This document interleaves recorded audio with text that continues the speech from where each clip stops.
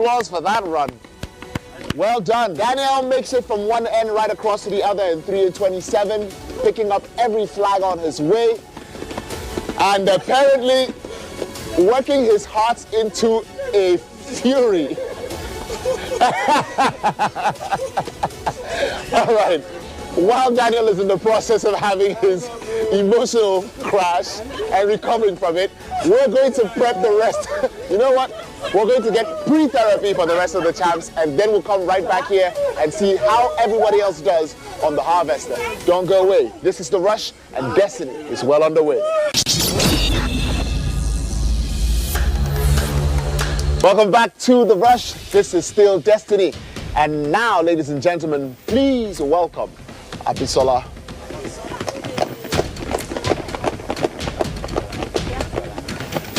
All right. You're in position, Abisola? Okay. 5, 4, 3, 2, launch. Straight to business with this one. First rope stripped, traveling slowly off to the other one. All right, well-studied technique. I dare say that's one of the fastest I've seen anyone do this. That is unbelievable. It's not even 1 minute yet. What on earth?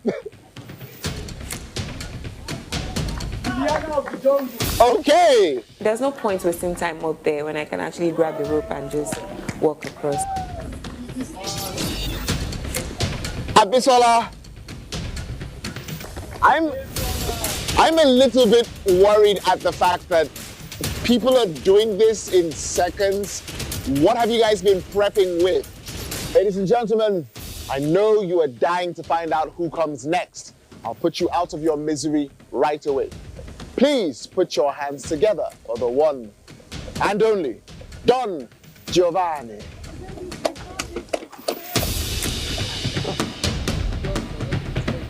Giovanni, you know what to expect, yes? 5, 4, 3, 2, launch. Okay. Off to a brisk start. Ooh, the stickers are just coming off as though they wanted to leave the ropes. Okay.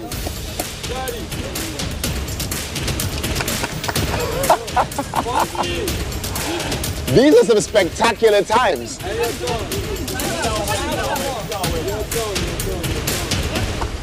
Everything. Okay, everything got ticked off by Giovanni in 39 seconds. Ladies and gentlemen, Dilari, let's make it happen, man. By all means, go for it. Start. Come on, easy.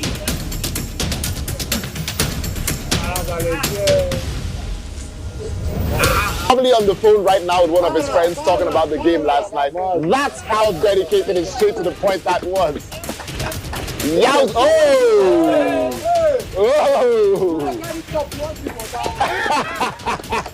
Ladies and gentlemen, Dilari making fantastically short work of the entire obstacle course. Let's see who comes up next. The Rush will be right back.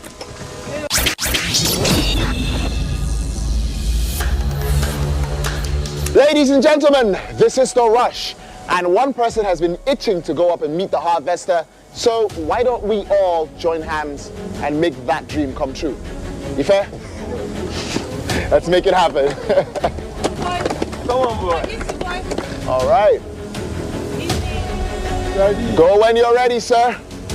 Boom. Start. Go. All right. Easy. You got it. Okay. That's it. Ifem carefully taking his time, trying to see that a good job is done as opposed to just any job. Nice one, boy. Keep going.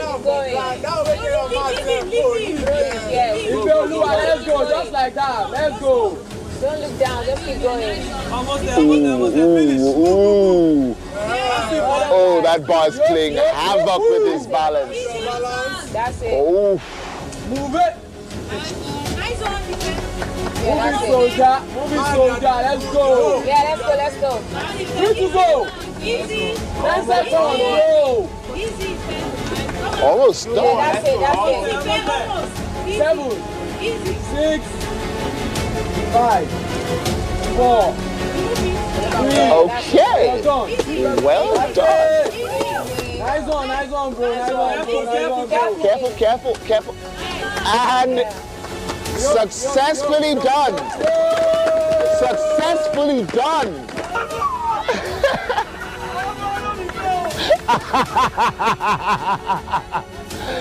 The best part of the rush is the celebration when the job is done.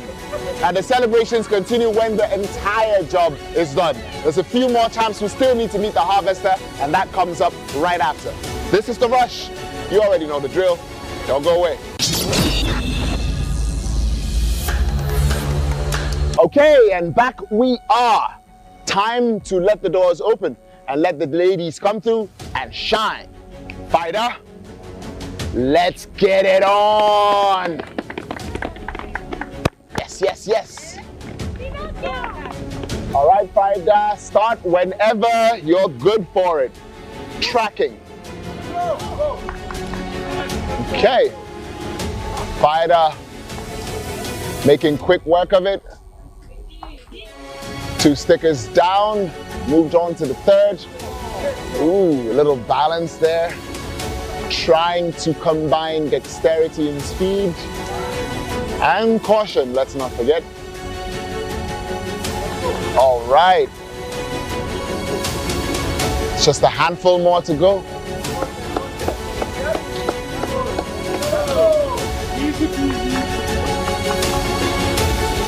Ooh, balance, okay. Fab, getting her way across. Just only one more stance between her and completion. And it's a wrap. Well done, Farida, well done. And now, ooh, careful. All right. Let me just say that I would be very, very upset if I got into a tightrope walking competition with any of the people here at Destiny, because clearly someone has been bitten by radioactive spiders. But let's see which of these people is going to prove that gravity still plays a role here on The Rush. We'll be right back. And here we are one more time. Like I said, ladies, it's all about the ladies, well, for the next couple of sets at the very least. Princess, we've kept you waiting impatiently. Please. All right, you ready, Princess? Ready? And go. 1.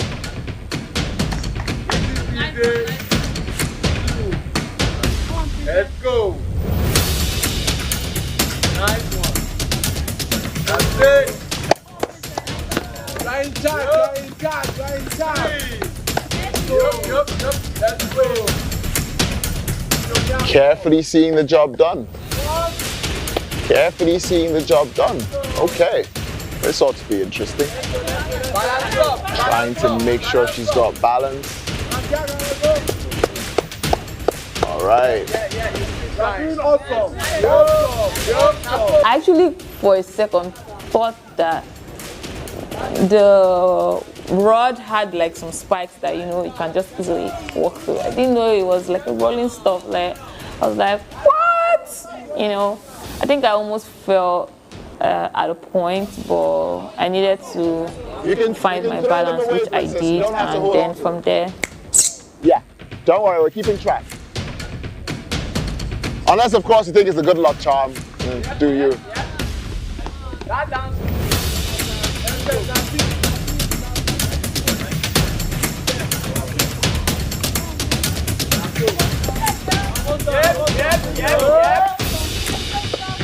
Yep. Good.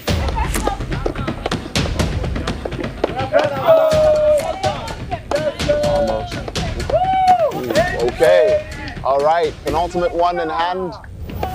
And she travels for the last. Ooh, minor slip there. Yes. Oh, and that bar is shaky, but she's made it across. Excellently done.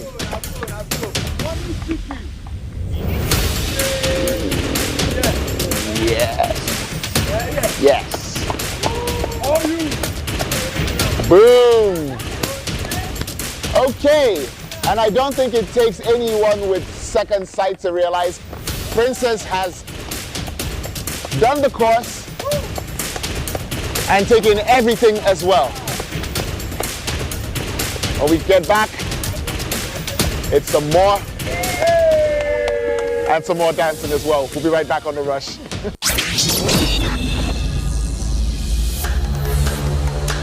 The Rush, and rushing right up to get her name in history's books here on the very last grand edition of Destiny, Lillian. Okay. You ready, Lillian? Okay, you may begin.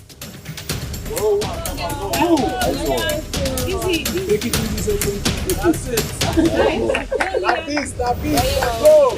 Pick up.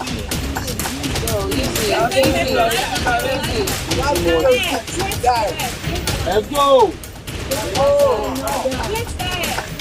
Come on. Nice. Last piece where you cook sweet. Okay. Okay. Yo, let's go. Awesome. I promise you. Nice one. Okay. 3 down. 3 down.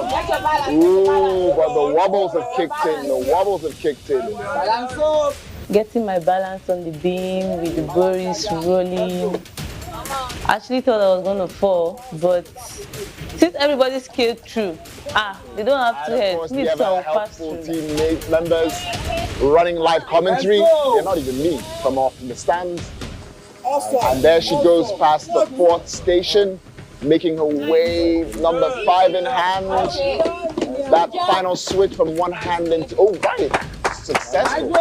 Okay. All right, station number 5, stripped bare, moving on to number 6.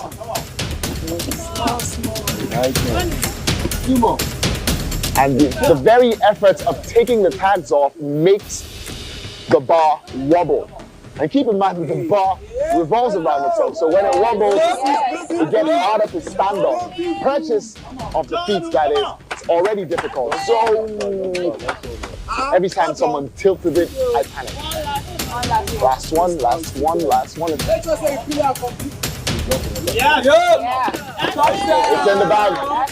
It's in the bag. All right. Well done. Way to go, Lillian. Way to go.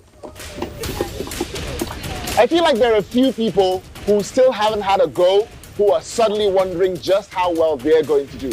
Well, everyone gets a fair crack at Destiny, and that comes up right after this. The numbers are dropping like the result from a successful dieting program, but 2 people are still left with a chance to go up and meet the harvester. So let's bring one more up as we slowly close that loop. Thomas, bring it in, my man. Ready, Thomas? Begin when you're ready. Let's go.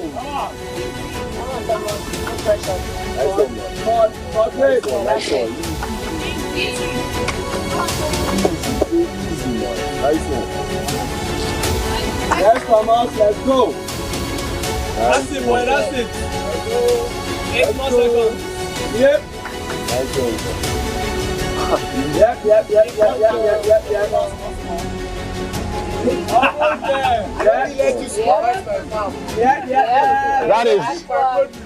That is good. That. I mean, what took you so long? The Vesta. The Vesta. Why is Spiderman or Spiderman?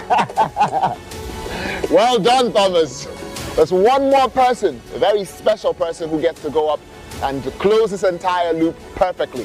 When we get back, it'll be Rema's turn. Don't go away. The Rush returns. Okay, you've been waiting for it just as much as I have. And finally, it's time to bring the special one up. Rema. Let's go.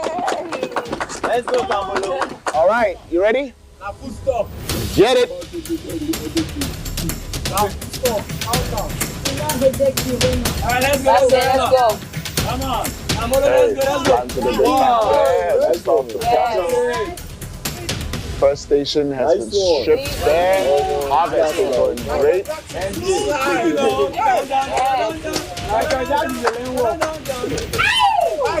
Slide. What?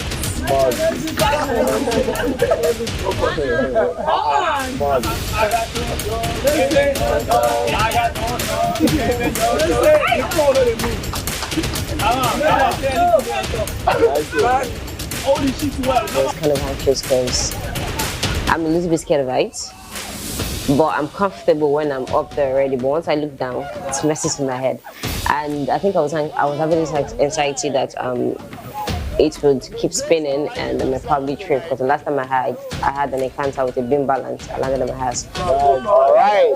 Almost. Come on. Let's go. 2 to go.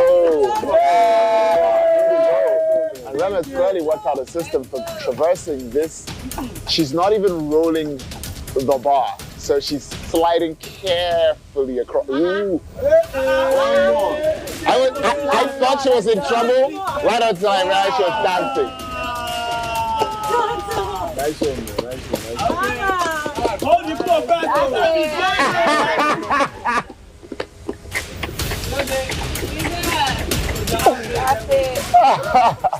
All right, ladies and gentlemen, this has been fun, right? Chaps, how do you guys feel? Good? Good? All right. So here's what I need you all to do for me. Yeah? Special thing. Just turn around and shake your neighbor. Say congratulations and a job well done.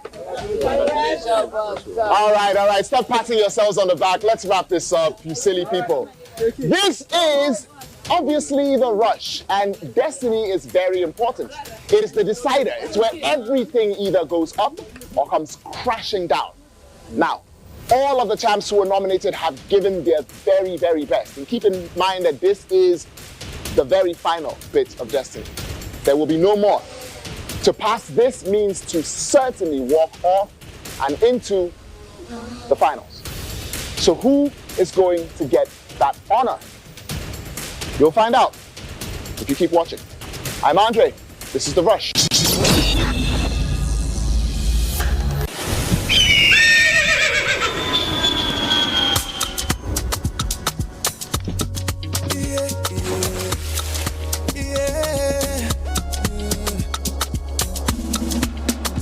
From the Atlantic across the savannah to the Sahara, we rise, a land of the free, we know they tire.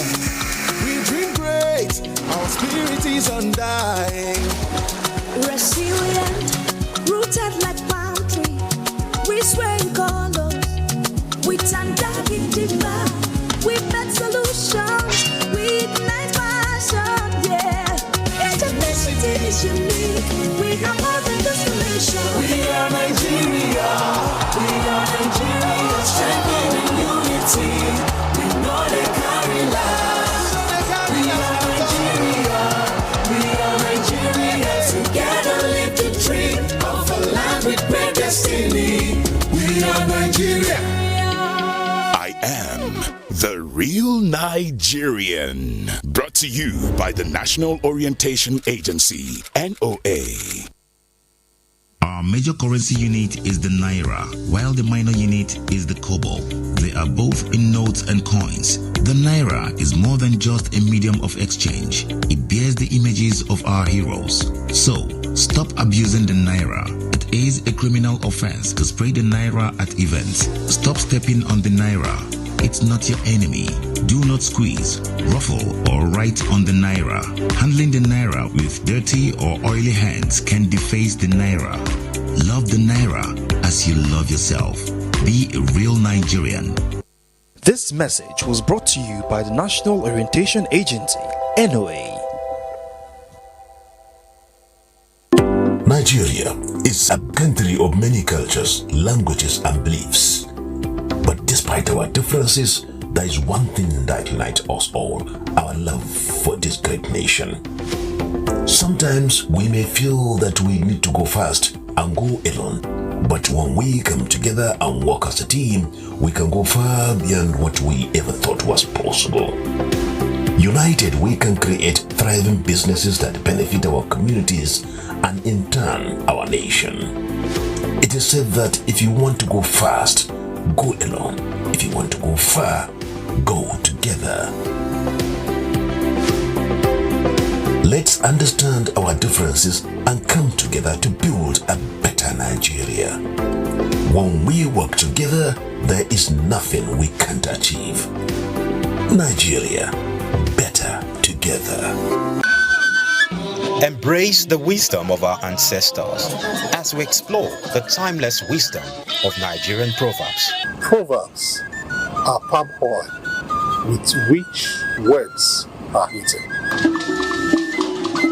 Kola nuts last long in the mouths of those that value it.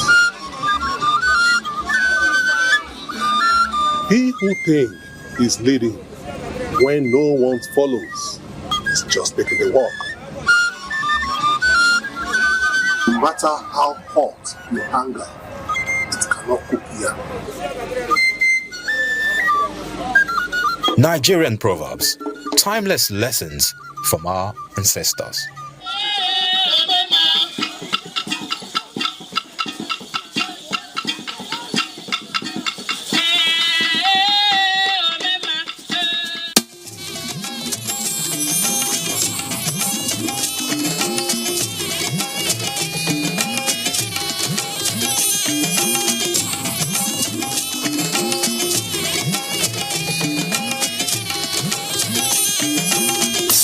This is the network service of the NTA.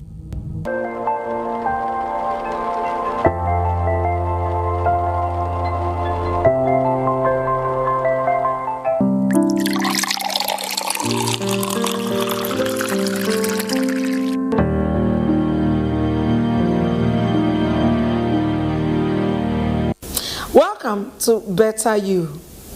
Across cultures and generations, one question has quietly shaped how we live. How do we live longer and better? My name is Jane Izo, and we are together in this wellness ride.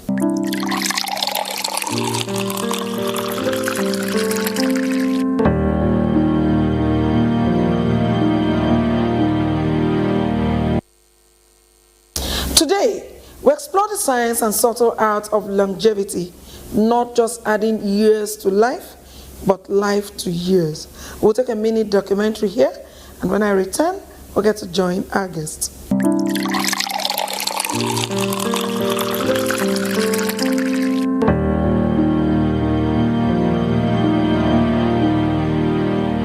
Good sleep is one of the most underrated pillars of a healthy lifestyle. In a world that glorifies hustle, late nights, and constant activity, sleep is often treated like a luxury. The truth is, though, sleep is not a luxury. It is a necessity.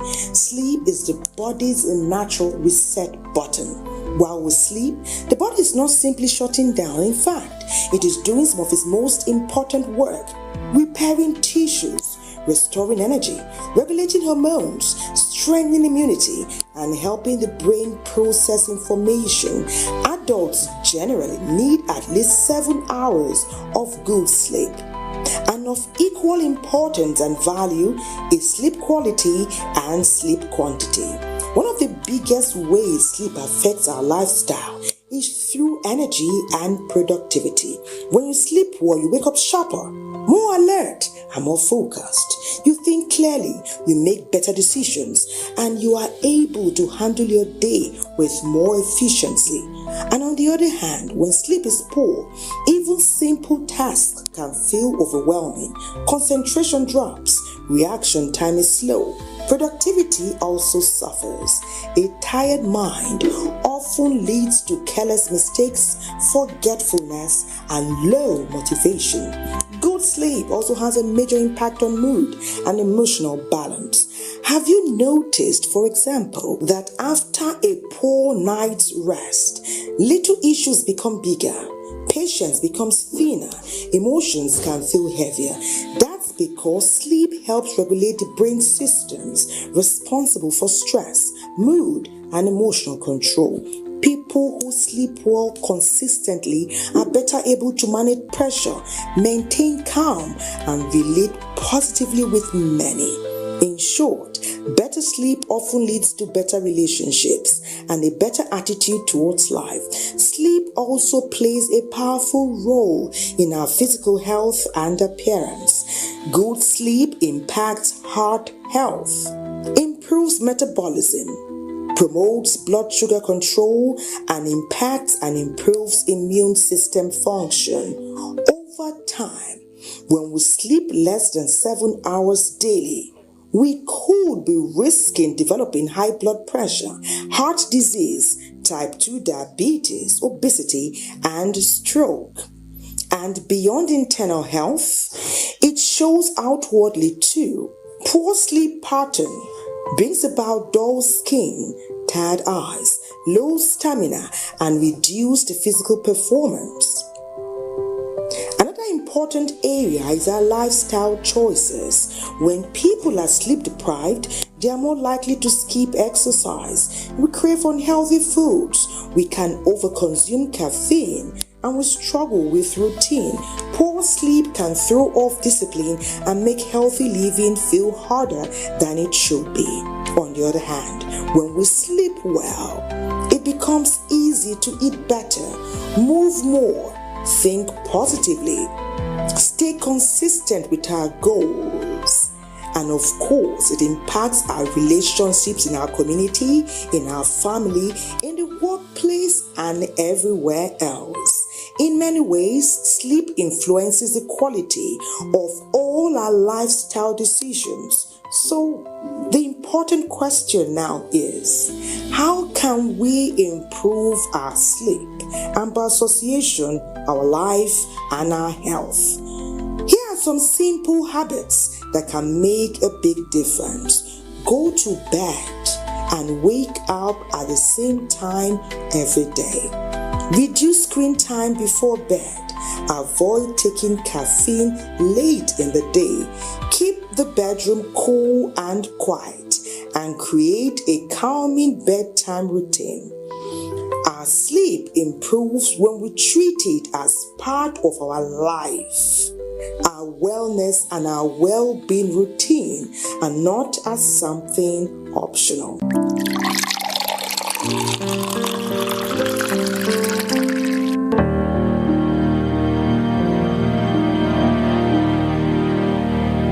So to help us unpack this, I'm joined by someone who has spent years studying patterns of long life, human biology, and daily habits that's quietly shaping our future. Dr. Ine is the creator of the Longevity Alignment Protocol, a framework that simplifies health into practical, sustainable actions over time. Dr. Ine, you're welcome to the show. Welcome. Thanks for having me. I would like to start with discussing your book, the Longevity Alignment Protocol. What is the book all about? Yes, the Longevity Alignment Protocol talks about the holistic approach to living longer, and not just longer, but more productive. Some people live up to 100, even 110 nowadays, but from 70, they've lost productivity. And so that's not the idea of longevity. The idea is that you live longer and you're productive up to the last year almost. And then we're looking at, with research all over the world right now, we're looking at human beings being able to live comfortably to 120 or even 150 in the next few years. The phrase, your body is not failing, it's responding. What do you mean by that? So our bodies give us signs, right? Before any big issue happens, there will be signs.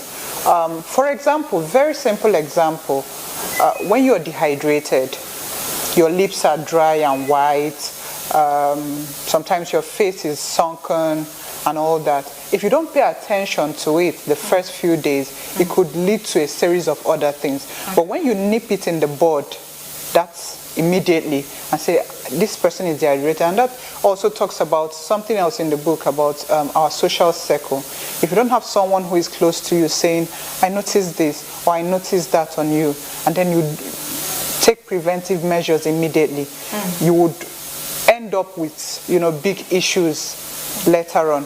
There are many lifestyle, for example, something as simple as gaining weight.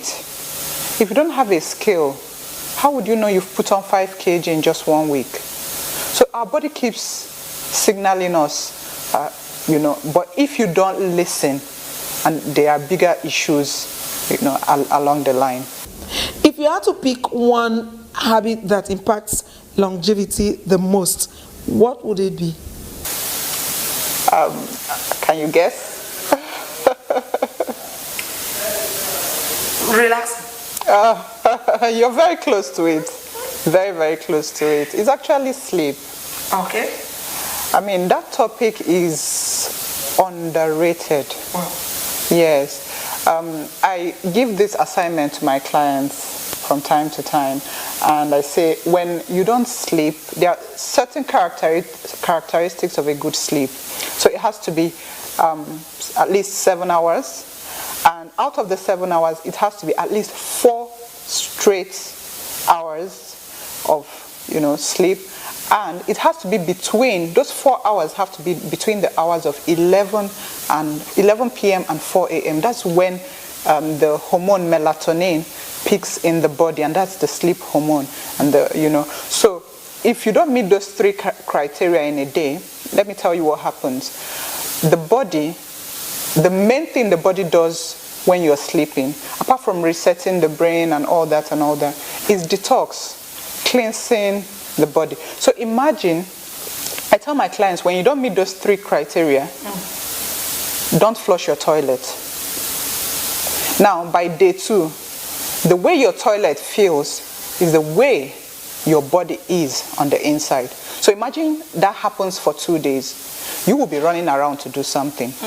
But then we live in a society whereby people are proud to say, I worked so much, I barely slept 2 hours last night. And then they think we should clap for them for that, if you get what I mean. So I can't underestimate the importance of sleep. Now, there's something called the circadian rhythm, right? The circadian rhythm is like the rhythm of the body, the sleep and wake cycle, if I may put it that way. So everything in life has cycles, right? When it's time to be daytime, by 6 a.m., of course it will be daytime, by 6 p.m. Now imagine you woke up one day and by 3 a.m. it's daytime. What happens? To be all over the news. Something is wrong. Or by 2 p.m.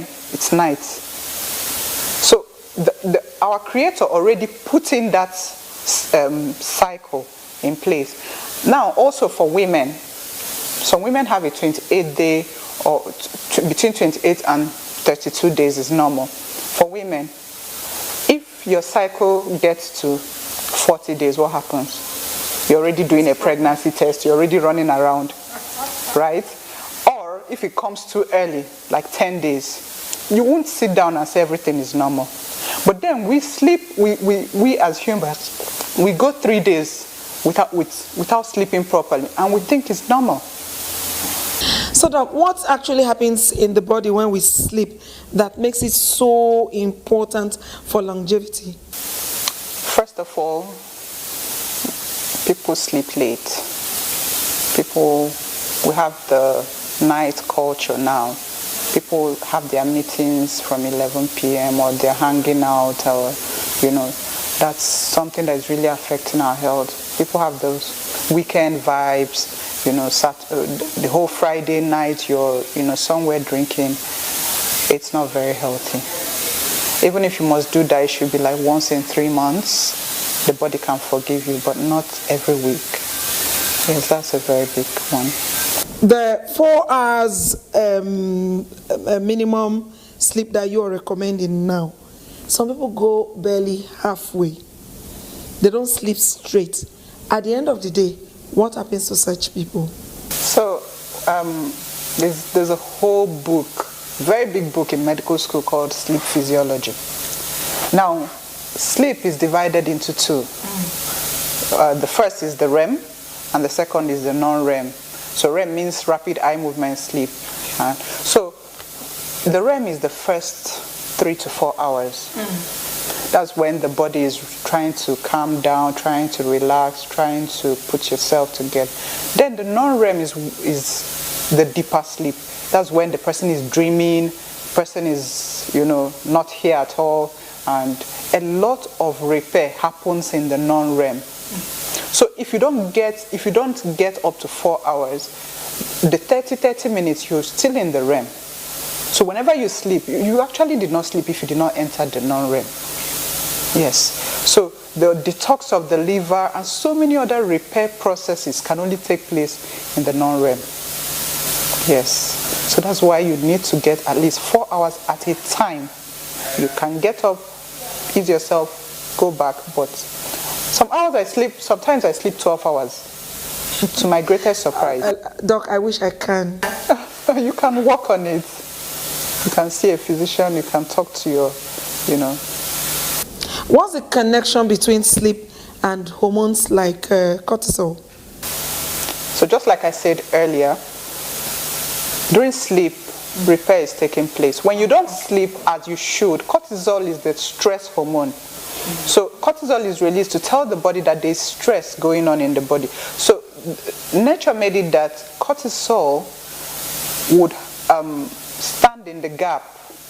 That's the simplest way I can put it. When cortisol is released, the body is trying to manage stress at different levels. So, but it shouldn't be a prolonged thing. So let's say you have a bad sleep because you were traveling to America. That shouldn't be every day. So cortisol will be released that period to help you manage that period of stress. But then don't make it a habit now. Now, Doc, we hear about regions where people live longer into their 90s, 100s, and even more. What are they doing differently? Yeah, so I mentioned in my book, I mentioned the Okinawans and the Yoruba people, right? Okay. And then you also mentioned, so 20%, let me shock you, 20% of what makes us live long is genetic. The other 80% is our lifestyle. So if you have it genetically, bravo.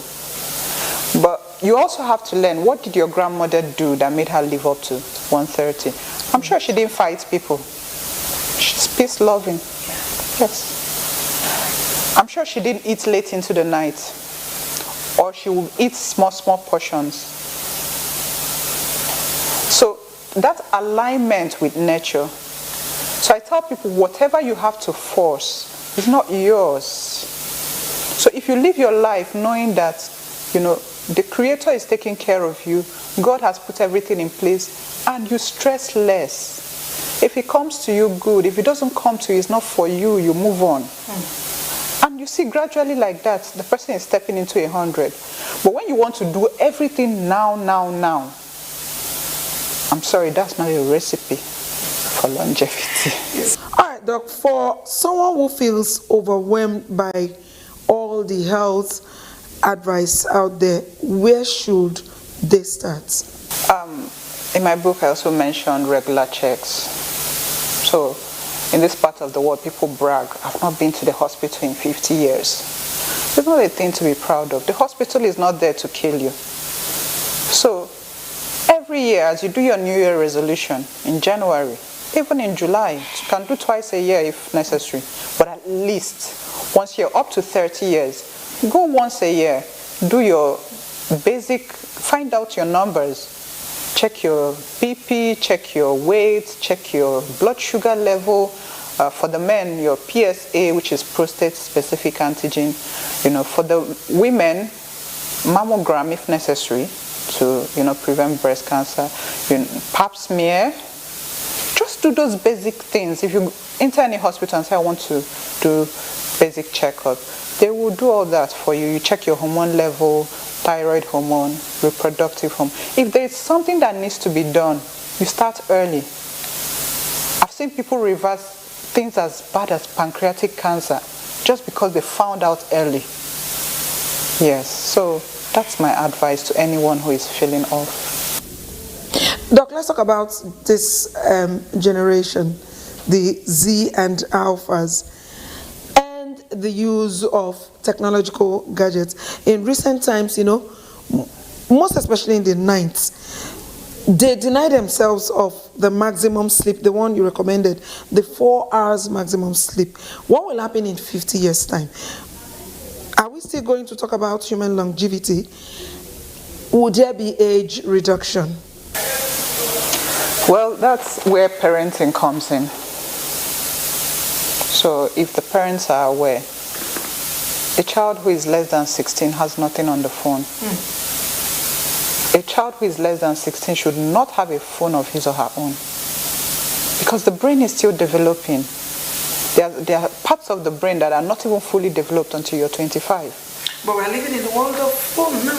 Yes, but we don't allow the phone control us. We should control the phone. So if your children have to do anything on the phone, this, can be used by your children for 1 hour a day, 2 hours a day. You take it back to your room as the parent. Now, when the child is 16, the child can own a phone with rules still. You can still decide, 8 o'clock, bring the phone into my room as the parent, because they don't know better. And the repercussions will be faced by both you and the child when things go south. So when I see children in church or wherever at 12, at 9, they're on the phone.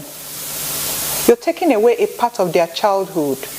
They need to explore, they need to look around, see the number of leaves on the trees. That's what they should be doing as children. So if you don't maintain a proper sleep hygiene as a child, now remember, their hormones are also developing. For those who are going into puberty, how do you want it to develop? The body needs to know what is normal first. So when there is an abnormality, there will be an alarm. But when there is no normal, the child should know, growing up, I sleep from this hour to this hour. So I think that is where parenting, conscious parenting comes in. It's not bad to learn with iPads, but still maintain a sleep hygiene. So Doc, you are an author also. What can someone expect to gain from reading your book, your longevity book? So I just like you said, the generation we are in today have very low attention span. There used to be books of 100, 200 pages.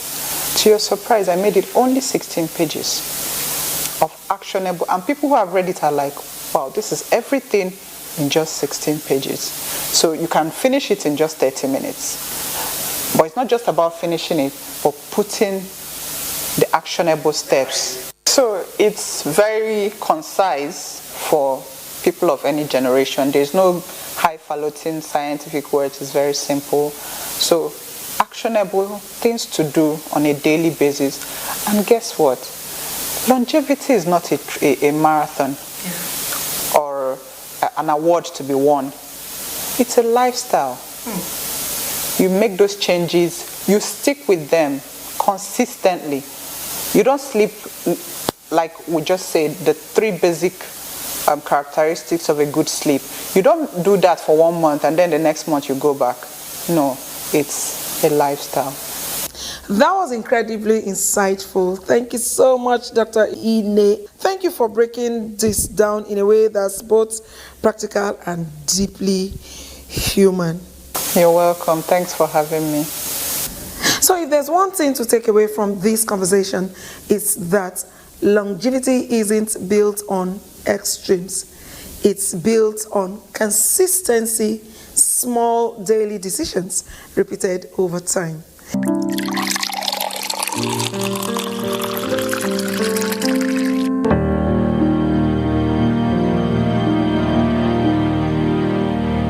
The healing power of the spa. Modern life moves fast. Deadlines, responsibilities, and constant noise. But what if the secret formula begins with just choosing to pour till heat, opens the pores and encourages the body to release toxins? It improves circulation and leaves the skin refreshed and renewed.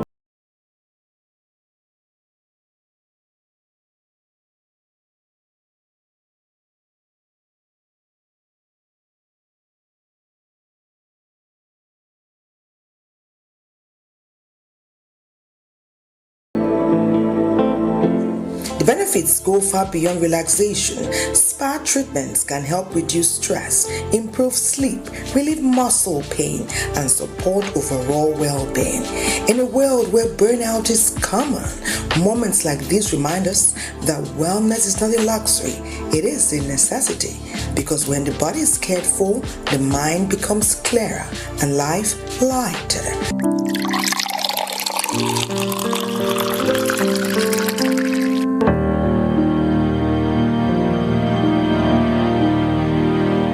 Longevity is not a distant goal.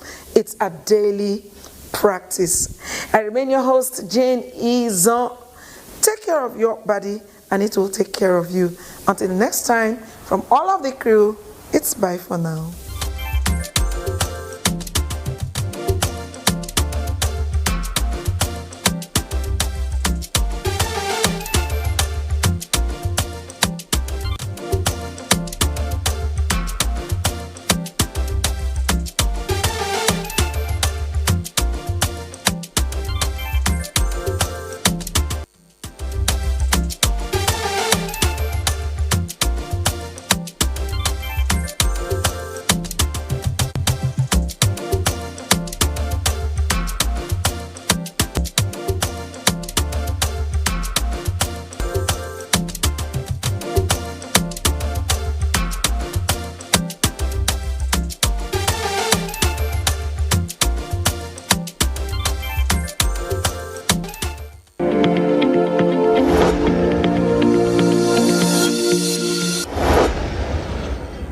Wow, look at that.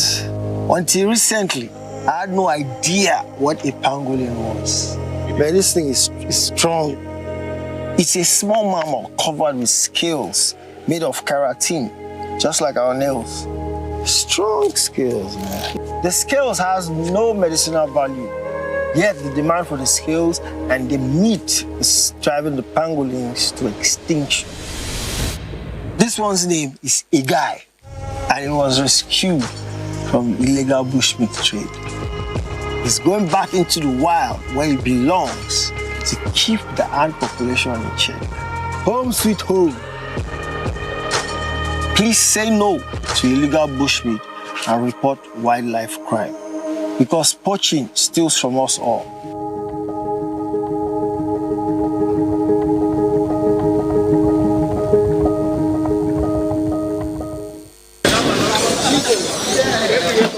Welcome to Nigeria, where dreams are big and the spirit is bigger.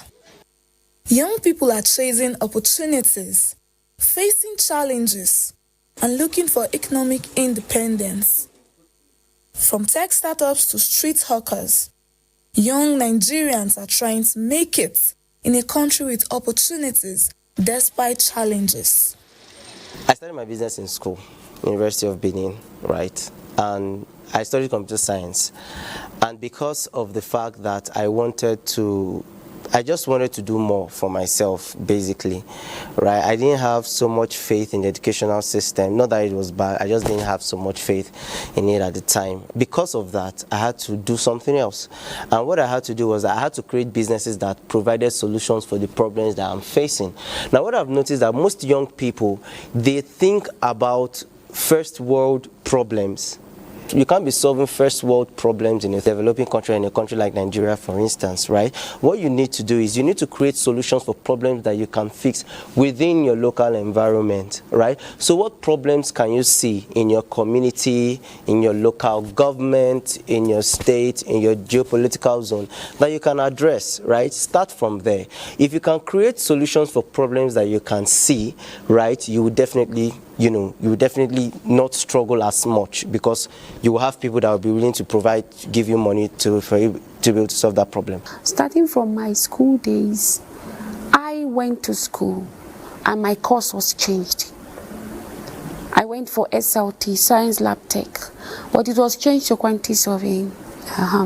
But in the midst of that difficulty, I was able to put myself together. Because the first semester I was like, I'm lost. Why am I here? I shouldn't be here. I was crying and all that. But God helping me. It's another way to tell people that you don't have excuse. I don't have people that train me. I don't have this, so I decide to be this. No. I was faced with challenges because I don't like anything about building.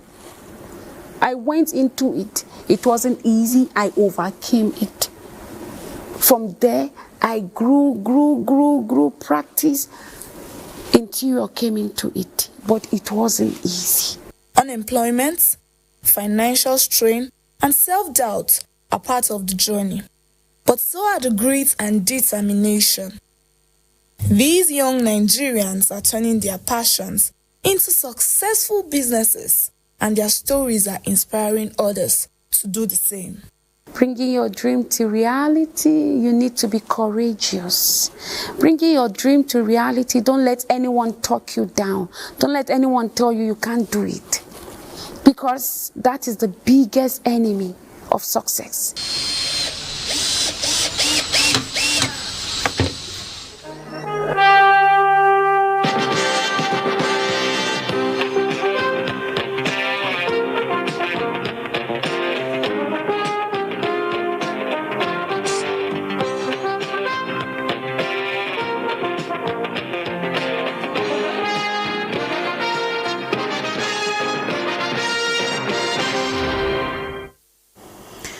JAMB releases 2026 UTME Day 1 results for more than 632,000 candidates.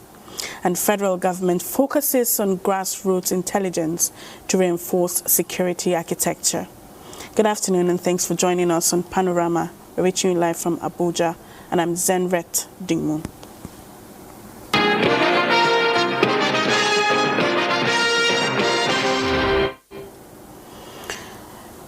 The administration of the President Bola Tinubu has adopted a new approach to Nigeria's socio-economic and security challenges by deepening engagement with traditional leaders nationwide.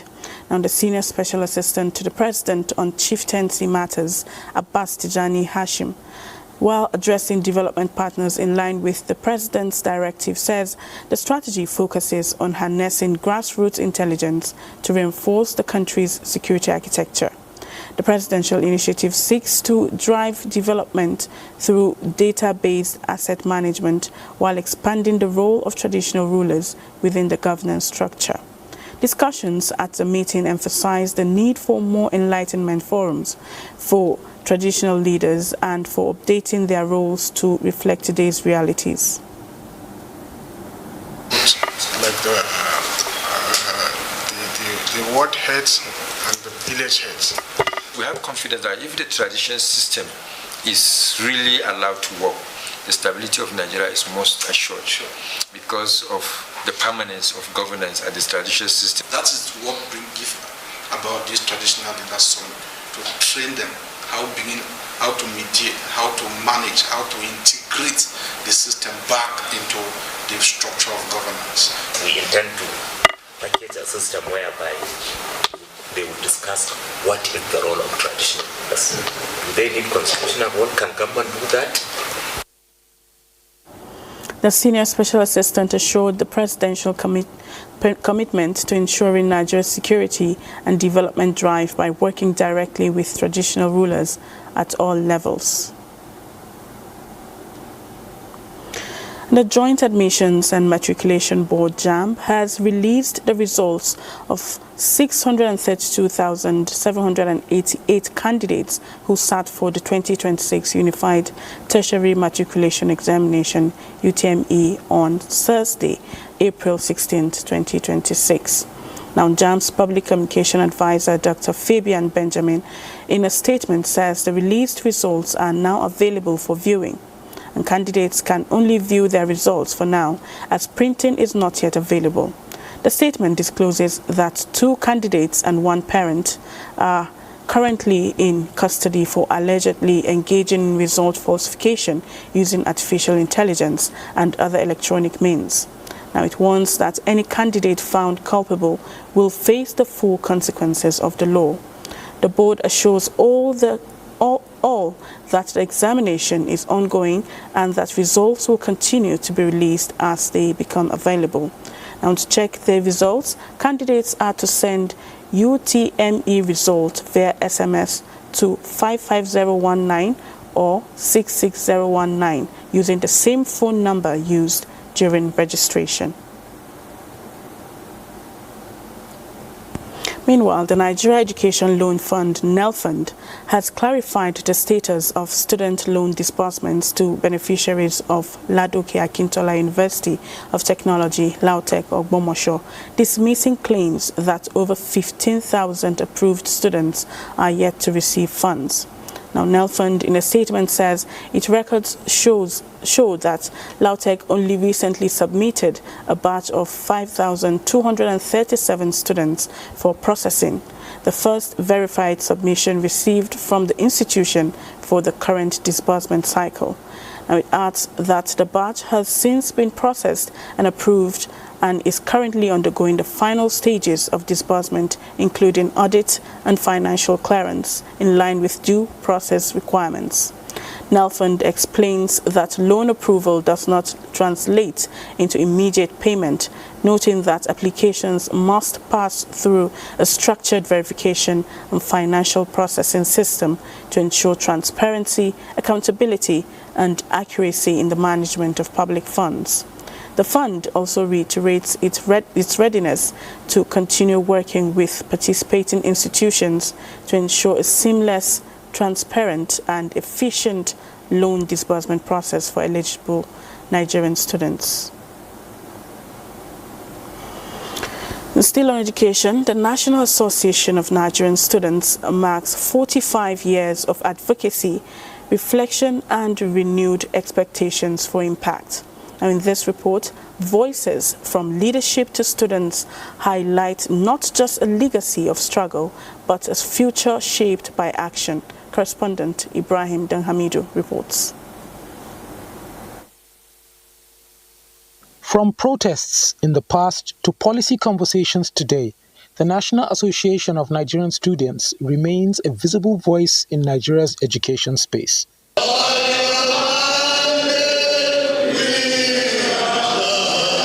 At 45, under the theme 45 Years of Student Unionism, honoring the past and inspiring the future, pioneer members stand alongside a new generation navigating a more complex digital era. Beyond the celebration, the presence of top government officials signals growing recognition of student voices in national development. Our young people must be equipped not just with certificates, but with skills. The strength of our nation lies in the energy, creativity, and potential of our young people. Mr. President knows that everything starts from the home. We all belong to a family unit. When we have stronger families, we have stronger communities. All the economic-driven participations and areas of this government is all for the young people of this country. can assure you that we're still doing fine at 45. We did not disappoint Nigerian students in achieving this. We need critical stakeholders who can help us to speak to people in power. And we all work together to make sure we achieve our shared goals. This year has been a very, very great turnaround for Nigerian students. What I want to advise now is to do differently is to focus on life skills to change the mindset of students. The event continues later with an awards session honoring individuals whose contributions to national and social development reflect the values NANS seeks to promote. In Abuja, Ibrahim Hamidu, NTA News. Now, artificial intelligence is changing how children learn, family interactions, and how societies influence far-reaching decisions.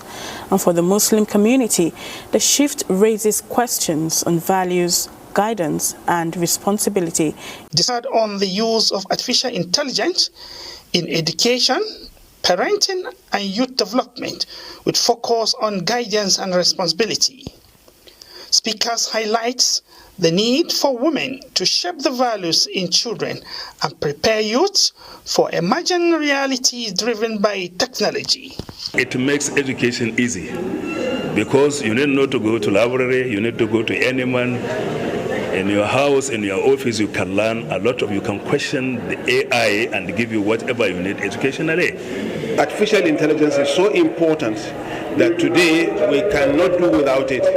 So it is better that we focus on it, use it to our advantage, rather than allow it to shape our lives. The event drew participants from government, academia, and civil society, including the Minister of Women Affairs, Imam Suleiman Ibrahim, who ascertained the need for spiritual and ethical framework in utilization of artificial innovation for educational transformation.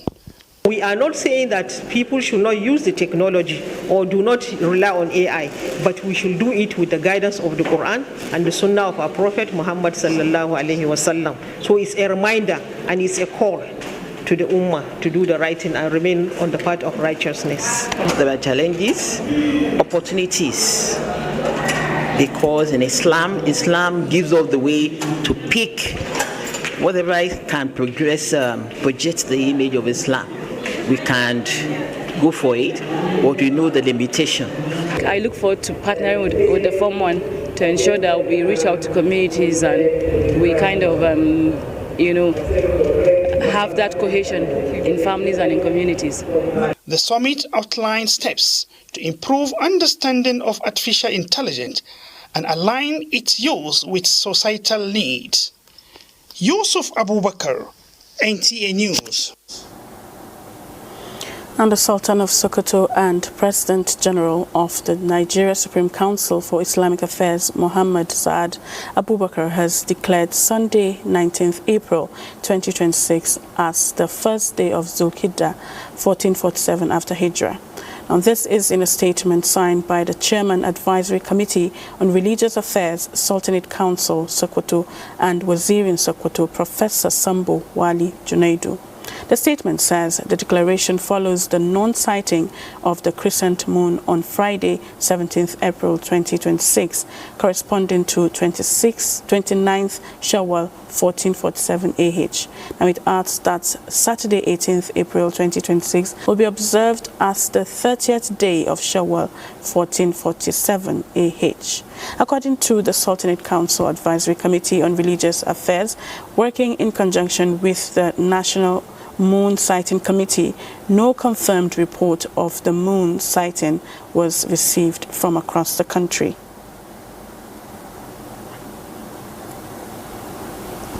It's time for a break now. Panorama continues shortly.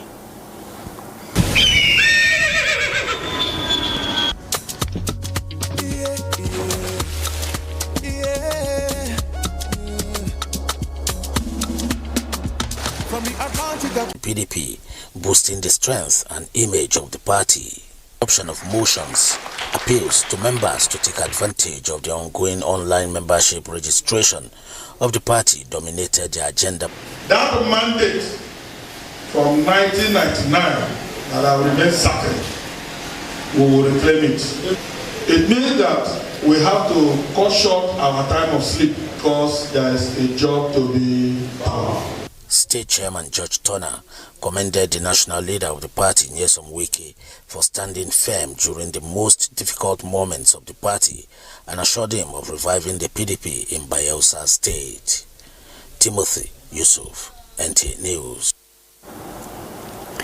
The Chief of Army Staff, Lieutenant General Waidi Shaibu's command philosophy is focused on transforming the Nigerian Army into a professional, adaptable and combat-ready force capable of decisively discharging its mandate in a multifaceted environment. Now, the commander of the 4th Special Forces Command, Nigerian Army, Major General Olurotimi Awolu, reaffirmed this at the closing ceremony of the 5-day inter-brigade corporal and below competition held in Makurdi. Charles Abba reports. 5-day inter-brigade corporals and below competition of the 4th Special Forces Command, Nigerian Army, witnessed a display of gallantry and combat readiness of the soldiers in obstacle crossing, drills, weapon handling, physical fitness, swimming, 15-kilometer race, map reading, and others. At the end of the exercises, individuals and formations that distinguished themselves were presented with prizes, while the 401 Special Forces Brigade emerged overall winner. This command will continue to pursue its training schedules in order to perfect contemporary tactics, techniques, and procedures, as well as acquire new ones, which is to ensure precision in action, courage in adversity, and service to the nation through progressive training and operational deftness in projecting the Nigerian Army Special Forces capabilities in complex and unpredictable environments. He appreciated the Chief of Army Staff, Lieutenant General Waidi Shuaibu, for his continued support to the Nigerian Army, which has contributed to its operational successes. 4 Special Forces Command Garrison, 401 Special Forces Brigade, 167 and 179 Special Forces Battalions participated in the competition. Charles Abba, NTA News. Meanwhile, the Zamfara State Police Command says it will provide adequate security across the state, particularly to ensure the safety of farmers as the rainy season sets in. Now, the newly posted Commissioner of Police, Ahmed Mohammed Bello, gave the assurance during a courtesy visit to the Secretariat of the Nigeria Union of Journalists, NUJ, in Gusau. Correspondent Haliru Muhammad reports.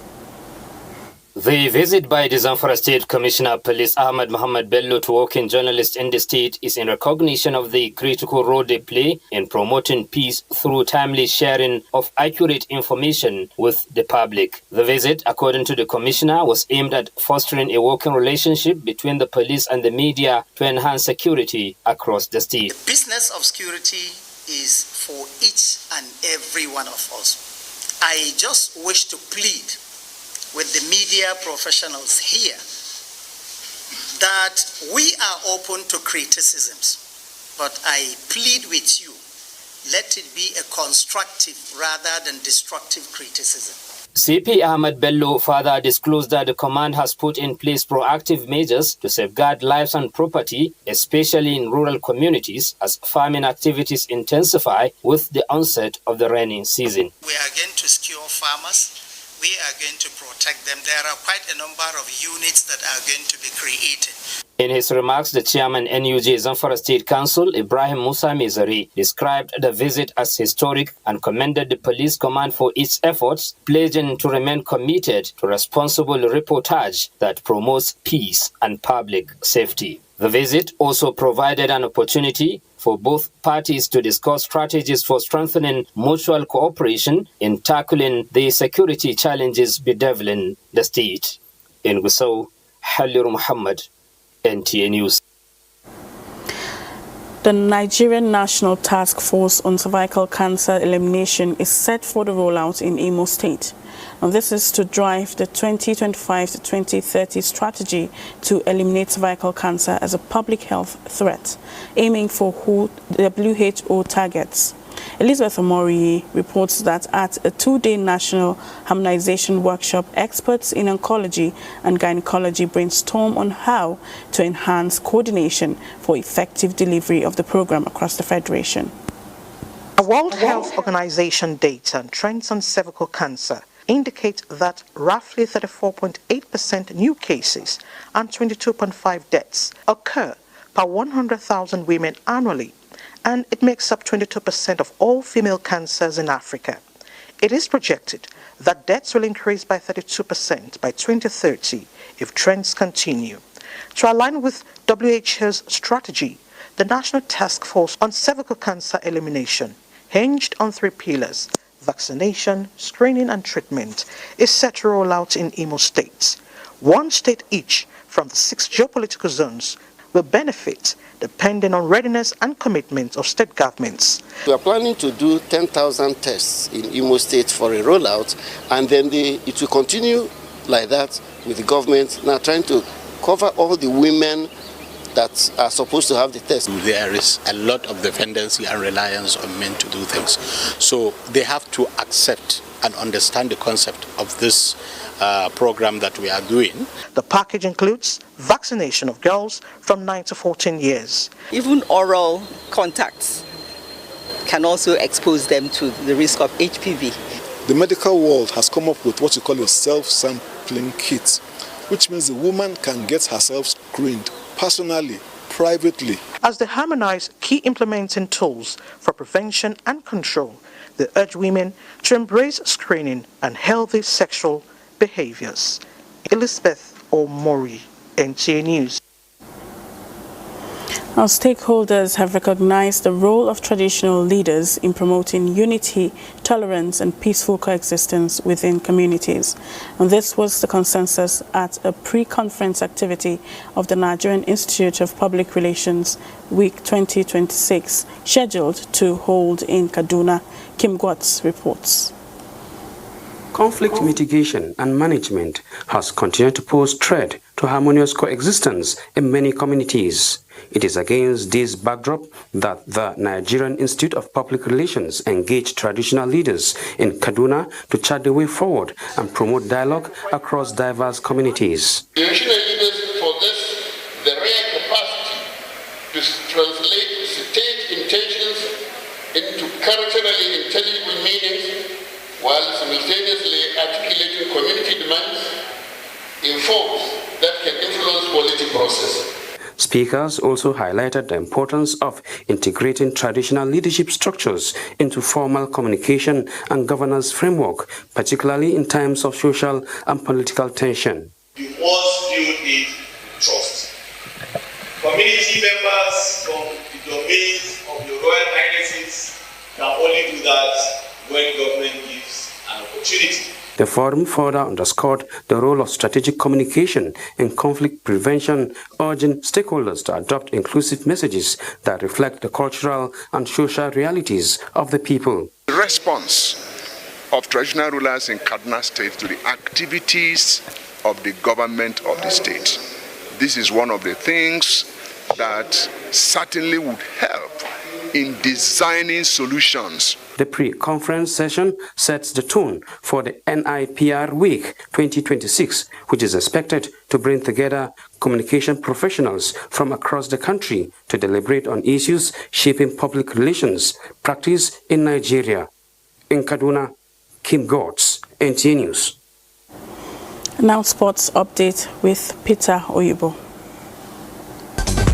Staff of the News Agency of Nigeria once again demonstrated unity and commitment to healthy living as they turned out in large numbers for the 4th edition of the Walk and Jog exercise. Leading from the front, the Managing Director, Ali Muhammad Ali, joined the early morning fitness walk, setting the pace for an initiative aimed at promoting staff well-being and strengthening team spirit within the agency. This feeling of togetherness, this team building, this bonding, ultimately has a way of impacting on productivity, because a team that works out together is likely to have a common vision, a common goal, and also to share this same aspiration. In another development, the women's category of the 2026 Prosperity Cup has kicked off in Yenagoa, with stakeholders describing it as a significant boost to the growth of female football in Bayelsa State.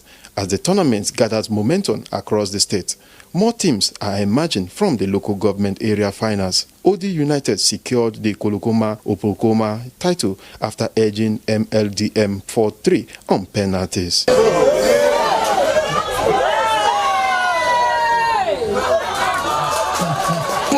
I'm dedicating this one to the Amananawe of Bulura. Through football, and we want these youths to have that feeling that they belong to the football playing state. Elsewhere in the Nigerian Premier Football League, Match Day 35 features Wiki Tourists will face Bender Insurance, while Nasarawa United hosts Warri Wolves. Eimba of Aba take on Enugu Rangers as Plateau United entertain Kwara United. Kanemi Warriors will battle Shooting Stars, while Abia Warriors go up against Ikorodu City. Rema Stars face Niger Tornadoes. Katsina United hosts Bayelsa United, and Kwara United tackle Barao FC. Meanwhile, in the Premier League Match Day 33, the race for the title, European Sport and Survivor intensifies. Brighton take on Fulham in a closely matched encounter, while Leeds United face Wolves. Bournemouth, unbeaten in their last 12 league games, meet Newcastle United. Tottenham Hotspur, under pressure with relegation fears looming, face Brighton, while Chelsea clash with Manchester United in a highly anticipated showdown. With sport updates, Peter Oibo, NTA News. And that's it on Panorama today. Thanks for your time. I'm Zenret Dimo.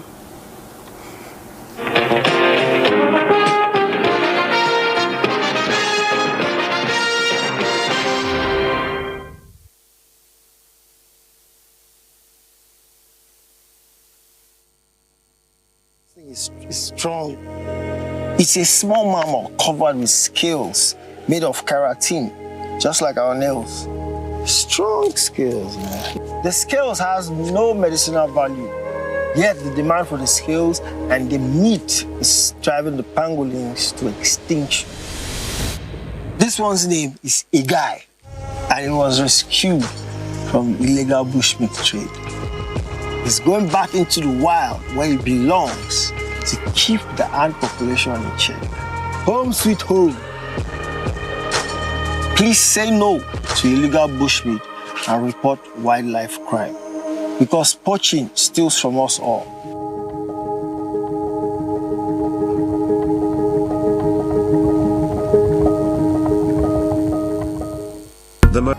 So piece together your time wisely.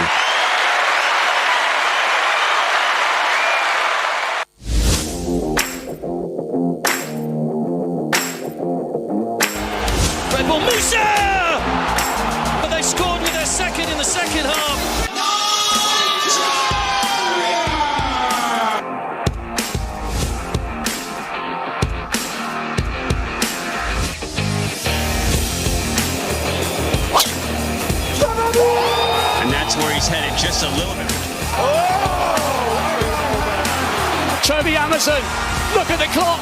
I cannot believe it. For the victory. Marcus standing firm. Turn 9, turn 10.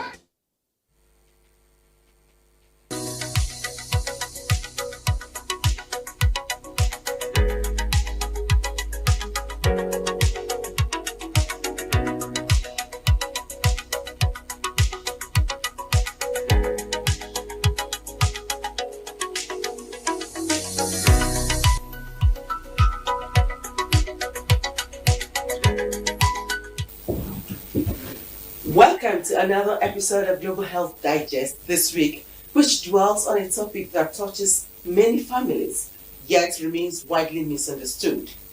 Autism spectrum disorder, ASD. Autism is not a disease. It's a neurodevelopmental condition that affects how a person perceives the world, communicates and interacts with others. According to the World Health Organization, 1 in every 100 children worldwide is diagnosed with ASD. However, autism is a spectrum, meaning it manifests differently in every individual. What then does it mean for a child diagnosed with autism spectrum disorder? And most importantly, how can society support and harness the abundant potential in children on the spectrum? Joining us on the program are experts, educators, and parents who have first-hand experience sailing through the world of autism. Stay with us as we explore the science, the challenges, and the remarkable possibilities. I am Uche Ugochukwu. First, the background report, which paves the way for discussions.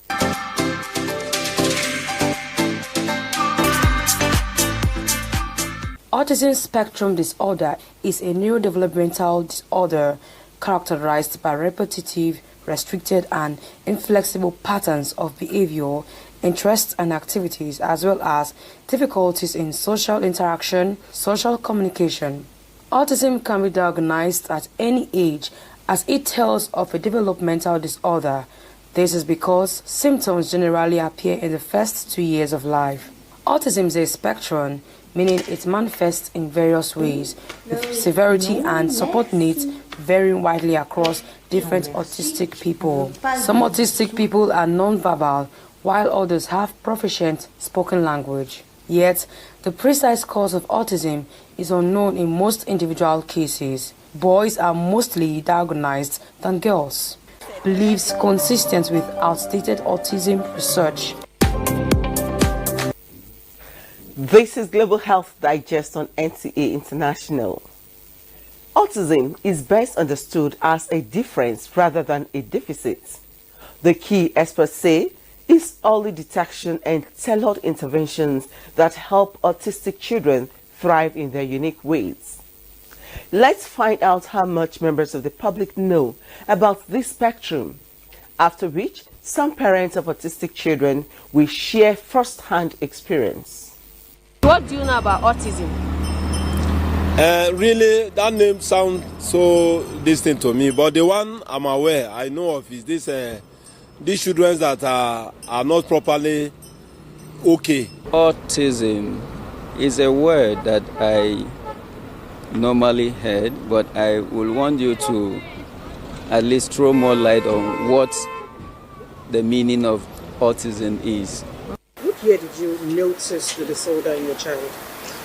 I'd say from between 3, 4, because in his own case, initially, it did not present the signs very early until he had what would seem like fever at the age of, it's between 3, 4, like I said, and we just assumed it was just normal fever, only to find out that he was already speaking and there was now like a retrogression.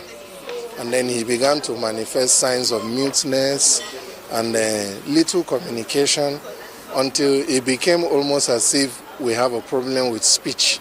And then we began to look for medical intervention. And generally, we were seeing just a pediatrician. But it was at the age of, say, about 8 that we started finding out that we needed to see a neuropediatrician. With experience, I found out over time that it's only a condition that is reversible. The testimony of people who have navigated it and have come out on the side of success gives you hope to know that you are actually not wasting your time. It does take time, but the possibility of succeeding is higher. Yes, that's how much of understanding I have, and that gives the kind of relief that makes you to know that you are not wasting your time on the journey of recovering a child from autism to orderliness. It has been challenging though. In the beginning, I didn't want to accept the fact that she had autism. But at the long run, going and coming back forth, I just knew I had to accept her for who she is and also help her. Going forward, bringing her together with us and making her part of us had made her getting better every day. She's getting better daily. So it's quite challenging. What I'll just tell people now is accept that first your child has a challenge. That's the first thing. If you don't accept, you can never help the child. You just have to accept and put the child through. Mine did not come with autism in the first place. It was later they had an issue. Then later I just discovered that she started exhibiting some character of autism. But now I must tell you, she's getting better daily. Interesting. How is it like financially?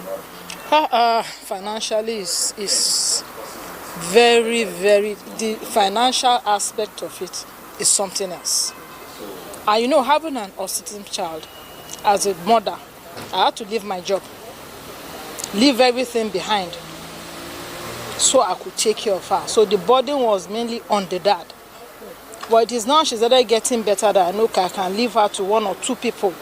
I picked up a business and started gradually in order to support him. That's quite inspiring. And don't worry, James, you will be well equipped with all knowledge about autism before the end of the program. Every child has strengths, and autistic children are no different.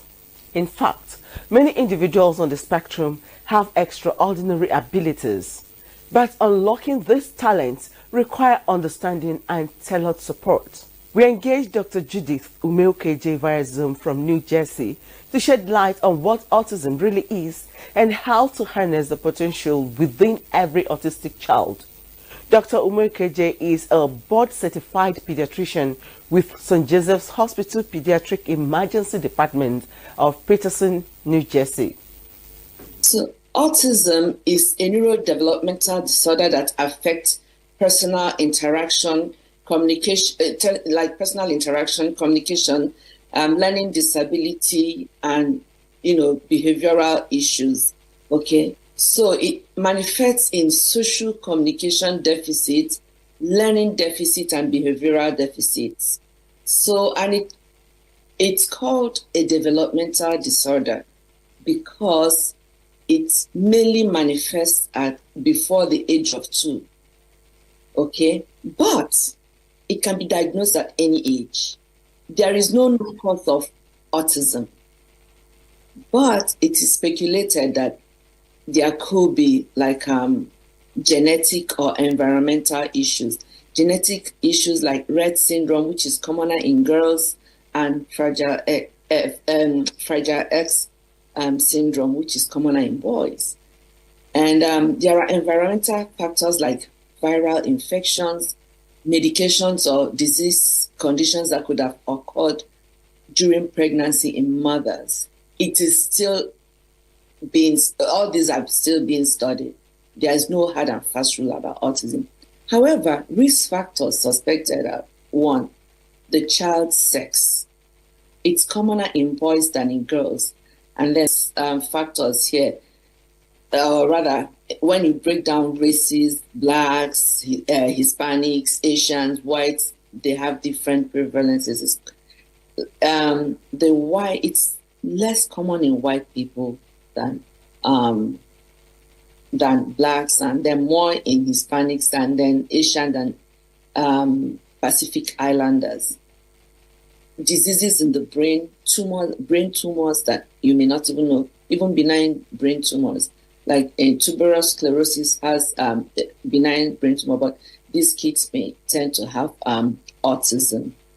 Extreme prematurity in babies born less than 26 weeks tend to have autism. It's a neurodevelopmental disorder, so the nervous system is involved, and also development. Okay, the parent's age, just like everything, it's good to have your babies young. If you don't have them young, there's a higher risk of having this problem. So, but this is not established though, but there's still a connection that, between babies born by older parents. There's still an ongoing research about this.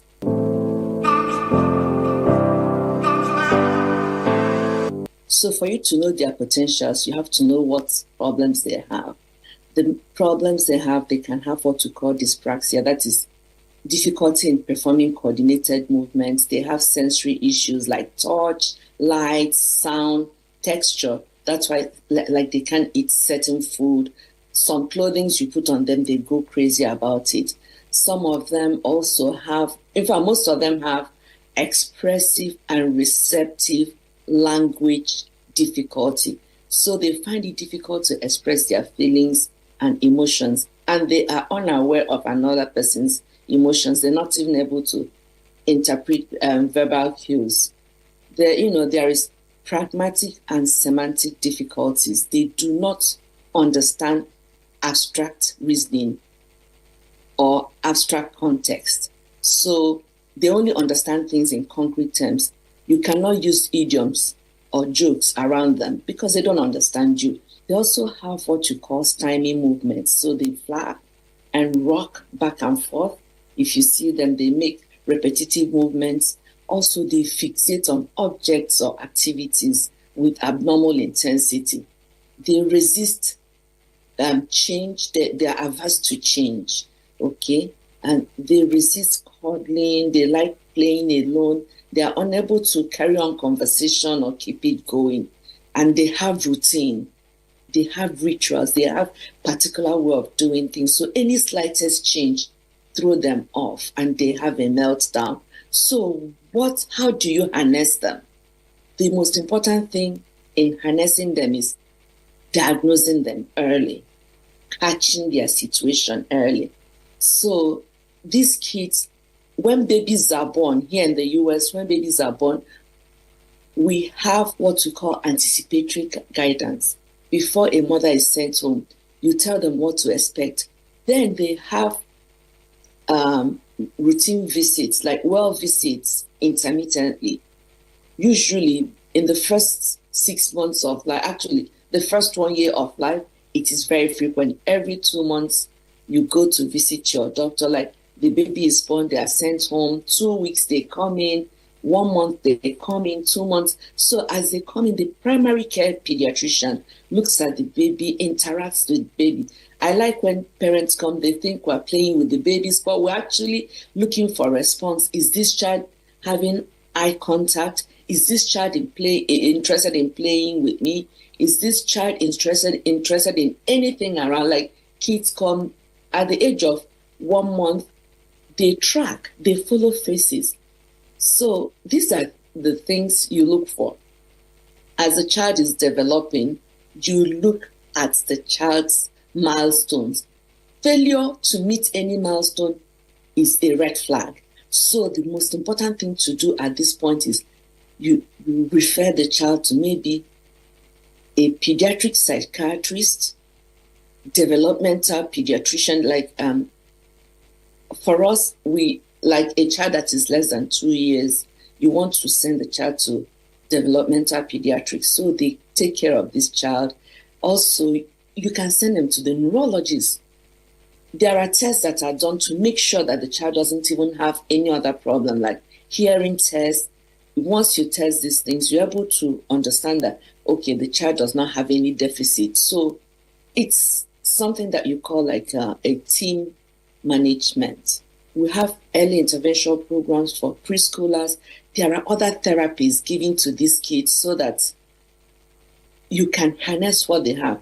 Starting early intervention program and starting interventions as early as you notice condition really helps. We have multiple programs done. We have the behavioral and communication therapy. There are educational therapies. Also, one thing that is very important is family therapy. Because this child comes from a family and they require more attention. An autistic child can break a family. So family therapy is very important. Occupational therapy and medication for other mental comorbidities like anxiety, sleep disturbance, and depression.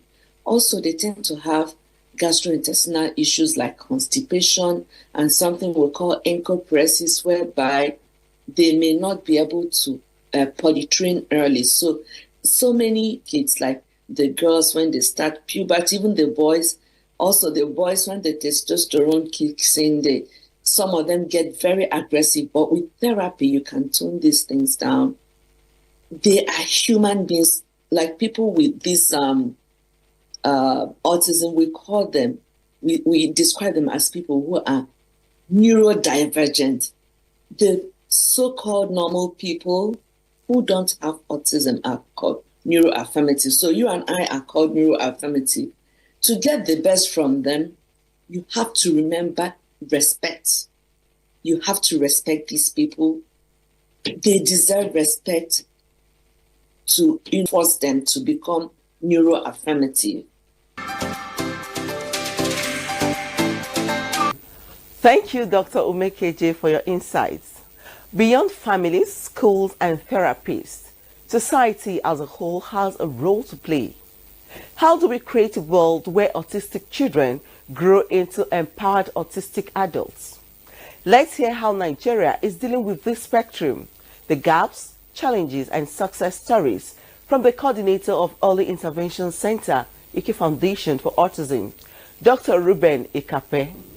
The prevalence of autism is becoming high in Nigeria because about 10 years ago, this condition was not so common. But right now, with the clinics we work with in Abuja alone, per clinic session, we diagnose at least 2 children. And let's say we have the clinics on once a week. And once a week, we have 2 children. That is, we're saying 8 kids per month from just one clinic alone in Abuja. And we keep getting referrals of cases of parents noticing these challenging behaviors in their kids. So I would say in recent time, the prevalence of ASD is on the high side.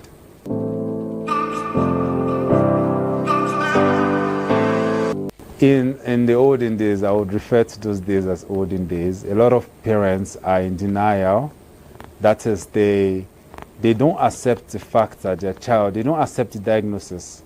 So when their child is being diagnosed, instead of them to seek care, they just hide the child away from the public. So there was a case we handled recently where this child was already 6 years old and the child has not gone out of the house for over 2 years. And the reason the parents gave was that the child will embarrass me when they go out. And when we did our assessment, we found that this child was not even the extreme end of the spectrum, but the mild end of the spectrum, which meant that with just little care, this child could maximize the potential in the society. So to answer the question, what we do to make sure these kids can maximize their potential, we offer therapy, occupational therapy, speech therapy, and even sensory integration therapy. So this is a holistic approach that we use to work on these kids so that they can be fully integrated back in the society.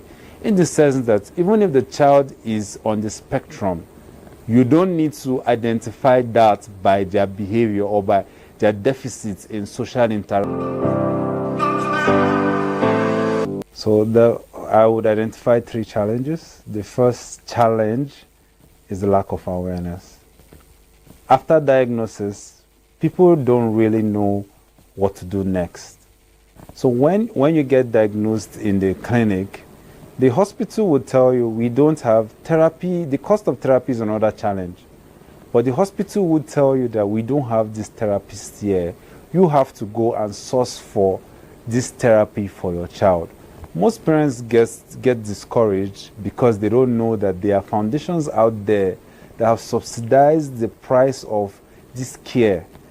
For example, the foundation I work for have brought it down to the possible minimum cost to access this care.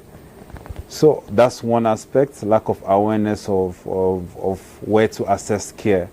Then secondly, I would say cultural and religious belief of people in this side of the world.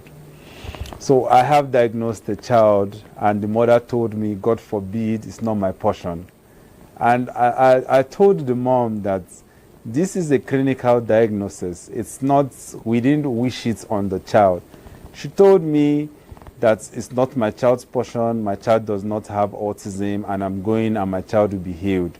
From time to time, I still try to reach out to the mom to ask how the child is doing, not to look down on her religious belief, but to sort of offer a hand. But she's bent on her belief, her religious belief, that she does not want to accept diagnosis, and she believes that with the help of God, her child believes that with the help of God, her child. Religious belief is also an aspect of struggle with, and the third part of the cost of therapy. And the third part is very expensive. The therapy, and it's the same very expensive in Nigeria, and it's because most of these therapies have to invest in training. Invest in trainings like RBT means a registered behavioral technician.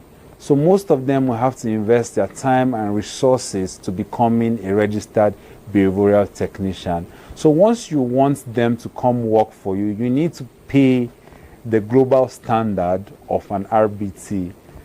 If I'm to give a word of advice, just one word, I would say inclusivity is key to what we're trying to achieve here. We need to start planning for an inclusive society, and everybody is involved. These kids will become young adults in the same society.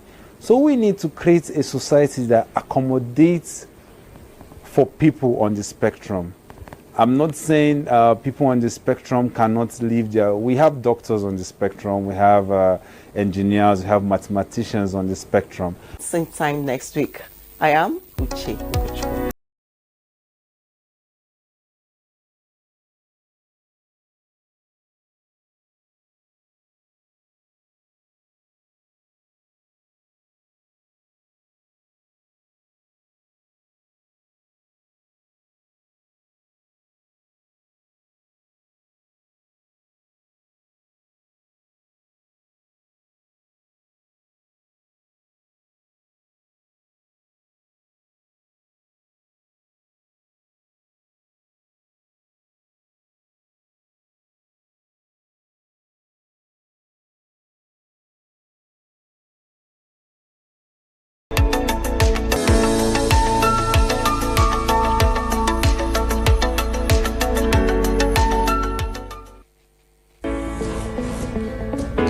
From dusk to dawn, 24 hours a day, NTA International is with you. In your living room, office, and everywhere, anywhere. We provide the company you desire in terms of balanced and up-to-date news, programs, and the best of entertainment.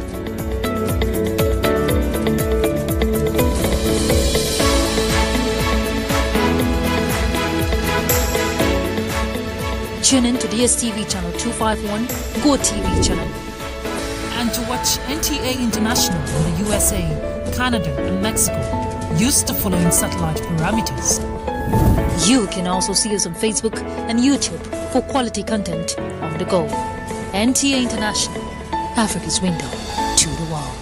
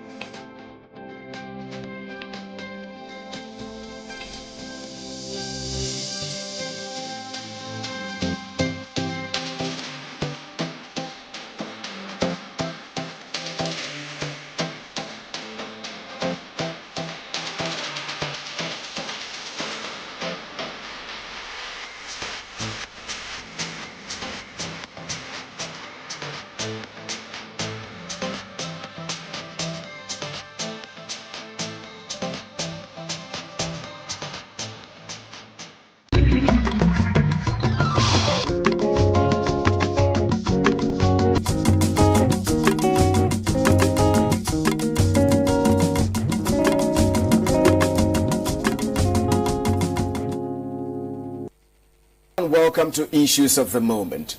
Today we're looking at a global crisis that is no longer hypothetical but unfolding in real time, with direct consequences for economies and everyday life.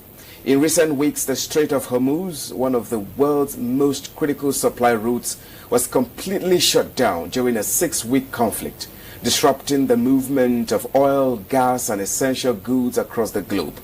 Although a ceasefire led to a partial reopening, the situation remains far from stable.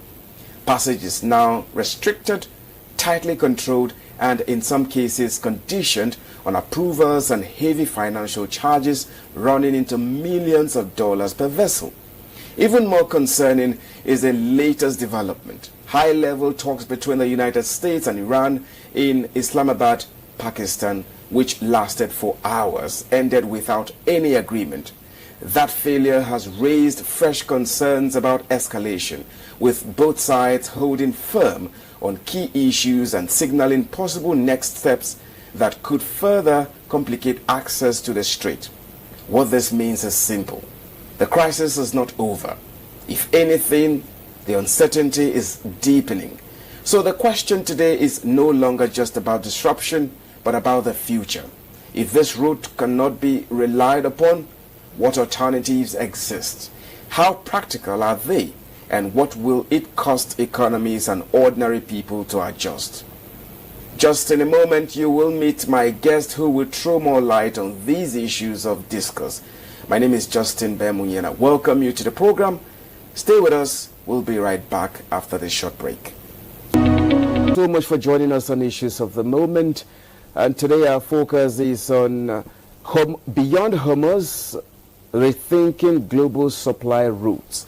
And what we are witnessing is no longer just a disruption. It is a growing global uncertainty with diplomacy failing to deliver immediate solutions and tensions still very much alive. You know, joining us today to break this down is a maritime expert. He is Dr. Caleb Danladi.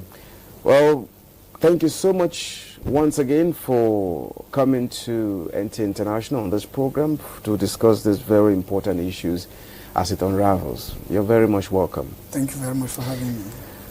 Yes, once again, Beyond Hormuz, rethinking global supply routes. That's our focus.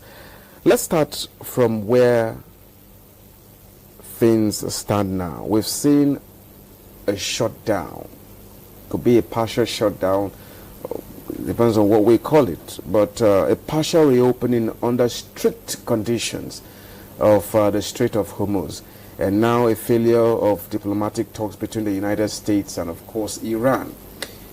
How does this combination, being an expert, a maritime expert, how does this combination of uncertainty and control affect global confidence in this Strait of Hormuz?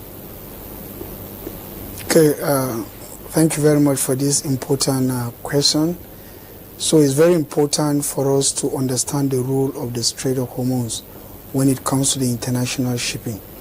So the Strait of Hormuz is one of the most critical maritime choke points in the world. I would say it's an artery or lifeline of international shipping, because 1/3 of the global seaborne oil trade passes through the Strait of Hormuz. That is how critical the Strait of Hormuz is.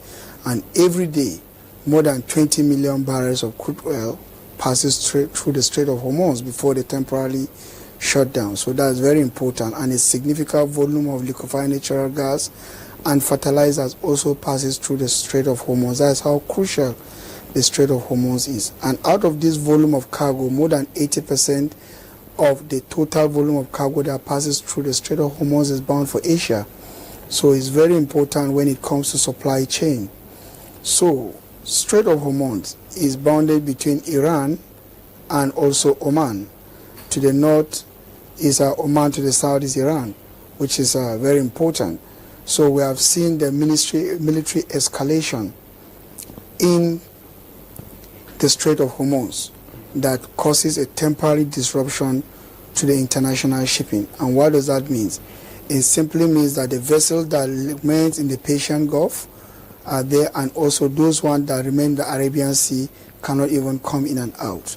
And it simply means that there's going to be issues when it comes to the global supply of crude oil, which has resulted in the increase in the global crude oil prices. We have seen a surge in the crude oil prices. We have also seen a surge in the daily charter rate of ships because the supply rate has been limited. Now, another issue that we have to look into, we also have to look into the safety of the ships. The insurance premium has gone up, and some companies have also, insurance companies have also canceled the premiums. So those are some of the challenges. And what does it affect a common man?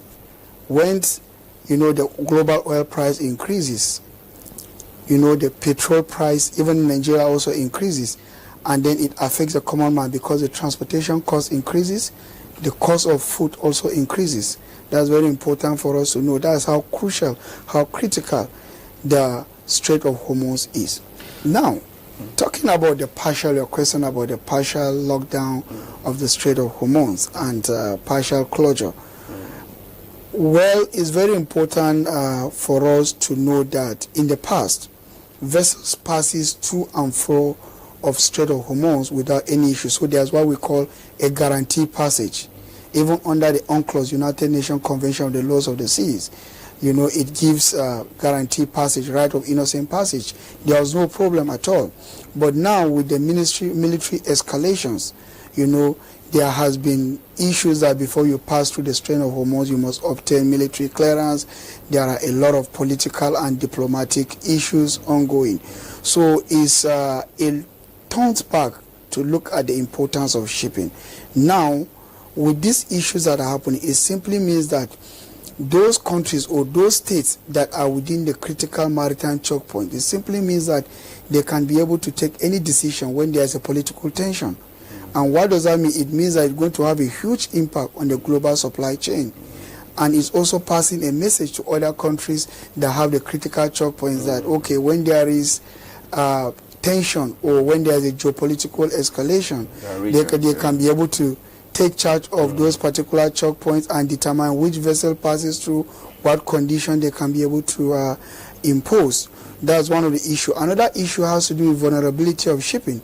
There are a lot of companies that depend on what we call just-in-time arrival of goods and services to sustain their production. And with this partial shutdown, it simply means that they will lack a lot of raw materials, which is a serious issue. It means that there is no confidence in the global supply chain, which is very important. We have also talked about the issue of escalation in crude oil prices, which is another huge challenge that we are passing through today. Now, we're not going to dwell so much on the diplomatic talks or issues surrounding diplomacy here. Let's see. We're talking more on the disruption of the supply chain, as you rightly pointed out. And we see here clearly that there are strong signals from both sides. Possible enforcement actions on one hand, and of course, continued control of this strait on the other hand. Now, what does this actually mean, for the stability of global shipping, maybe in the coming weeks or the coming months ahead? Okay, so the shipping companies and the international shipping, when a disruption occurs, they are prone to changes. And then the shipping companies adapt quickly when it comes to resilience, of the maritime trade. So, in the past, when we have this military escalation, what has happened now? The crude oil price surges high, which has impacted the cost of bunker fuel.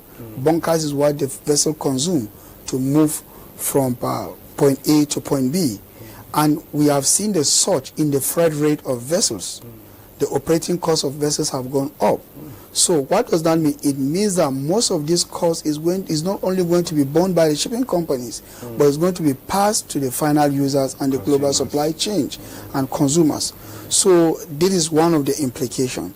Another implication is some vessels that are bound for the Persian Gulf, they might be able to reroute their vessel around the Cape of Good Hope. When they are rerouting their vessels, what happens in that case? It simply means that the average voyage time of the vessel have increased. What does that mean? If the average voyage time of the vessel increase, the fuel consumption of that vessel will increase. It means that the ship owner is going to spend more when it comes to fuel of the vessel. It's going to spend more when it comes to operating costs of the vessel, and it's going to add to the number of days. And most of these costs are also going to be borne by the final consumer or final users of those goods and services. in your earlier question, I mentioned about the just in time. Now, the global supply chain might likely move from just in time to just in case, whereas they have to stock more of this product in case of any volatility when it comes to shipping. Now, we talk about adjustment when it comes to the global supply chain. A lot of manufacturing companies that depend on just-in-time goods and services have to adjust the way they operate now by stocking more of these goods and services in case of any disruption. The COVID has come and gone. We have seen the disruption the COVID caused. And now we have the political instability in the Middle East, which have led to the partial closure and full closure of the Strait of Hormuz. Now, let's also look at other aspects when it comes to supply chain. Now, there are also ports in the Red Sea that you might say, oh, they are alternative ports for you to be able to act as transshipment ports, so that goods that are bound to Persian Gulf can be offloaded in those particular ports, and then you can use truck or rail to transport them to the Persian Gulf. But what happens in those ports? Those ports now will face congestion. There's going to be a lot of congestion. There's going to be delayed, and the average waiting times of vessel will increase, which will incur additional cost in goods and services. So, but it's very important and it's very critical for us to understand that when such disruption occurs, the shipping industry is not going to halt. No, the shipping activity is going to move on. The ship owners have to devise a means exactly to see how they can be able to adjust to this disruption. And one of the means is, one, to adjust the sailing schedule of the vessels. The second one is you can be able to change the bookings. Some of the bookings for containers and the liners might be changed or might be rescheduled. When it comes to freight rate, you have to adjust because the bunker cost has increased, which will lead to higher freight rates. So you have to adjust.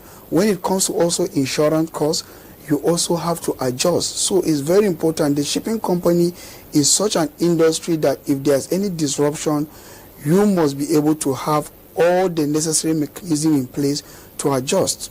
Okay. Now that brings us to the big question. Now you've mentioned some other things in this light, but the big question now is, or the bigger question rather, if the world, peradventure, now begins to accept that Hormuz may not or may no longer be fully reliable. You've mentioned some options, but what are the most realistic, alternatives that can be deployed almost immediately? Okay, now you are talking about the immediate strategies. So, if you look at, I mentioned earlier that a quarter of global seaborne trade when it comes to oil, crude oil movement, passes through the Strait of Hormuz.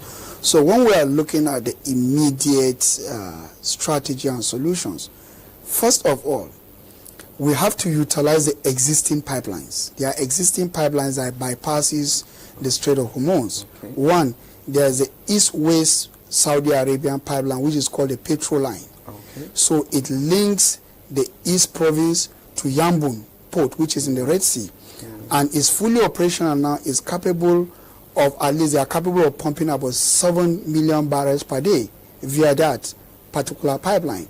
Then there's another pipeline, the Abu Dhabi crude oil pipeline, that links UAE to Fujairah, also to bypass those. But when you look at the fraction, how many volumes of crude oil is being transported before the partial closure of the Strait of Hormuz? We are talking about capacity 20 million pipes. Pipelines also have their limitation. We are now talking about 7 million barrels through the Saudi Arabia East-West pipeline, that's a petrol line, and also about 1.5 to 2 million barrels possibly through the Abu Dhabi crude oil pipelines. So when you compare to a VLCCs, big crude oil tankers that transit through the Strait of Hormuz that carried about 20 million barrels a day, we are talking about 8 million barrels or 9 million barrels. So you now see that we have a shortfall. But they are temporary measures, they are partial measures that should be able to help. Some people are asking about trucking. That is very, very, very difficult. You know, when you look, 1 barrel of crude oil is about 159 liters, 158.976. And then a truck carries about 33,000 liters. You will need about 9,800 trucks to move a VLCC that carry about 2 million barrels. So that is not feasible. So in the temporarily, you say in the short time, let's say the partial one have to do utilizing existing pipelines. So you ship the crude oil from the East provinces to Yangon via the Red Sea and you export it, or you ship it through the Abu Dhabi pipe. Then there are other alternatives. Now you have to also look at crude oil reserves that have been stocked by different nations. They should be able to release most of those crude oil reserves so that you might have a temporary supply in the market, which is another very important aspect. Now let's also look at another crucial aspect. Those people that are buying their crude oil supplies from the Middle East, they should start, those companies, oil majors, they should start sourcing for alternative sellers, alternative producers in Africa, in America, and in Europe. That will also help, rather than over-relying in a particular geopolitical zone. However, there are issues when it comes to that. There are contractual obligations. When it also comes to the quality of crude oil, some refineries have specification of crude oil they will need to refine. You know, so when it also comes to the volume, do those other places have the capacity and the volume to supply those particular crude oil? You have to look into that. Just before I forget, when it talks pipelines as well, we talk about pipelines as partial measures, but there are challenges when it comes to pipeline. One of the biggest challenges when it comes to pipeline has to do with vandalism. So vandalism is a serious issue, is a serious threat when it comes to pipelines. And most of these pipelines link the producer to the end point. So when there are changes in the international market, when disruption occurs, unlike in ships, in bigger vessels, where we mention about rerouting of vessels, can you reroute pipes easily? It's not possible for you to reroute pipes easily. Let's also look at the products, because in the Persian Gulf today, it's not only crude oil that's being shipped. You also have other refined products. Can you also be able to use that single pipeline to move most of those refined products? There are limitations as well. Let's also look at the cost. If you are also considering building new pipelines, the cost of building new pipelines, the cost implication is there, which is very important. You also have to look at the time it takes, because you need planning, you need to mobilize materials, which is very important. So all these measures, they are temporal measures we are talking about. They are partial measures. But in the long run, we have to look at diversification, which is very important and crucial. We have to look at opening alternative routes, which is very important and crucial. And we also have to look at developing more bypass pipelines so that when some disruption occurs, you can be able to move these products from the Persian Gulf also to the final users. Now let's put all these alternatives you've talked about together. Now, bringing them together, considering all these alternatives together, we realize that they come with trade-offs, cost, cost, time, infrastructure, and risk. Are we now entering a phase where global trade becomes more expensive by default? So, to answer your question is yes and no. It all depends. We are talking about a particular maritime choke point now, not a global maritime choke point. So it's a single maritime choke point which has a huge impact on the entire world. So we will say yes. If you look at in the last 3-4 weeks, there has been surge in the crude oil prices. Why do we have that surge? It's as a result of the partial closure of the Strait of Hormuz. So when you have surge in crude oil prices, what are the consequences? You know, now the freight rate of the vessel increases. You know, the cost of bunker increases. The cost of living also increases. The cost of transportation increases. So in that particular, when I say yes, it means yes, it's going to drive, you know, shipping costs up, and it's also going to pose significant challenges when it comes to supply chain, because like I mentioned earlier, some companies depends on just-in-time raw materials. And when we talk about the Strait of Hormuz, it's not about crude oil alone. You know, there are also liner vessels going in and out.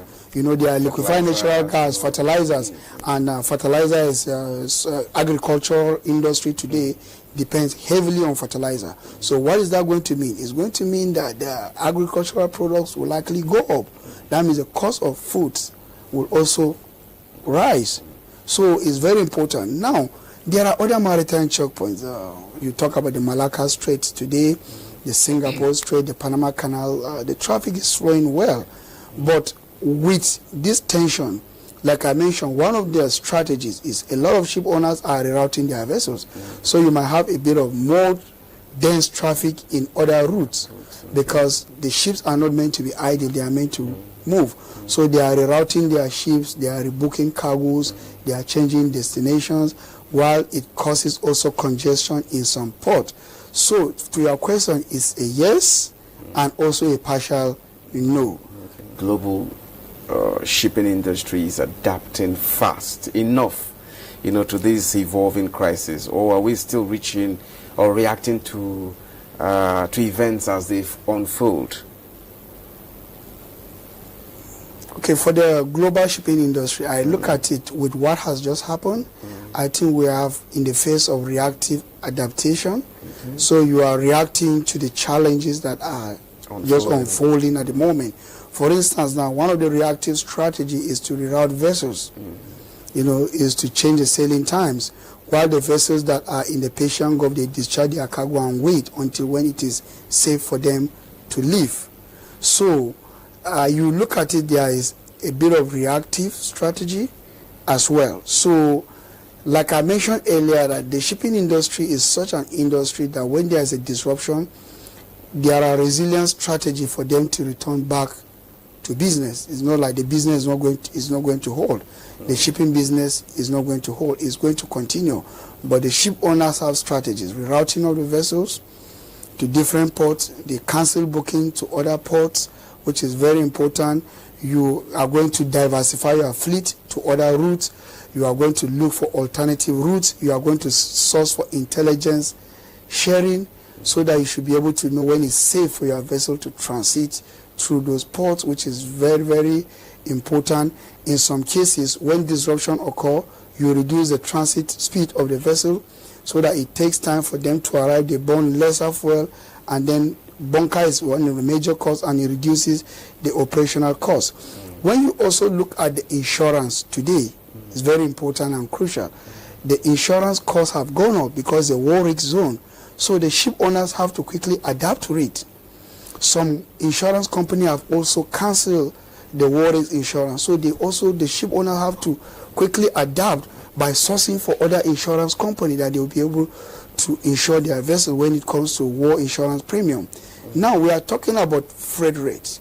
The bunker prices have gone up. The ship owner have to adapt, you know, by buying those bunkers at that particular price. So the adaptability is a key. There are strategies in place to be able to adapt to most of this volatility. Now let's bring all these things home. You know, for a country like Nigeria, where such global disruptions, as you are aware, quickly translate into higher fuel prices, increased cost of living. What does this situation, mean in practical terms for citizens? Okay, this situation, when you look at it critically, when there is a disruption, the oil price surge, we are one of the major oil exporting countries. So what it means that we'll have more revenue, because if you are selling crude oil before at $60 per barrel and now it's $100 per barrel, 110, you are having more revenue to your country, which is important for us. We don't pray for war to happen, in my opinion, but you take advantage of some situations. For instance, the oil price have surged, so we get more revenue. Now, we talk about the negative implications. Now, the increase in oil price means we have the Dangote refinery today, which is a huge blessing to this country. If it is in the past, you have a lot of fuel queues, but throughout this period of disruption, we never had any fuel queues. Whatever we had is an increase in premium petroleum spirit price, the petrol price, and it's just as a result of the shock and the surge in the crude oil prices. So when the crude oil prices increase, the cost of transportation also increases, which also affect a common man that move from one destination to the other because he needs to pay for his transportation. Today, if you are taking Uber or Bolt, let's say from the airport to Garki, you have to pay additional transport compared to the fare you are paying before this disruption occur. So it has a negative implication. We also have to look at the supply chain for companies like the small scale and medium company that they are struggling to survive. So it also have a negative impact on them. And most at times when you have this rise in fuel costs, it also leads to increase in food prices. Yeah, so it's very important for us to know these challenges. We just pray that this war will be a thing of the past so that we'll all return back. COVID has come and gone, and we are resilient on it, and we strongly believe that this war will also come and go. A big amen to that. And well, thank you so much, Dr. Caleb Danladi, for your time with us. Thank you so much for your insight on this issue and for actually finding our time to come on the program. Thank you very much for having me. You're very much welcome. That has been Issues of the Moment. Today we have examined a global crisis that is still evolving, where disruption, diplomacy and uncertainty are all shaping the future of how the world moves energy and goods. With talks failing and tensions still high, the challenge is no longer just about keeping routes open, but about building systems that can withstand disruption and adapt a changing global reality. Because in the end, these are not distant events. They directly affect the cost of living, the stability of economies, and the everyday lives of millions of people around the world. My name is Justin Bemunyi. This is where the program ends. I thank you so much for being a part of it. And we say bye for now.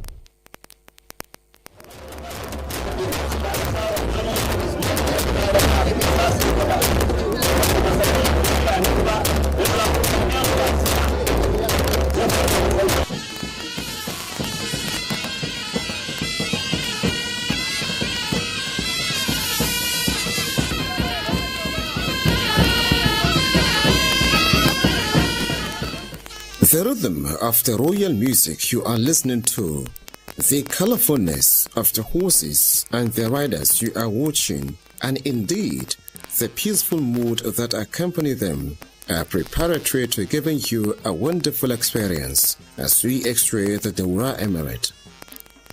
The Emirate has its headquarters in Dora, a local government area in Katsina State, northwestern Nigeria.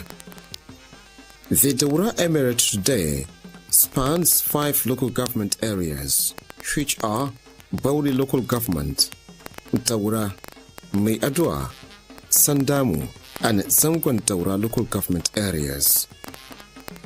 The history of traditional rulership in Dora could be categorized into different phases. The first phase began with the founding of the town by a woman and also ruled by a woman in the 9th and the 10th centuries. This phase produced 17 female rulers.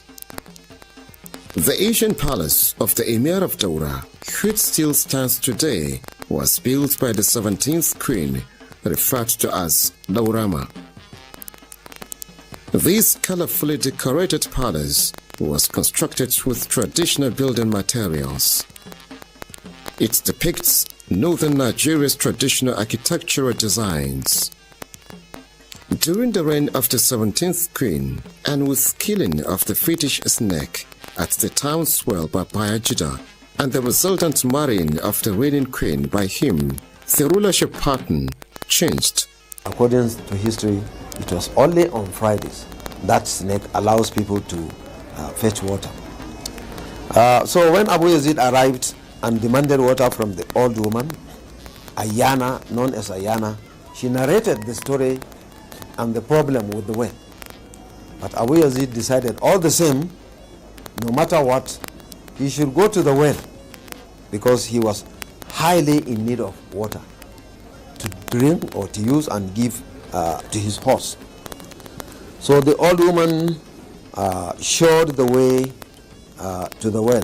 Showed Abu Yazid the way to the well, and he went, and on throwing the bucket, Abu Yazid, the snake, got hold of the bucket or the pail or the container with which he wanted to do the water, to draw the water. And slowly he was drawing the water together with the snake, with the intention of striking at him. But fortunately, Abu Yazid was very swift. He drew his sword and cut off the head of the snake. So, because of that bravery and the action or the work done on the snake, the queen was very happy and promised to reward whoever killed the snake. Because on hearing the story, nobody knew who killed the snake actually, until the old woman whom Abu Yazid arrived at her house, then brought the news to the queen that probably it was her stranger that killed the snake, because the night he came to the well, he took some water back to her. So she reported to the queen, and she was asked to bring Abu Yazid to the queen. Now Abu Yazid was interrogated was questioned whether it was he who killed the snake. And Abu Yazid assented. But before his coming, in the gathering around the well, the queen promised to share the settlement into 2 for the purpose of leadership, so that whoever killed the snake will rule or will govern the half of the settlement, while she herself ruled the remaining half. But on getting to the queen and being informed of the promise by the queen as a sort of reward, Abu Yazid opted for marrying the queen rather than ruling half of the settlement. So, after due consultation with her courtiers, the queen decided to marry Abu Yazid, and the marriage was contracted. Now the marriage resulted in a male child, an issue called Bao. And Bao begot some children who, as a result of the leadership learned from his mother, and she from her father or grandfather, Bao, was so vast in leadership. And eventually, after the death of the queen and Abu Yazid, Bao succeeded the queen. And that was the beginning of male rule in the kingdom.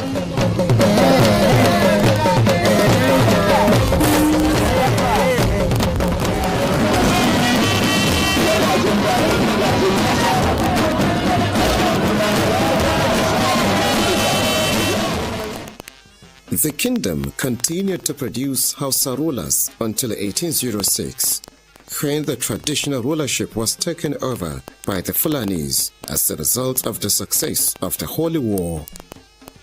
From 1806 to 1906, Daura produced 9 Fulani emirs. While the Fulani emirs ruled Daura, rival Hausa emirs reigned at Zangon Daura. The return of Sarki Musa as the emir of Daura, who was the 57th Hausa ruler by the colonial masters, ended the rulership of the Fulanis in Daura. While maintaining the emirate rule, he was succeeded by the 58th Hausa ruler and 84th in the lineup of rulers of Daura, Sarki Abdul Rahman. He reigned from 1911 to 1966. His successor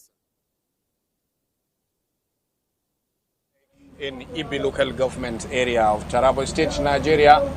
This afternoon, the event is being celebrated as one of Taraba core traditional and cultural events that is gaining international standard. The executive governor of Taraba State, Abu Kefas, is leading dignitaries from across Nigeria and international community attending this event, including a foreign delegation led by the Prime Minister of Grenada and the representative of the Republic of Ghana and other dignitaries, including the Honorable Minister of Art, Culture and Creative Economy, Hannatu Musa.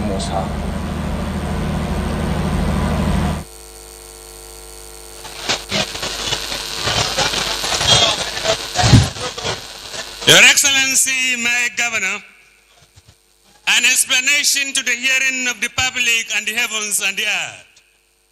It might surprise some people that the national anthems were many. Yes, indeed, they were many, and they are supposed to be many by law and order of protocol. The first one was the Grenadian national anthem because the Prime Minister, Nikon Marshall, is here. The second was the Ghanaian national anthem because the President of Ghana, John Dramani Mahama, is represented fully here. The third is the national anthem of our fatherland because President Bola Ahmed Tinubu, Grand Commander of the Federal Republic of Nigeria, is ably represented by the Minister of Culture and Ecotourism, Hannatu Musawa Esquire. Please, a wonderful round of applause for this achievement. Now, we had the national anthem, Mr. Governor. Shall we now go back to God by inviting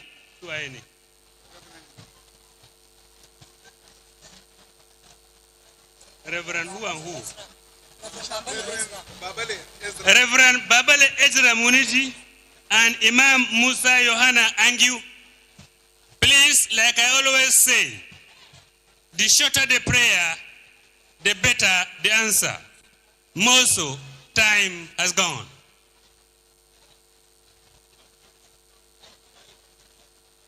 If they are not near, anybody touched by the Spirit shall please lead us before the King of Kings and Master of the universe.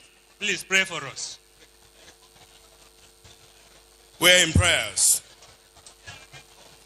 In the name of Jesus Christ, our Lord and our God, we thank you for this opportunity. We thank you for bringing us here this morning, oh Lord, to witness this event called the Wunyu National Fishing Festival.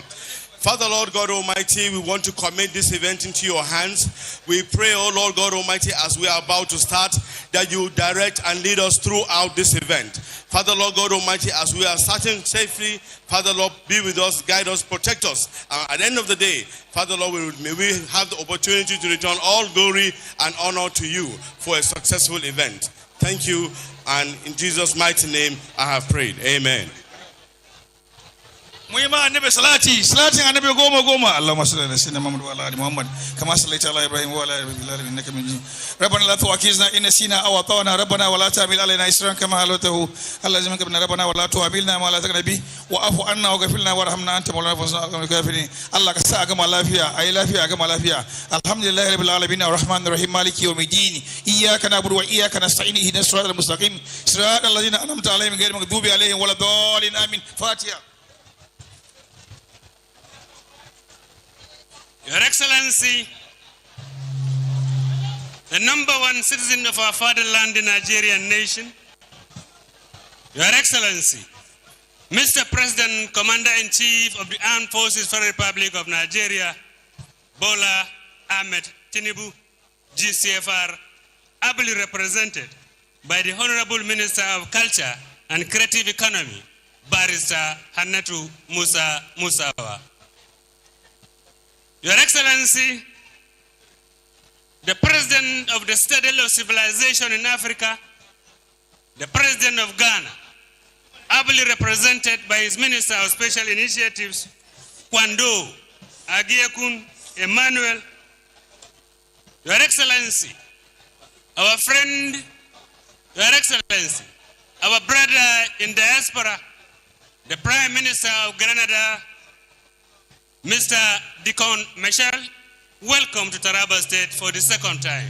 I think we should give him a wonderful round of applause for this love, care, and concern. Your Excellency, Mr. Governor, our Governor, the People's Governor, Executive Governor of Taraba State, Star Man, Abu Kefas, PhD. Your Excellency, the Governor of Plateau State, Barrister Kalip Muftuang, who is ably representing the chairman of this great grand occasion, General Theophilus Yakubu Danjuma, Grand Commander of the Niger. Your Excellencies, distinguished senators here present, in particular, the senator from Taraba South, distinguished Senator S.U. Jimkuta, Naked Wire, distinguished Senator Shaibu Isalau, Baba Mayan Turkey from Taraba North, honorable members of the House of Representatives here, Mr. Speaker, honorable members of the House of Assembly, honorable minister here present, honorable commissioners, SSG, party chairman, your Royal Highness is here, in particular, the number one Jukunman in the world, Dr. Manu Ishaku Adali Matakusen, local government chairman, friends and well-wishers, people of Nigeria and the world. Your Excellency, Mr. Governor, sir, I want the people of Taraba State to give your government and your person a wonderful round of applause, and I will tell them my reason. My reason is this, Mr. Governor. This thing we are about doing now has always been there in history.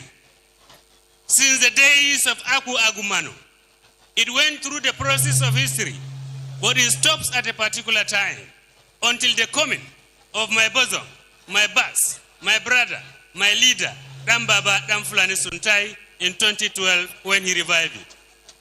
After Dambaba demise, Your Excellency, nobody has done it again, but you, Governor Abu Kefas, the Executive Governor of Taraba State in 2024. This action, this history is repeated again in 2026. Glory be to God, the people of this land, the people of Nigeria shall give you a wonderful round of applause for this great feast. To cut the long story short, Mr. Governor, I want to say in a short notice that every second, every minute, every hour, every day, every week, every year, every century, something great and significant must have to happen in life of man and his environment. What is about to happen today is, in fact, a wonderful idea about history and achievement. It's therefore my singular honor and privilege to invite your people and to invite His Royal Majesty, the Akuuka, Dr. Manu Ishaku Adali Matakuse, to please come forward for the welcome address. Akuukasa. As I was told by the Commissioner, His Majesty, the Akuuka, is supposed to present to us the welcome address, being the chairman of the Central Planning Committee.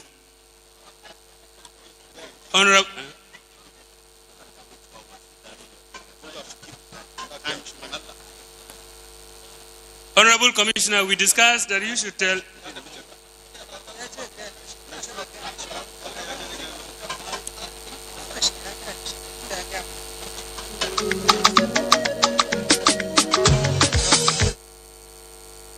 Come to your own. Hold it, please. Commentary.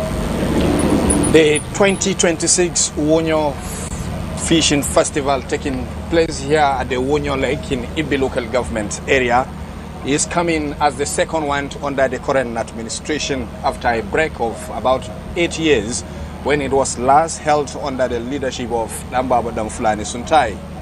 This festival has brought back a lot of glory back to the cultural and the fishing tradition of Taraba State. The Wonyo Fishing Festival has been in the history map of Taraba State long before the current century, as it was said to have started in around 1905. This event has further rekindled Taraba State's motto, the nature's gift to the nation, where the tradition of the people is being taken to the international level. This event is being honored by dignitaries across different parts of the world. The President and Commander-in-Chief of the Armed Forces of the Federal Republic of Nigeria is being represented by Hannatu Musa Musawa, Honorable Minister, Ministry of Art, Culture, Tourism and Creative Economy. The event here is going to be wonderful as we are going to experience a lot of traditional activities, including the fishing competition, whereby the biggest caught is going to be made and prizes will be given to winners.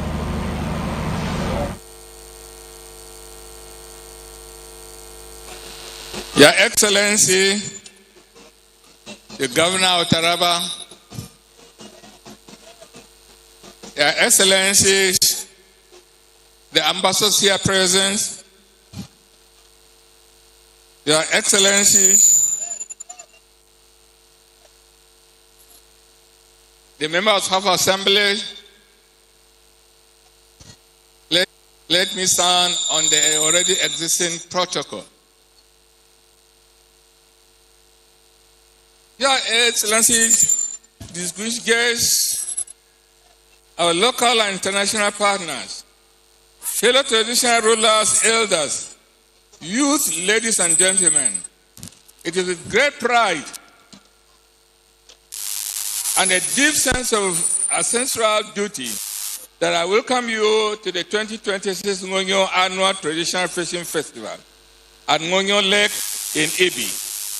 As Royal Father of the Day and Chairman of the Central Planning Committee, I am honored to open this historic. I appreciate our amiable host, the Executive Governor and proud sponsor of this historic festival, Dr. Abuja, who in his magnanimity approved and is constructing the bypass road that leads to Ngonyo Lake. Another is members of National Assembly, Speaker and member of the Taraba State House of Assembly, the Honorable Chief Judge, member of the State Executive Council, and my colleagues, the Royal Fathers. Ngonyo is not merely an event. It is a living handed down by our ancestors, an occasion that unites communities, preserve identity, promote peace, and showcases the rich cultural tourism potential of our land to the world.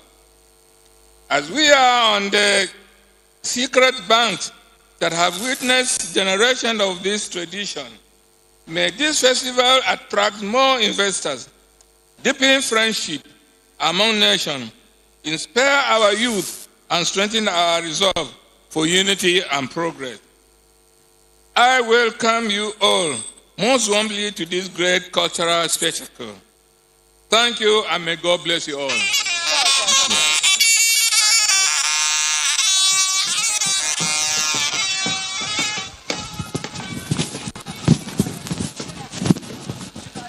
Thank you so much. That was the welcome address by our own father, the Akuka of Okari. Thank you.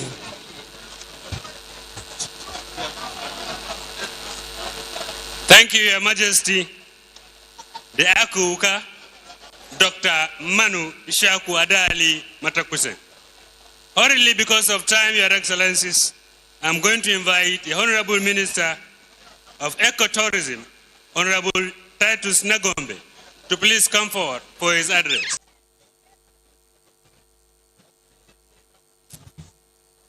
I'm here to present the speech of the Honorable Commissioner, Minister of Heritage and Ecotourism, myself, Dr. Nagombe Joseph Titus. Here in Munyu Lake, in this great occasion of Munyu Annual Traditional Fishing Festival in Ibbi. The special guest of honor, His Excellency President Bola Ahmed Tinubu, GCF, GCO, and ably represented, GCFR, ably represented by the Honorable Minister for Art, Culture, Tourism and Creative Economy, Honorable Hanatu Musa Musawa. His Excellency Senator Kashim Shetima, the Vice President in Ascent. His Excellency John Dramana Mahama, President of the Republic of Ghana, ably represented here. His Excellency Dixon Amis Thomas Mitchell, the Prime Minister of Grenada. His Excellency, my boss, Dr. Abu Kefas, Executive Governor of Taraba State. His Excellency, the Deputy Governor of Taraba State. The Honorable Minister, once more again in your position. The Chairman of this occasion, Theophilus Yakubu Danjuma, our Royal Father, Dr. Ishaku Manu Aliada, the Chairman Planning Committee of this occasion. Right Honorable Speaker, Taraba State House of Assembly, and all the members of the House of Assembly, members of the National Assembly, members of the State Executive Council, the Secretary to the State Government, the Chief of Staff, the Head of Service, the Permanent Secretaries here present, the Local Government Chairman. Distinguished ladies and gentlemen, because of time, I want to recognize the security agencies once more. Ladies and gentlemen, today we gather once more again on this historic ground to celebrate the rebirth of renewed African cultural heritage, the Munyu Annual Traditional Fishing Festival here in Ibbi, Taraba State. This festival, whose historical roots date back to 1816, was discovered by Buba Wurubo, the founder of Ibbi community. For over a century, it has stood as one of the oldest surviving cultural festivals in Africa, a living testimony to our rich cultural heritage and enduring tradition. It may interest you to note that before the advent of this administration, this great festival was abandoned for over 14 years. Today, revival is not just a return of an event, but restorations of identity, pride, and cultural continuity. The Munyu Fishing Festival is more than a celebration. It is a powerful expression of who we are a symbol of unity in diversity, and a platform for sustainable economic empowerment for our local communities. Your Excellencies, distinguished guests, His Excellency Dr. Abu Kefas, the Governor of Taraba State, made a bold commitment to transform the Ngonyo Lake into a major cultural tourism hub, not only in Nigeria, but across Africa. Today, the vision is becoming a reality. As you can see, development is ongoing over there. The Taraba State government has entered into a strategic partnership with La Campagne Tropicana Beach Resort under the leadership of Dr. Wale Akimboboye, a renowned African heritage tourism expert.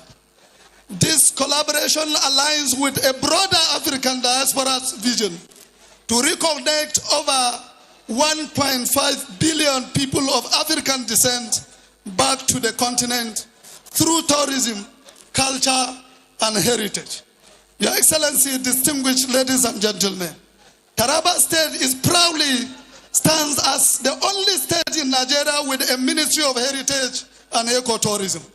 This is a clear reflection of the visionary leadership of His Excellency Dr. Abu Kefas, the Governor of Taraba State, and his commitment to preserving our heritage, well or large, as a gateway for tourism in Africa. In furtherance of this vision, the Taraba State government has mapped out and packaged all tourist sites across the state and has conducted digital capture for all fishermen participating in this festival, which can be accessed on our official website. The further generation, Ngonyo has been a meeting point of people's stories, tradition, long before modern institutions. This festival serves as a symbol of communal life, where strength, skills, patience, and resilience are displayed in their purest form. Your Excellency, the act of fishing here goes beyond the catch. It is a ritual. It is a cultural performance. It is a living bridge connecting our past, our present, and our future. Your Excellencies, distinguished ladies and gentlemen, I wish to acknowledge and commend the intentional effort of His Excellency, the Governor of Taraba State, Dr. Abu Kefas, in making this vision a reality. On this note, I pledge that in collaboration with the partners, La Campagne Tropicana Beach Resort and the Mambila Hill Resort, which will soon commence development in Gembu Sardona local government, and with the support of our host communities, we will sustain and expand this noble initiative for the future generation. As we aligned with the renewed hope agenda of His Excellency President Bola Ahmed Tinubu, we remain optimistic about continued growth, development, and prosperity for our state and our nation. Finally, distinguished ladies and gentlemen, welcome to a festival of pride, a festival of identity, a festival of endless possibility. I wish you all memorable experiences and safe travel back to your various destinations. Long live Ngonyo Annual Fishing Festival, long live Taraba State, long live the Federal Republic of Nigeria. Nagombe Joseph Titus, PhD, Honorable Commissioner, Ministry of Heritage and Ecotourism. Thank you.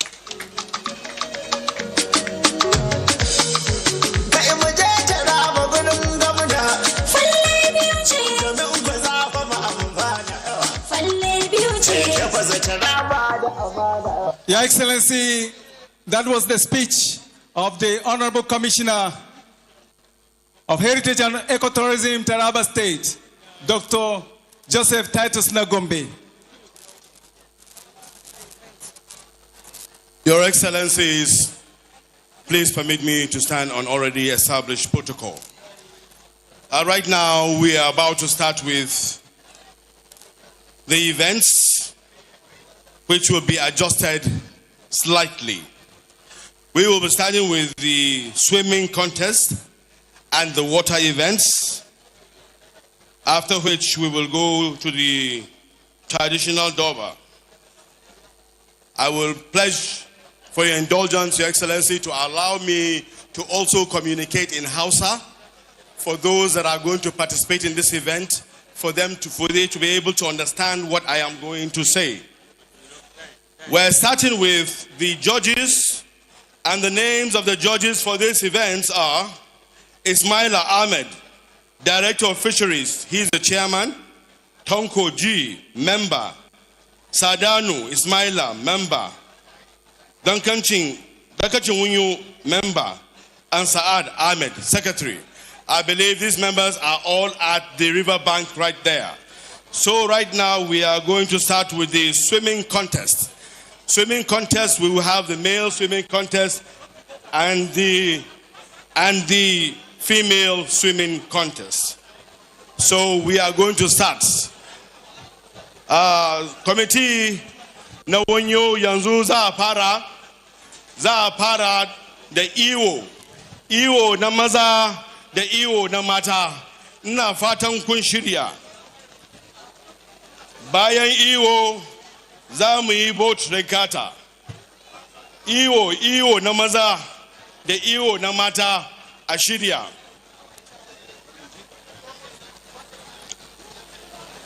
To mai girma gwamnatin jihar Taraba da makarabansa muna muku maraba da zuwa wannan dandali domin mu ba wa ido abinci tun da mun zo wannan gasa na wunyo shekara na 2026. Gasa ce ta tarihi, za a fara da iyo za a fara na mata, rukuni na mata daban, rukuni na maza daban. To bayan haka za a yi gasa kuma na kwale-kwale ko kuma mu ce a boat regatta. To wayannan kungiyoyin sun shirya tsaf domin gabatar da wayannan gasan da za a yi. Muna kira ga jama'a kuma ku tsaya inda kuka tsaya saboda mai girma gwamnan jihar Taraba da manya-manyan baki da sarakunan gargajiya su samu daman ganin daga inda suke su ga abin da ke faruwa a cikin kogi. To mun gode muku. Yawa akwai gasan tsere cikin ruwa wanda za a yi da jirgi, wayannan kuma shine muke kira boat regatta da turanci. To za a yi ta wannan karon na gani zai katar sosai fiye da misali. To mun gode. To masu iwo ina fatan kun shirya. Swimming committee ina fatan kun shirya. In kun shirya ku ci gaba.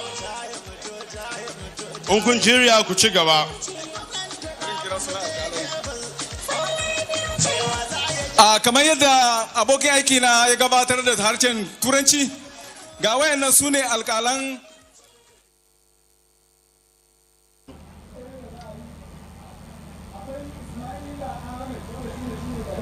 The 2026 Wonyo Fishing Festival is getting to the peak with competitions in categories including diving and swimming for male and female, boat regatta, traditional doba, and wrestling contest. This will be taking place at the Wunyo Lake, and the contest is going to be very intense as winners will be going home with different prizes. The process will culminate with the fishing contest, where the biggest catch will have a special reward and award, then subsequently the second, third, and then the fourth position. This contest is clearly designed with highly experienced judges who are already seated that will be giving the entire process the well-deserved professional touch so that the best emerge in the entire process. It is full of activities here at the Wunyo Lake in Ibbi local government area in Taraba State.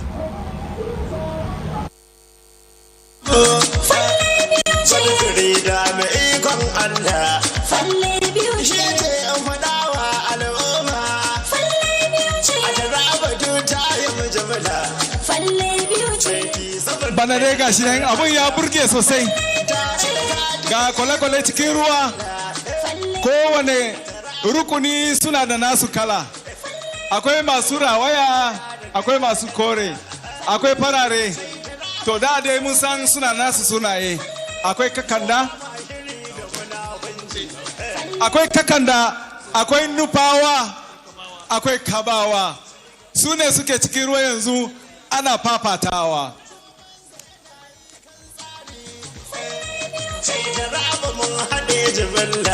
falle biyu ce sai ke ban zo ta yanzu falle biyu ce in nawa ke waƙar zaki falle biyu ce Taraba sai ka maimaita muna ABC da aka buge masa bangar a ga babban sanarwa daga wajen kwamishina ana kira ga wayanda suke cikin jirage don Allah ku dakata tukuna masu jirage ku dakata domin za a fara gasa ta iyo sannan wayannan da suke rike da tutoci waɗanda suke rike da tutoci don Allah ku kwantar da tutoci a gefe ku kwantar da tutoci a gefe ku yi guri yawwa masu tutoci ku kwantar da tutoci a gefe masu tutoci ku kwantar da tutoci tutoci na tare manya-manyan baki ba za a iya gani ba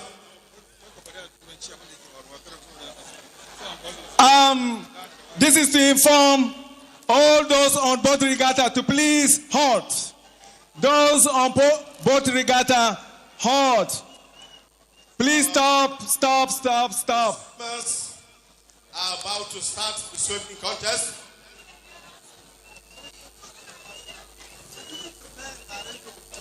Hello? Those on board regatta, please stop. When the suke cikin kwale-kwale da Allah ku dakata, ku tsaya a bakin gaba. Have just boarded the canoe and are going into the river where they're going to start swimming and coming to the shore. They are boarded the canoe right now. They are going to move into the river and swim from the mid of the river to the shore. We can see the canoe them right now into the river. Wannan jihar Taraba ai kayi mun gani. Yana bayan ka ba za su ja da kai ba. Sako na injini bayan su da. We'll also do this. Masu jirage nan ku koma gebe do Allah. Masu jirage ku tashi a ruwan koma gebe gaba. Ku koma gaba masu jirage bagwaji ne. Ku koma gebe masu jirage ku koma gebe bagwaji ne. Ku fita a ruwan nan. Ku bar masu iyo. Haba. To da bata idan kunne ya ji jiki ya tsira wayanda suke cikin jirage da Allah ku kawo jiragen ku a gaba ku ba wa masu gasan iyo su shiga za a fara da gasan iyo na rukuni na mata idan aka kammala sai a koma kan rukuni na maza muna fata kuna bin mu sannu hankali kuma kuna jin daɗin abin da ke aukana daidai wannan lokacin yawa to mun gode wa masu jirage sun ɗan dakata to yanzu alƙalai za su shirya masu iyon nan rukuni na mata idan kun shirya to sai a shaidawa alƙalai kowa ya tsaya tsab domin a ga waye su wane ne za su ci lamba na ɗaya lamba na biyu da lambobi na uku. Wannan jihar Taraba ai kayi mun Where you are seated, you will see some boats on the river. We have the Duku Urbo, we have Kowano, and the Kabawa.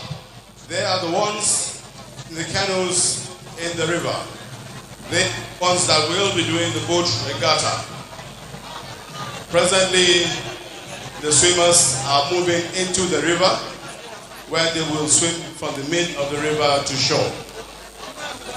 Yankakanda, Kabawa, don Allah ku nemi fakewa a bakin gaba domin yanzu za a fara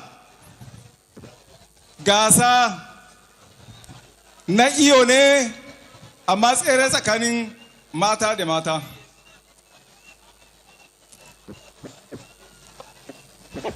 Wannan jihar Taraba ai kayi mun gani. Kefas. Allah yana bayan ka ba za su ja da kai ba. Sako na eji ne gari su dan joma gwarzo.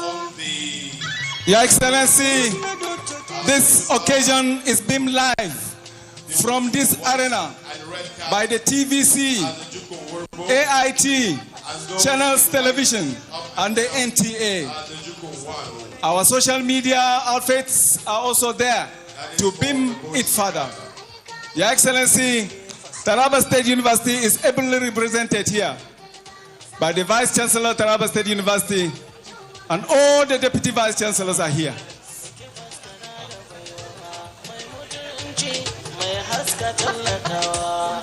Wannan jihar Taraba ai kayi mun gani. Kefas. Allah yana bayan ka ba za su ja da kai ba. Sako na eji ne gari su dan joma gwarzo. Gurub na Dr. Kefas sun gasgare ku mun zo. Ayyaka gwamnan jihar Taraba ai kayi mun gani. Allah yana a bayan ka ba za su ja da kai ba. Sako na eji ne kayu dan joma gwarzo.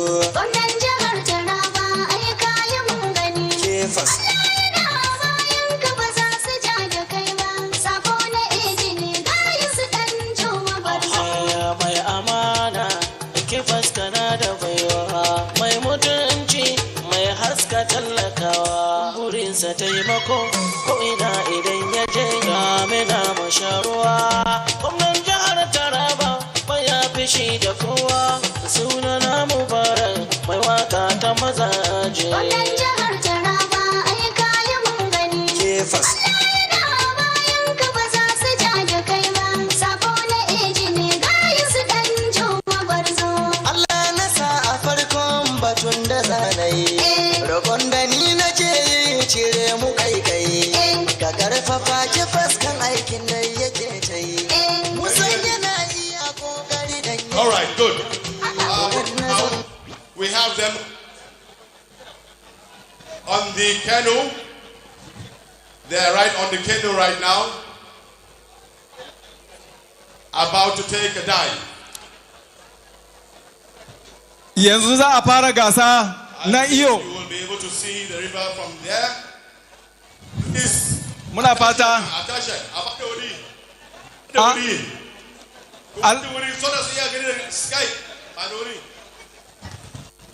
I believe you can see the river from there, and the boats right on top of the river.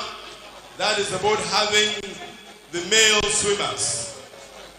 Anytime from now, they will take a dip and swim to shore. Wannan kwale-kwalen da kuke gani cikin ruwa yana dauke da mazaje masu iyo kenan. Suna nan daga can za a sake su fada cikin ruwa. Mutum ya yi iyo daga kusa daga cikin inda jirgi ya tsaya zuwa gaba. Muga waye zai ci lamba na 1, na 2 da na 3. Nan ba da dadewa ba za ku ga wayannan masu gasan za su yi tsalle su tsunduma cikin ruwa. Wannan rukuni na maza ne.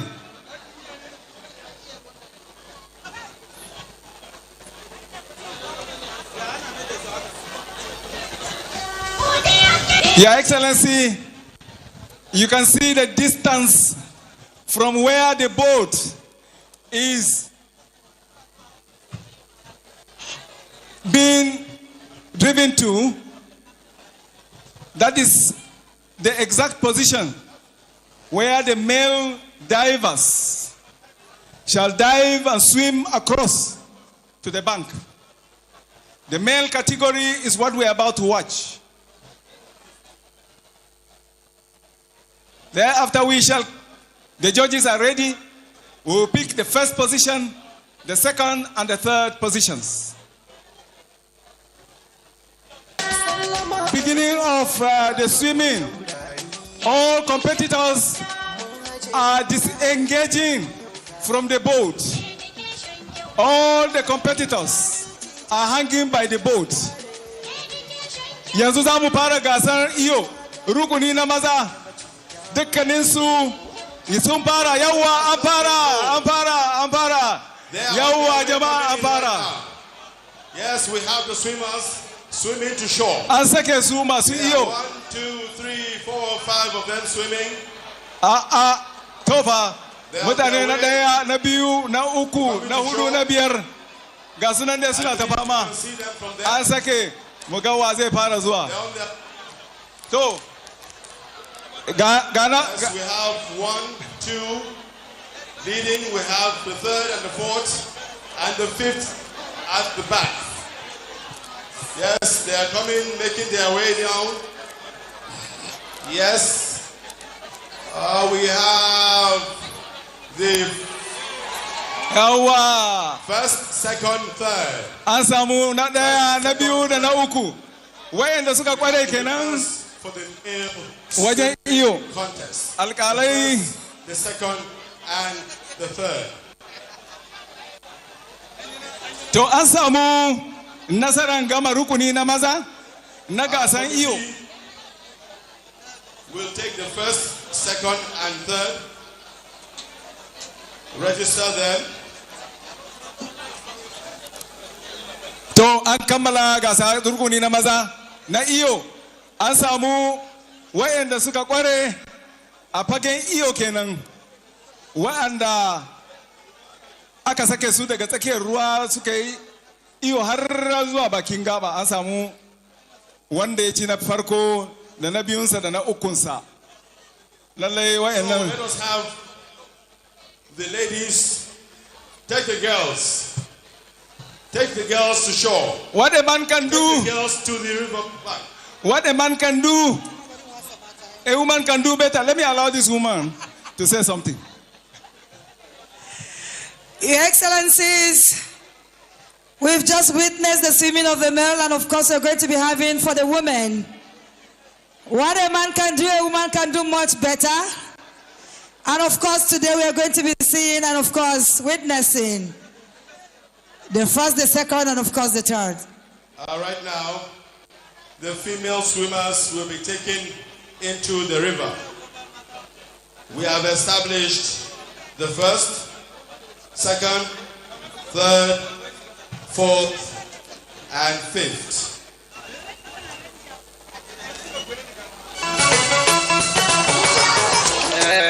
You are welcome, APC. You are welcome, APC. You are welcome, APC.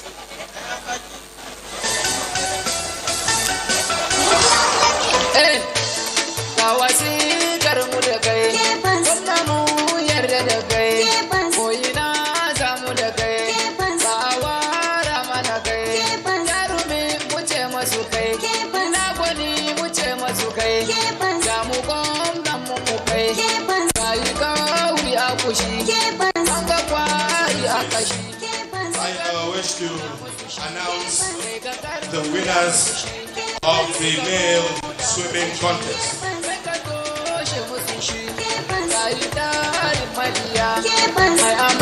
Yanzu za mu sakamakon gasan da aka yi na iyo rukunin maza. A abokin aiki na zai gabatar da sunayen ɗaya. The first being Saidu Ajia from the Jukun Wurbo. First position, Saidu Ajia from the Wurbo. Second position, Mustafa Tonku Kabawa. Third position, Banza S. Lara Lupawa. Fourth position, Yusuf Yakubu Jukun Wanu. And the position, Asbat Ali Kakanda. And the ladies are here, your distinguished guests, ladies and gentlemen. Already we have done the female swimming contest too. Yeah. And we have established the winners among the participants. The female are not left behind, and as you can see, has been concluded. We will now continue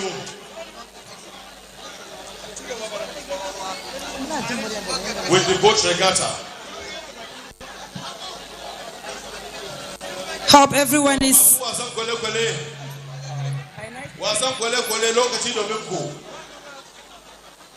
Your Excellency, the female category swimmers have concluded the contest. We shall soon have the result of the first, second, and the third positions. Linda. And of course, we are now going to the board regatta. I believe our guests are watching and are really having fun in the houses, in this arena of the Ngoyo Festival 2026.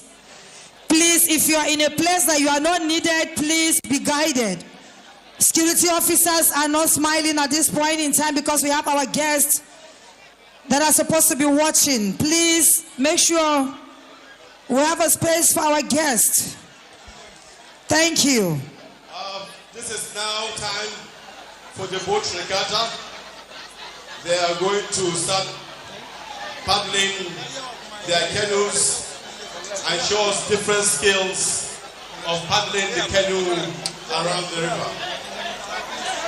Ayi hakuri jama'a a bada wuri kada a zo da karfi. Ya isa mun gode. Masu wasan jirgi ku fara. Those in yellow are the Kabawa. Those in white hats and white jersey are the Jukwanu.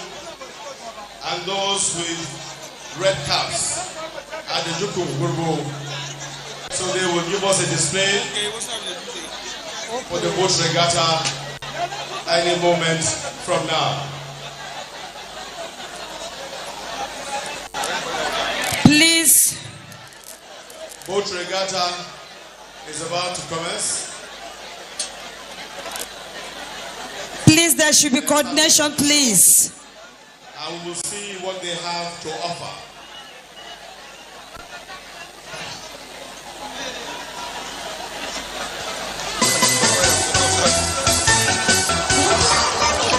An gama iwon maza da na mata yanzu masu jirage tsiye wanda su tseren jirage ku shirya.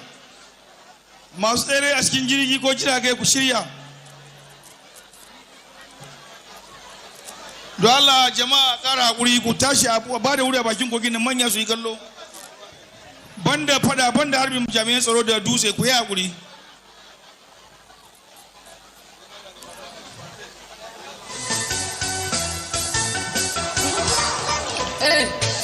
Ga wasikar mu da kai, wanda mu yarda da kai, koyina za mu da kai, ba wara mana kai, jarumi mu ce masu kai, ina gwani mu ce masu kai, ga mu gwamnan mu kai, ga yi kauri a kushi, an ga kwari a kashi, sai ka nuna musu shi, kai ka karya musu shi, kai ka buɗa musu shi, sai ka toshe musu shi, ga yi tarin mabiya, mai amana ga gaya, sai yaki da siya, rana mu sha wuya, ka saka mu wasaya, har mu zo mu rausaya, don ka za mu sassaya, mai amana ka riba, ka rike alkawari, wanda ke fuskaci gari. Muna kira da kakkausar murya akan cewa jama'an ibi matasan ibi da kewaye duk masu biyayya ne saboda haka ana bin kusannu a hankali aka ce a koma baya amma kuma ba ce ku ba wa hamata iska ba. The swimming contest has also been concluded successfully. We have A gaba daya a tashi daga nan. from Urbo coming fifth. We have Janet Lazarus Jukum Wanu coming fourth. We have Miriam Dantala Kakanda coming third. We have Zuera Sani Kabawa coming second. And Miriam Yakubu Lupawa coming first position.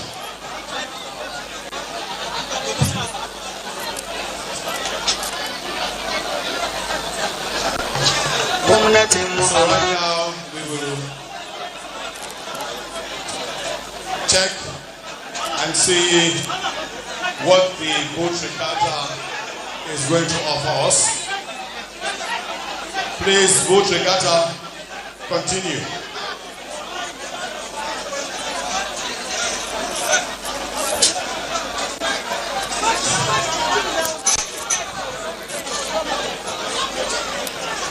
So the water events have been concluded.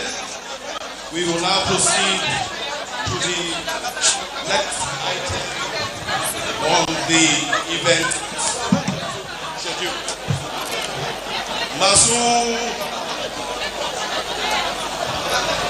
Your Excellency, the swimming exercise for the women category has just been concluded, and we shall now run into the boat regatta properly.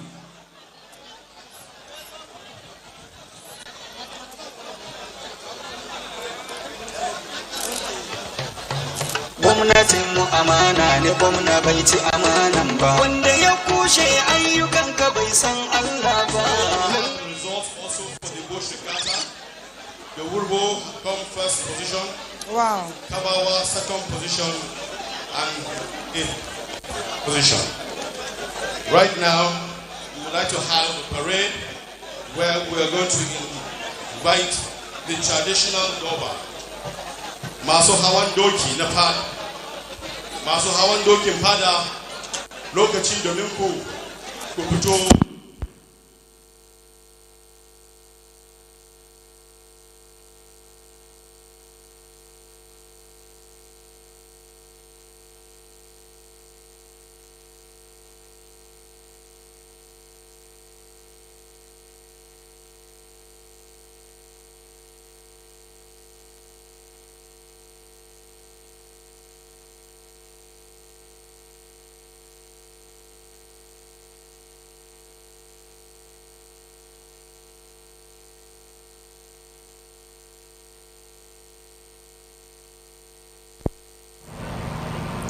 Activities, colorful ones indeed, running here live from the Wunyo Lake in Ibi local government area in Taraba State, as dignitaries are being entertained with various water events.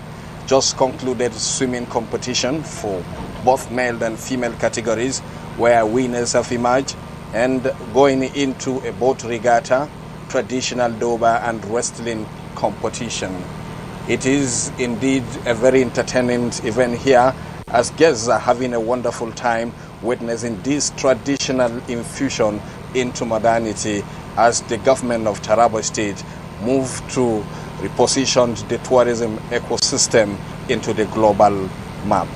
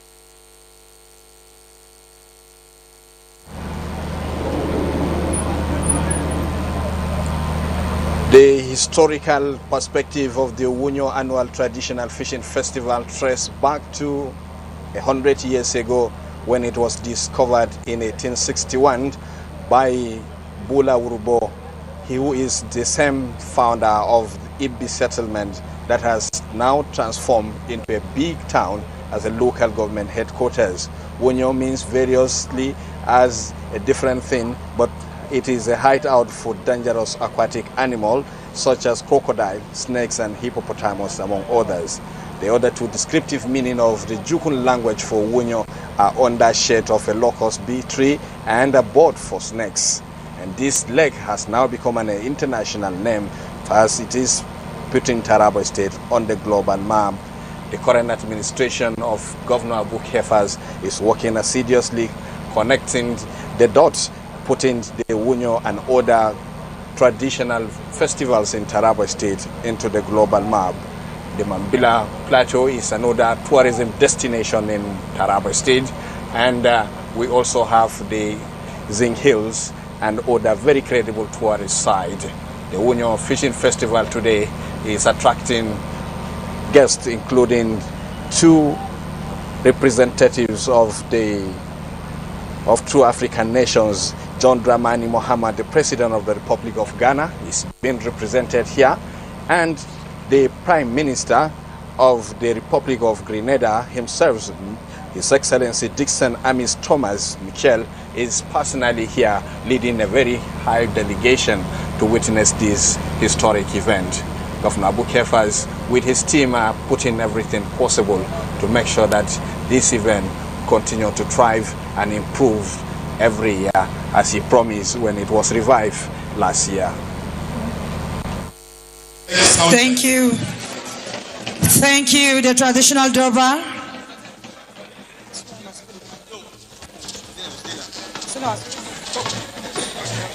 Please, cultural dancers, you are not called yet. Please, cultural dancers, please hold on for now. The traditional Dora, please, this is your time. And of course, we'll be having the wrestling contest. Wrestling contest. The contestants, you get ready. The wrestling contest. Yes, sir. Will be done some other time. Okay. Right now, we have come to the end of the events. We'll call Rua to go down to the water side for water cleansing. Additional water cleansing will take place right now. So, ana kiranka kaje ka tsarkake bakin ruwa saboda an gama wasa cikin ruwa ya kamata a tsarkake shi. In aka gama kuma za mu shiga cikin ainihin abin a rana ta yau. Sarkin ruwa sai da mu domin a kira mai girma mai martaba His Majesty Dr. Ishaku Ada Ali Matake Swing Akuka, Chairman Taraba State Council of Chiefs and Emirs, domin ya zo ya bude wannan wasa gasa ta 26. Ladies and gentlemen, we have just successfully completed the events for today, but right now the water chief is going to carry out some cleansing on the river bank. After the cleansing, he will now invite His Majesty Dr. Ishaku Ada Ali, Mataki Twin Akuka, and Chairman Taraba State Council of Chiefs to declare the Wunyu Annual Traditional Fishing Festival in April 2026 open. Thank you so much. I await the results of the cleansing from Sarkin Rua. I think DJ, you give us a light tune. Thank you. The traditional cleansing of the water is taking place right now. Like we've heard, immediately after that, we are going to be having the declaration of the Wunyu Annual Festival 2026 are opened by our own father, His Majesty, Dr. Ishaku Adali Matakwitsen Akuka of Okari and Chairman, Taraba State Council of Chiefs and Emirs.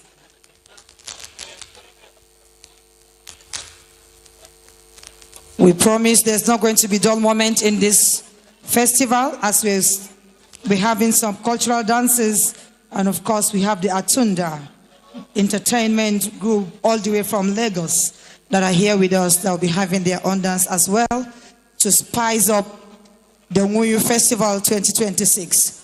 So it's not going to be a dull moment, so whatever you have to do, make sure you're here from now to the end of the Nguyu Festival 2026 because of the exciting moment and the exciting activities we have for you here at the Nguyu Festival 2026. Thank you as we await the cleansing, the traditional cleansing of the water by the chief.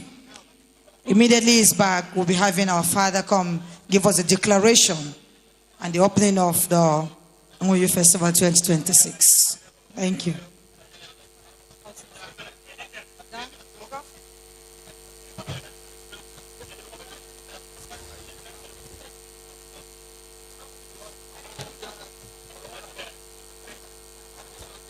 Please, the Honorable Commissioner of Information, your attention is needed here on the podium. Commissioner of Information and Reorientation, please. Barrister Zainab, your attention is needed here. Thank you. Thank you so much. And tradition concerning the cleansing,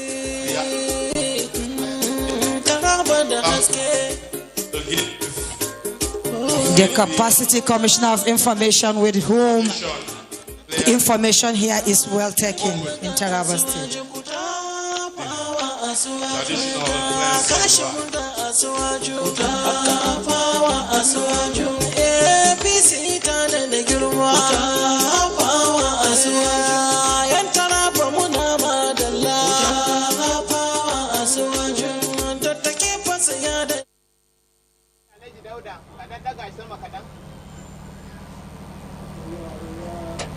The Wunyo traditional fishing festival has a lot of tradition and historical connection, and their kuka, Dr. Ishaku Adali, who is the chairman of the Taraba State Council of Traditional Rulers, is the custodian of this very important event and the royal father of the day. He is now declaring the full contest open so that we will witness the full fishing competition. The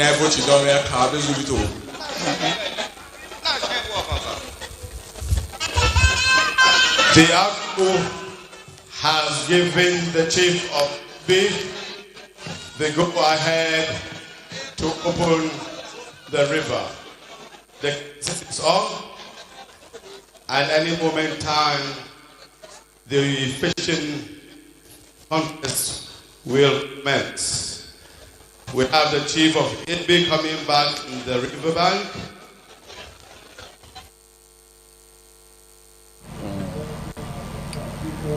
The chief of IB, Abubakar Salihu Dambauro, has now been mandated by the Akuka to move forward and then officially declare the fishing contest open, and it will be coordinated by the chief of IB, who is the host in this event. And like we did mention earlier, it has a lot of historical and cultural connection, and that is why culture is being revived here. And finally, when the contest is going to take place, we have the Sarkindowa, who is in charge of the lake, who would be the person directly coordinating. Cultural dances, just few for the entertainment of this wonderful event. Ladies and gentlemen, Goge dancers, get ready. Before we bring up Goge dancers, we have this group, the entertainment industry of Atunda, all the way from Lagos, in collaboration with the Ministry of Information and Orientation we are having this wonderful event today, and they are here to grace this occasion, not to grace, but to have a display. We have the Ara, Thunder, and Asha, all the way from Lagos City. Please, let's have them give us an entertainment, then go get dancers closes. Thank you so much. Yeah, the cultural dancers will be having Your Excellencies, our distinguished guests. Ladies and gentlemen, please sit tight as we enjoy the display. Thank you. Mawaka daga Lagos ku shigo fili binku. Mawaka daga Lagos daga su sai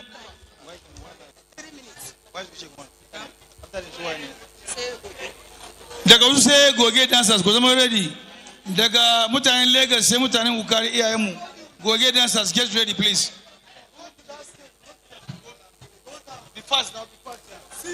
Please, for the want of time. You are announcing different things. It's not in collaboration with Minister of in collaboration with the Minister of Sorry for the misunderstanding, please. Aratonda, we are waiting for you. And Asha, they're in collaboration with the Ministry of Heritage and Ecotourism. Ladies and gentlemen, our distinguished guests. And this is their display. Your time starts now. We have 3 minutes to go. While they go get dancers, get ready. Thank you so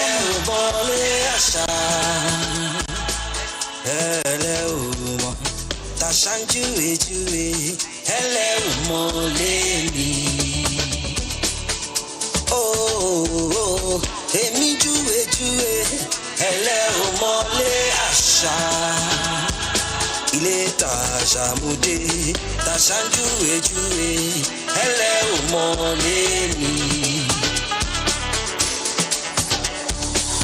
It's a beautiful day, I'm so glad, I'm so happy.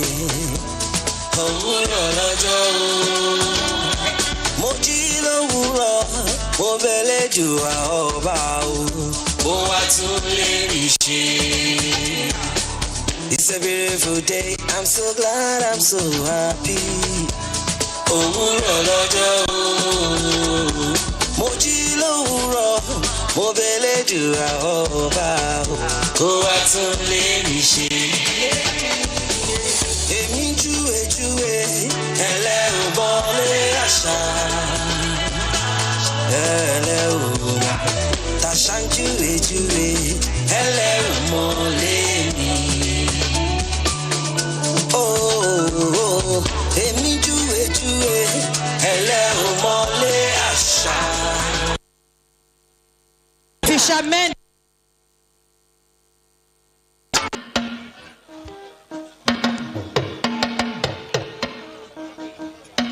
Masu kama kifi mai girma ya ba ku dama a shiga ruwa. Masu kama kifi mai girma ya ba ku dama a shiga ruwa a fawayo. Masu kama kifi a ci gaba da aikin kama kifi. An ba ku dama ku shiga ruwa. Your Excellencies, ladies and gentlemen, if you look at the riverbank now, you will see the canoes of the fishermen on their canoes. Goige, are you ready? Please, you have 3 minutes to do that. Thank you very much. The State Art Council, we are doing this in preparation for the fishing festival. Please, all the fishermen, get ready. This is just to stir you up and to let you know that your time is coming after the dances. Thank you, Art Council, immediately after Goige. Thank you. Where's the microphone, please? All right, the fishing is already going on, as you can see. The fishermen are already on the water, so all we have to do is to watch from here. And of course, we have our judges taking whatever they have to take the results and all.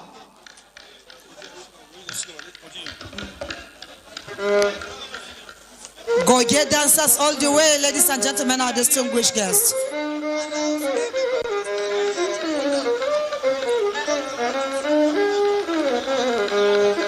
If you are standing well, our guests are not watching what is happening, please give chance. Please, thank you.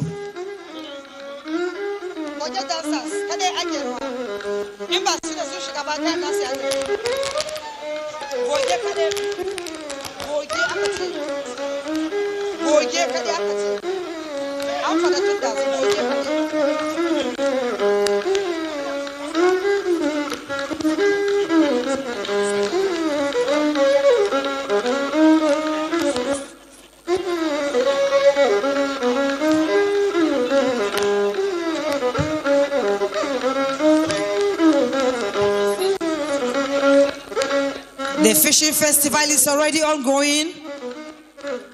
So we are watching from wherever you are. This is the beauty of Wunyu Festival.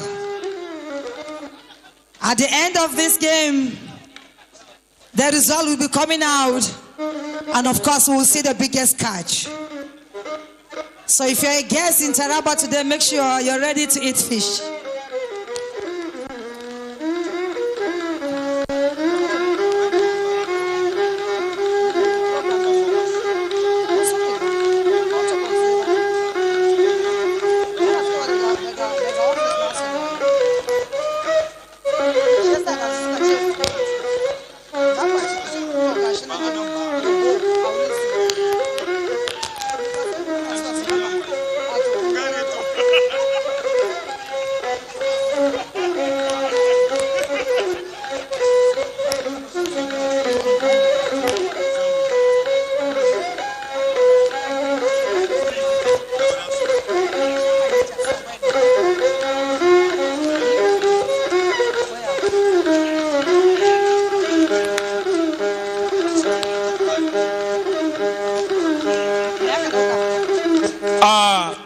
Those people on the stage, please, if you are not part of this committee, do us a favor and go down.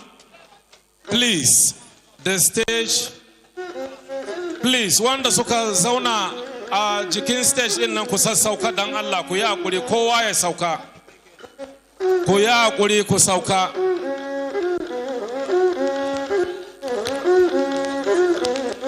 Ku yi hakuri. It's an order, please.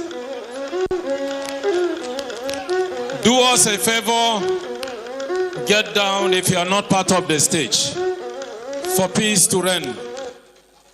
The fishermen are busy now, and I know the noise Linda is making here, she's waiting to get some fish to take it home. By the special grace of God, Ngonyo Fishing Festival is the largest fishing festival in the entire country. Any other fishing festival taking place in Nigeria is not up to the Ngonyo Fishing Festival. If you look at the lake alone, it's far, far better than some lakes in Nigeria. We really appreciate His Excellency, the Executive Governor of Taraba State, for reviving the Ngonyo Fishing Festival. Thanks for the job well done. If not for one reason or the other, His Excellency will have even jumped to the water to get the biggest catch. But I am sure that next year Fishing Festival, His Excellency will make a move to enter the water himself to get the biggest catch. That's beautiful.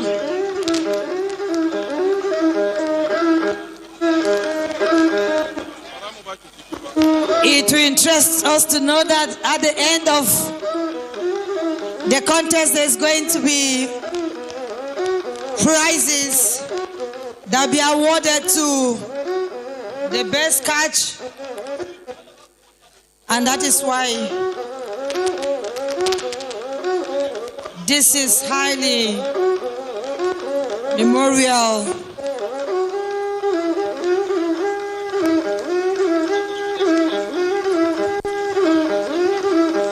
And this is the beauty of Wunyu Festival, because that is the essence of why all of us are gathered here today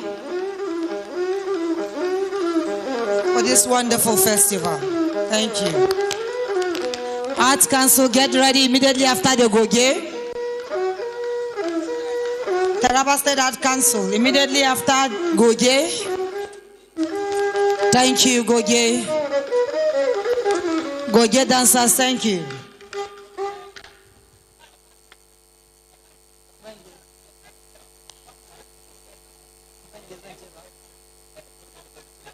Mangeni Babuso. Goje Mongode Muko. Thank you so much. Taraba Art Council. All right, thank you. Mike is with the Goje people. Ask them. Okay. Mr. Kabiru is with the mic. Thank you.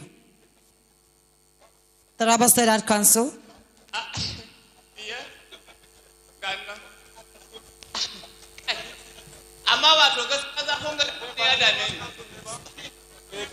Bismillah, kasi wani a bakin wannan sai haba abokina. Salamu alaikum. Wa alaikum salam. Ai abokin sani ba. Na daka wani wujiga. Na ce to ya aka yi baka shirya ba. Ba ka manta ne? ba ina me zan yi nake. Ko ka manta da lewa sauti. Amma ko ka manta ba ka haka mu akan zamu je wasan mun yo he ka je mu ga kowa babu a wurin. Yanzu kuma a daga ran da saka a shugaban yan ƙaryar Najeriya. Haba abokina. Kai ka san duk abin da gwamnati ta ce ku bari yanzu sai an jima. Za ka kaddama to yau abin ya tabbata. Amma kana nufin wai daga sai kake wallahi da yawa na ce ba a maganan nan da muka yi na akan cewar ka san wata lokacin mai girma gwamna da ya tashi sai ya ce ai zai dauko hanya daga bakin asalin babban hanya zuwa bakin kogi da gaske an yi ko kuma dai an kurege ne abokina ka san shi starboy kiransa da ya cika ina gaya maka daga cikin ipi zuwa bakin kogi ina ga ma sai da nayi bacci da ban hanya ta yi kyau Allah kuwa a lalle na yarda wannan ba Allah akwai kwanya akwai nan ka ma san me dalili kunyon bana yace da mutanen da suke America da mutanen da suke ko ina da ko ina kai albishirinka Grenada da Ghana ma suna nan wallahi na ga maka kace ya zama international fishing winyo kai wunyon da ba kibaci yana da banan kaman ba za a yi ba ai wunyon nan bai kamata ana yin a kowace shekara ba in aka yi kowace shekara koran jefe kago mai su mai za ai dole ne in yau a sake sallakewa a yi wata activity da kamin a sake da mune yan wunyi mune iri shin akwai wani musamman yan gari da in za a kuce karuwa da shi ko ai wallahi duk wani shekara mun gode Allah domin su sai da abinci su kuɗi masu su kuɗi masu kama kifi ko yau ba sai ibi zai wuni na da muti duk muna karuwa kaga mutanen da bamu taba gani ba mun ci za mu ga iri zai na gani kaga mun gan su ba mu taba gani ba sai ke ni bai da na fahimci ina ga in za a yi na gaba ina ga Donald Trump ma sai mun in Allah ya da wannan abu ya mun daɗi da izinin Allah saboda al'amar da su gaba idan ya zo kar a bar ma iya gwamnati kan yawa da a ce zan ga kuma da jihar Taraba zan ba mu shawari yadda gwamna ke idin wannan a haɗa wani ba masu kuɗin cikinmu ma'aikatan cikinmu mu samu kuma mu zo a ɗan hotel ne a gina yan wasu gurare ne da ya kamata na hutu wanda zai ɗauki hankalin turawa ƙwarar kuwa tun da bakin kogi ne ka san shi kai da turanci ma Prime Minister da Grenada you are what say Taraba we promise Taraba for you to be an indigene because next year we know we want you to participate so that you come first. Tell me the Prime Minister for this one before the youngest brother and president Ghana kun ga yanzu in da zai samu cin gaba a Taraba in ba mu mara masa baya ba. Mu fa mun ce mu kawai Taraba APC kawai za mu ya Taraba. Me Allah ga ce mu zo mu zo kai zo mana. Wannan mata kai ina kai karunta bai danne ta ba ko ai kafin ma shekaru ka san ina shi oga jinkuta yace ba inda oga zai yi biki shi ma bai zo wurin ba Allah oga mara fa yace ai yanzu aka yi ina gabaki daya murmushi yake saboda duk mutanen da ya ga taf saboda labarin ubana wato tsohon mukaddashin gwamnatin jihar Taraba UTC shi ma zai je gurin to dole ne in je farin kaya mai farin kaya kai ai ina gaya maka wani abu ma he kai da Allah mu shaki sosai kutan yin kai na jin kuta ya zauna da Allah nuna mun shi yawwa ya kamata a nuna konto a nuna konto yawwa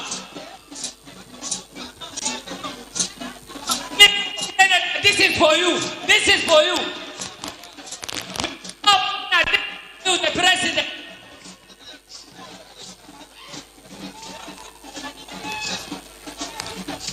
Guy. Babilo ya Garami.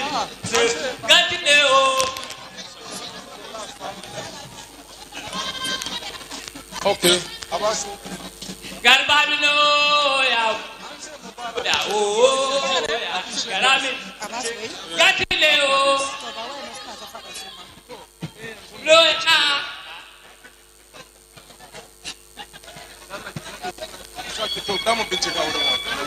This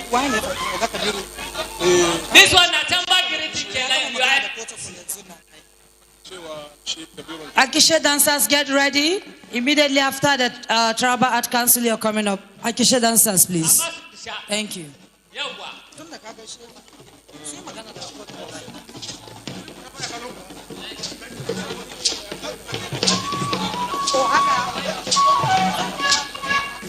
Gashi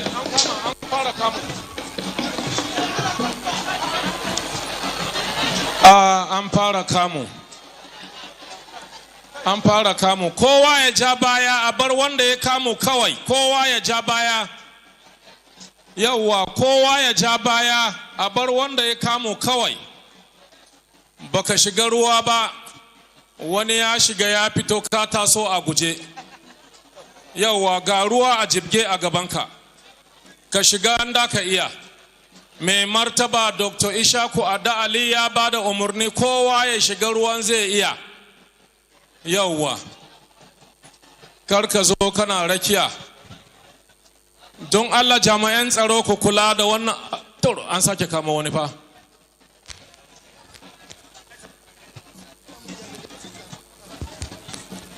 Right about now, the fishermen are coming out with their catches. And of course, there is a scale where the fish will be measured. And of course, the highest number gets home with the prize, the biggest prize. Akisha dancers, thank you. Dan Allah in baka da wani harka a wancan wuri don Allah dan masa ba mu masu aiki a wurin. If you don't have anything doing where they are having the scaling, please give chance. Thank you.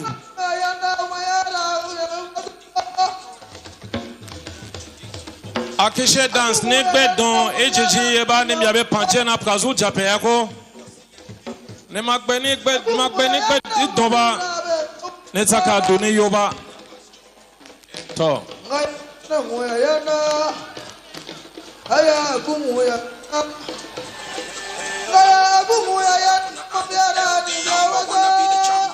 None of them better pose any competition.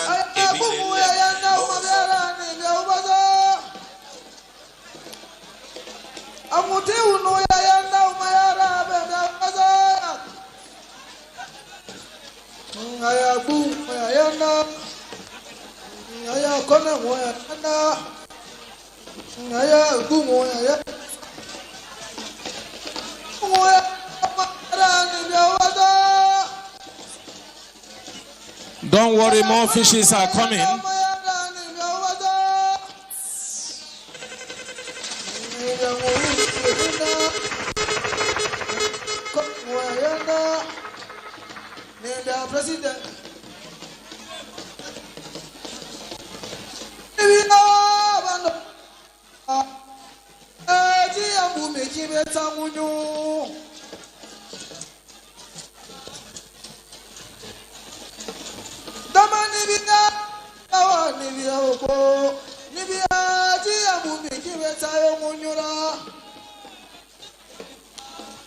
Jama'a an fara kamun manyan kifi sun fara fitowa.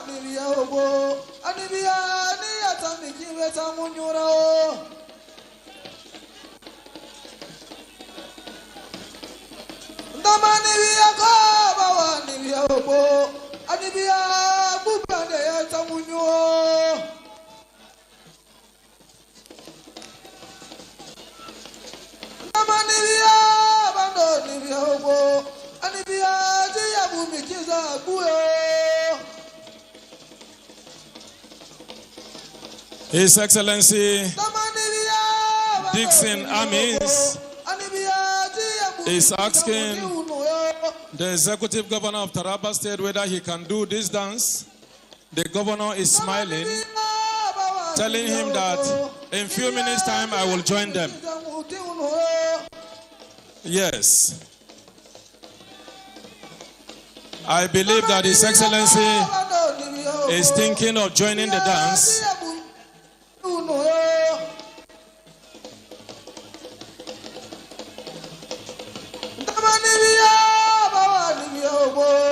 The great grandson of the Bama Royal House, Dr. Agukefas,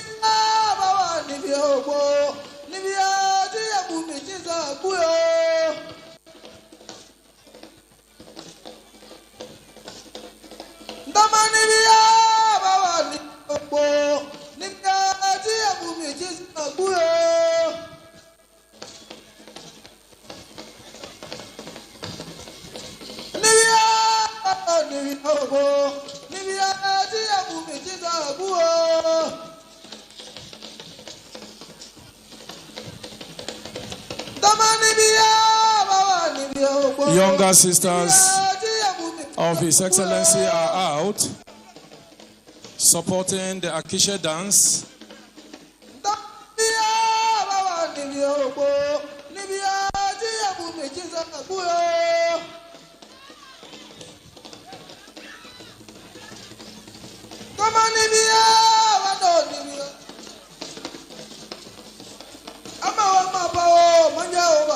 To inaitsane gbaje ayomba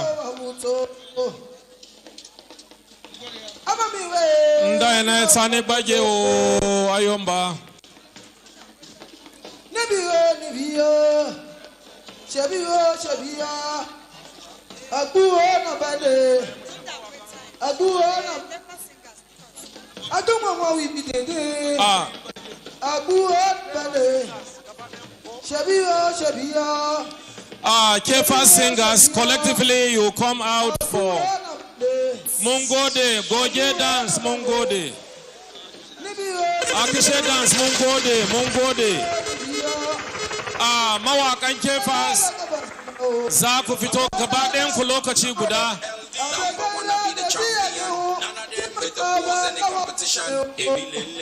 Muna godiya a Akisha dancers ku ya guri. Akisha dancers ya isa mun gode. Masu rawa na gaba Kefa springers Allah, Kefa singers. Tsepa na phone ni gbagba ayomba ni gbagba. Ndani forabare ni gbagba ni Ìbàdàn. Akisha dance ni Ìbàdàn. Tom, Kefa singers Kefa Singers. DJ. Number one, I be the champion. None of them better pose any champion. None of them better pose. Kefa Singers, it's time for you.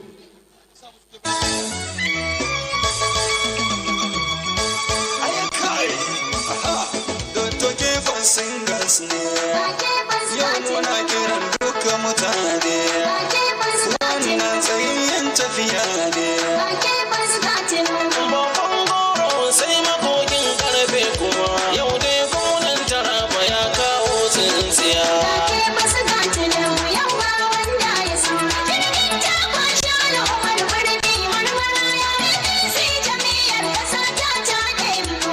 wanda ya dau nauyin wannan wakar injiniya Andur Dame Hamset Beru jirgin ta kwashi al'ummar birni har maraya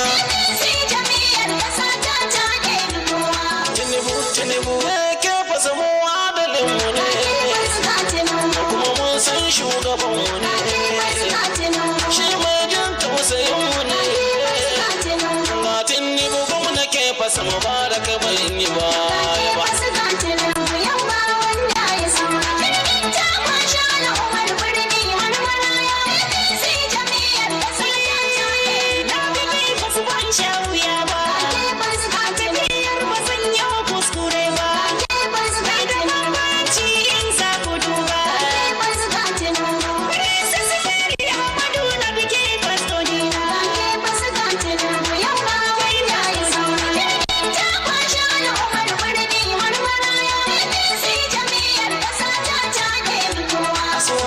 Asuwaju ga dan murhu tukunya yau al'ummar Taraba ma mun yi karuwa Nure na zango na Dr. Kefas mun kwashi kowa amma banda a kwarwa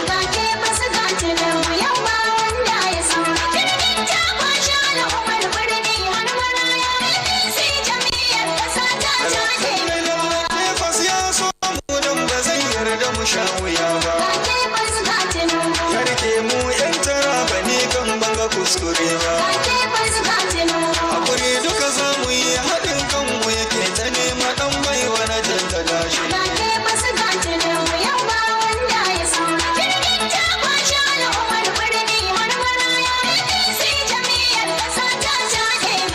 mai kishin al'ummar mu kuma shi ne shugaban mu ko ina yake za a ga mu Kefas ne kai domin ba ya faɗa da kowa.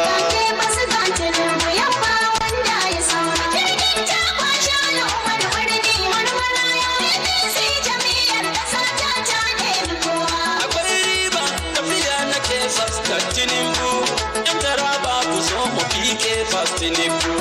Tafiyan haɗin kai suke Kefas Tinubu, DJP na faɗa ga Kefas Tinubu.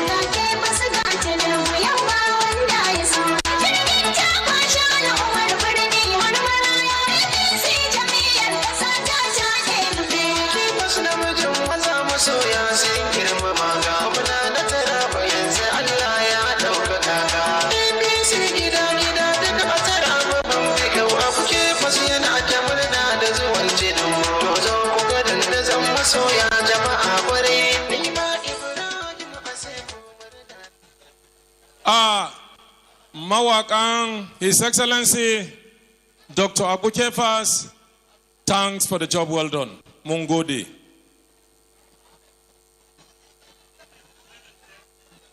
Thank you, thank you, thank you. Our boss will take over.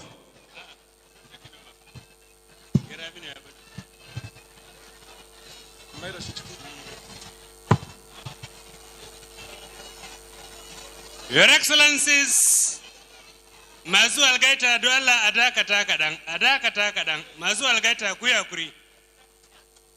Your Excellencies, ladies and gentlemen, I announce the arrival of the chairman of the occasion, General Theophilus Yakubu Danjuma, Grand Commander of the Niger, ably represented by His Excellency Barrister Caleb Muftuang, the Executive Governor of Plateau State. Please, a wonderful round of applause for him.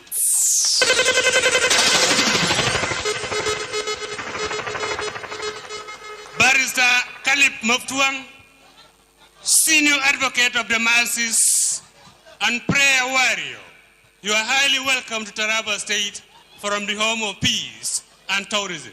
You are welcome, sir. Please, a wonderful round of applause for his arrival.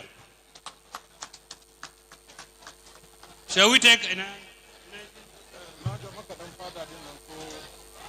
Okay, that's good.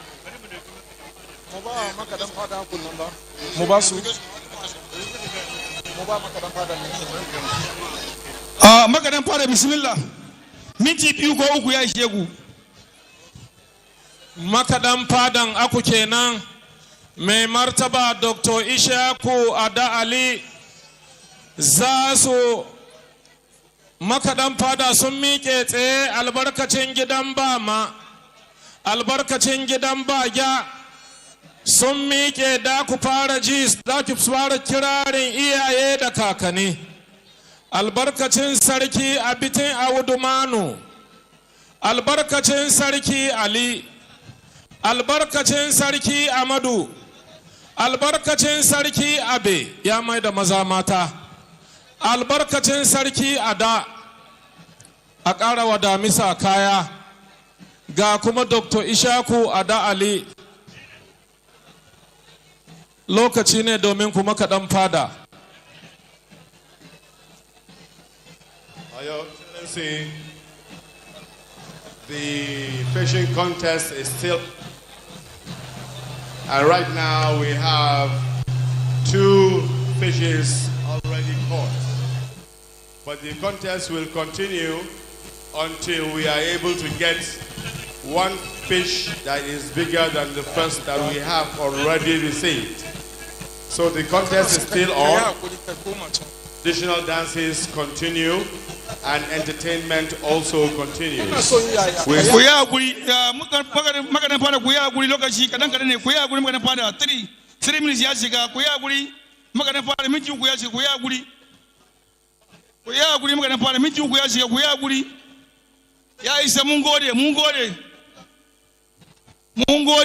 magadan fada mun gode muku sosai minti 3 ya shiga kuya guri.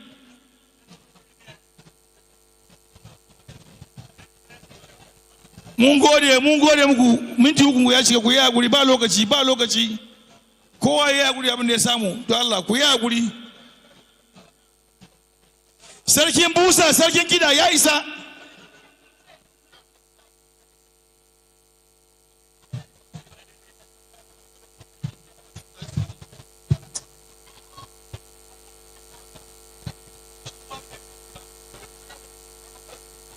Hello.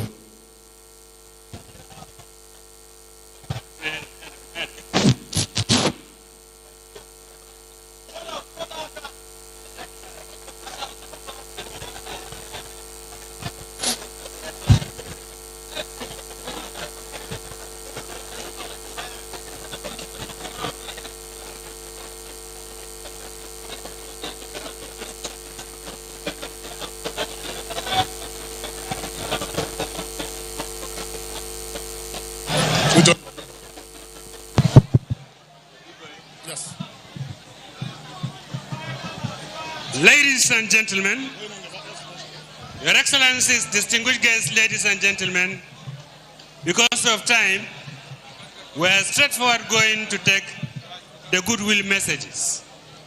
And the first to present is the chairman of the occasion, General Theophilus Yakubu Danjuma, Grand Commander of the Niger, who is ably represented by the Governor of Plateau State, Barrister Kalip Moftuang, Senior Advocate of the Masses and Prayer Warrior, to please come forward for the goodwill messages, sir. Barrister Kalip Moftuang.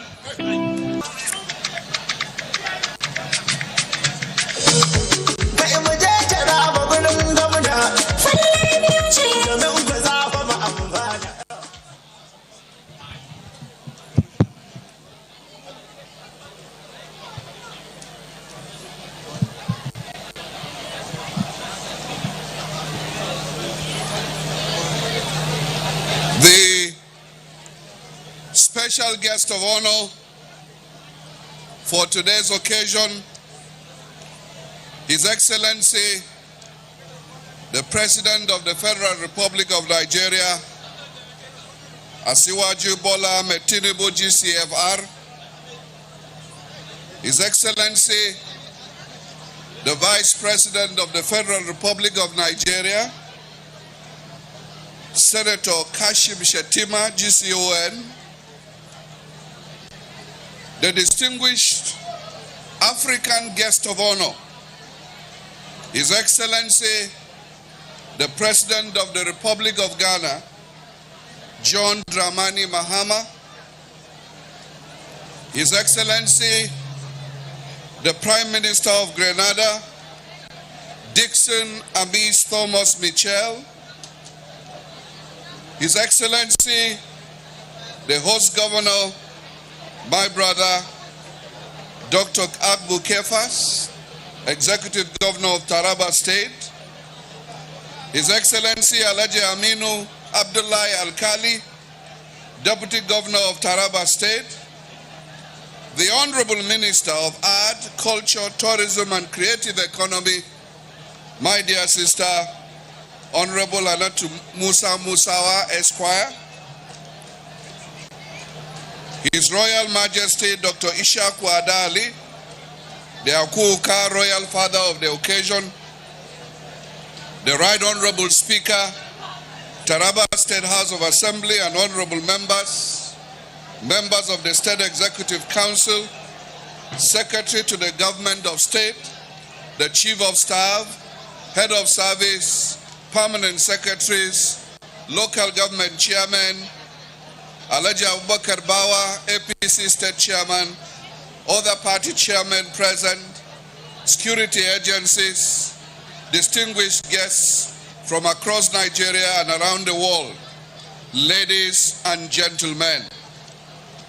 It is today my singular honor and privilege to stand here representing a great son of Taraba State, a great son of Wukari, a great son of Nigeria, an African statesman par excellence, the leader of the Middle Belt of Nigeria, our father, General Theophilus Danjuma. I am highly privileged to stand here on his behalf and in his name. And I also would borrow another cap and also stand here on behalf of the Nigerian Governors Forum in solidarity with our brother, the Executive Governor of Taraba State. Today, we are once again gathered on this historic ground to celebrate the rebirth of a renowned African cultural heritage, the one-year annual traditional fishing festival here in Ibi, Taraba State.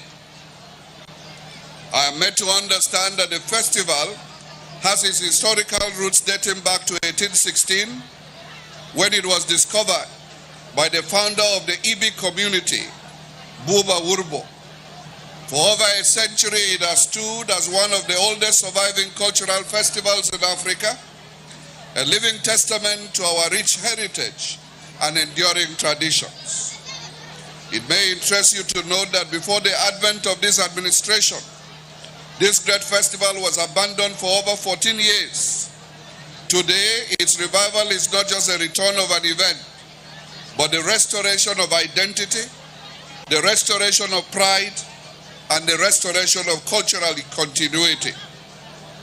The one-year fishing festival is more than a celebration. It is a powerful expression of who we are, a symbol of unity in diversity, and a platform for sustainable economic empowerment for our local communities. His Excellency, Dr. Abu Kefas, the Governor of Taraba State, made a bold commitment to transform the one-year lake into a major cultural tourism hub, not only in Nigeria but across Africa. Today, that vision is becoming a reality. As you can see, development is ongoing. It is therefore my privilege and honor to congratulate His Excellency Governor Agbukefas for this historic feat.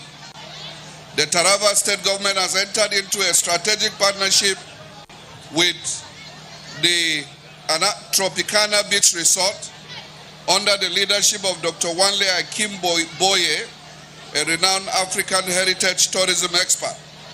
This collaboration aligns with the broader African diaspora vision to reconnect over 1.5 billion of African descent back to the continent through tourism, culture, and heritage. Distinguished ladies and gentlemen, Taraba State proudly stands as the only state in Nigeria with a Ministry of Heritage and Ecotourism. This is a clear reflection of the visionary leadership of His Excellency Dr. Agbukefas and his commitment to preserving our heritage while unlocking the vast tourism potentials of our land. Indeed, Taraba State is positioning itself and Nigeria at large as a gateway for tourism in Africa. In furtherance of this vision, the Taraba State government has mapped and packaged all tourist sites across the state and has conducted digital data capture of all fishermen participating in this festival, which can be accessed on the official website. For generations, Wonyo has been a meeting point of people, stories, and traditions. Long before modern institutions, this festival served as a symbol of communal life, where strength, skill, patience, and resilience are displayed in their purest forms. The art of fishing here goes beyond the catch. It is a ritual. It is a cultural performance. It is a living bridge connecting our past, our present, and our future. Distinguished ladies and gentlemen, I wish to acknowledge and commend the intentional efforts of His Excellency, Governor Agbukefas, in making this vision a reality. I want to congratulate him and his entire team and all the partners that have come together. I therefore want to welcome all of us to this festival, a festival of pride, a festival of identity, a festival of endless possibilities. On behalf of the chairman of this occasion, whom I have the pride and honor to represent, I want to congratulate all the people of Wukari, all the people of Ibi, all the people of Taraba State for bringing this dream back to life. On this note, I personally want to say that the Nigerian Governors Forum will continue to support our brother, the governor of Taraba State, to push this dream beyond possibilities. On behalf of the people of Plateau State, I want to say also that Taraba State is dear to the people of Plateau State, and together, whatever will develop and grow Taraba State, Plateau people will promote it. Therefore, I pray that this enduring relationship between all of us will continue to grow from strength to strength until our people are lifted out of the shackles of poverty into the glorious realms of prosperity. On this note, it is my honor to formally declare this festival open and to wish all of us a successful celebration of history, of pride, of tradition, and of the future. Thank you, and God bless.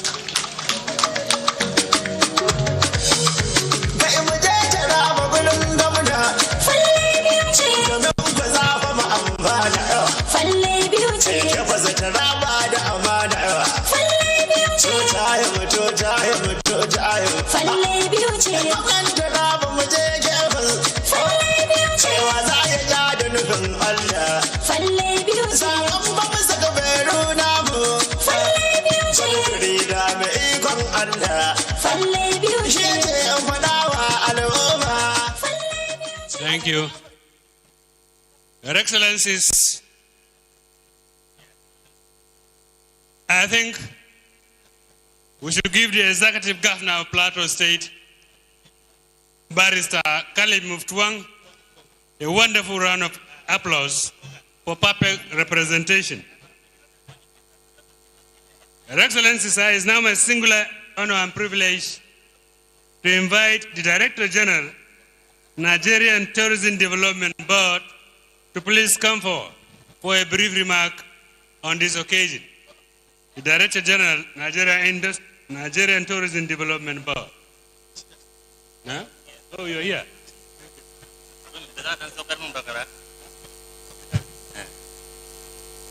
Please permit me to stand on the already established protocol. Speech of the Director General, Nigerian Tourism Development Corporation, Dr. Olayinwola Nuruddin Awakan, at the Unyo Traditional Fashion Festival 2026 at Unyo Lake, EB Local Government, Taraba State.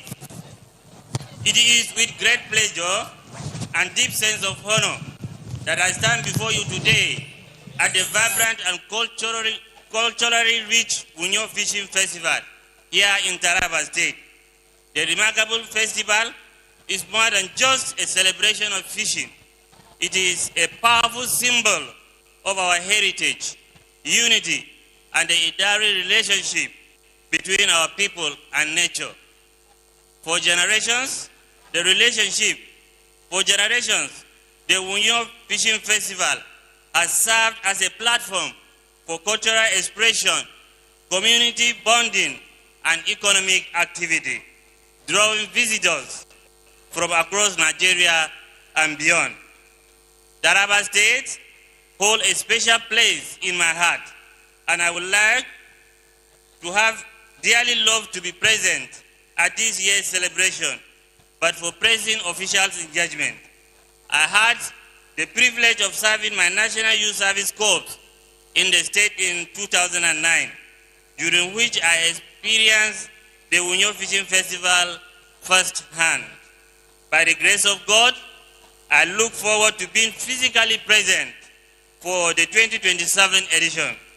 I also wish to request that you involve the Nigerian Tourism Development Authority in your planning stage. On behalf of the Nigerian Tourism Development Authority, I commend the government and people of Taraba State, particularly the host community, for preserving this unique tradition. Your commitment to sustaining this festival reflects the resilience of our culture and the immense potential of tourism as a driver of national development, which is in line with President Tinubu's renewed hope agenda. Tourism remains one of the best, one of the most viable sectors for economic diversification in Nigeria. Events such as this not only showcase our rich cultural heritage, but also create employment opportunities, stimulate local businesses, and promote regional development. From hospitality to transportation, handcrafts, and food vendors, the ripple effect of this festival are both visible and impactful. As an authority, we are committed to supporting initiatives that promote domestic tourism and position Nigeria as a preferred destination on the global tourism map. The Unyo Fishing Festival stands as a shining example of what can be achieved when culture, community, and the creativity come together. However, as we celebrate, we must also be mindful of sustainability, protecting our natural resources, especially our rivers and aquatic life, as it is essential to ensuring generations can continue to enjoy and benefit from this festival. I urge all stakeholders to embrace environmentally responsible practices that will preserve the integrity of this ecosystem.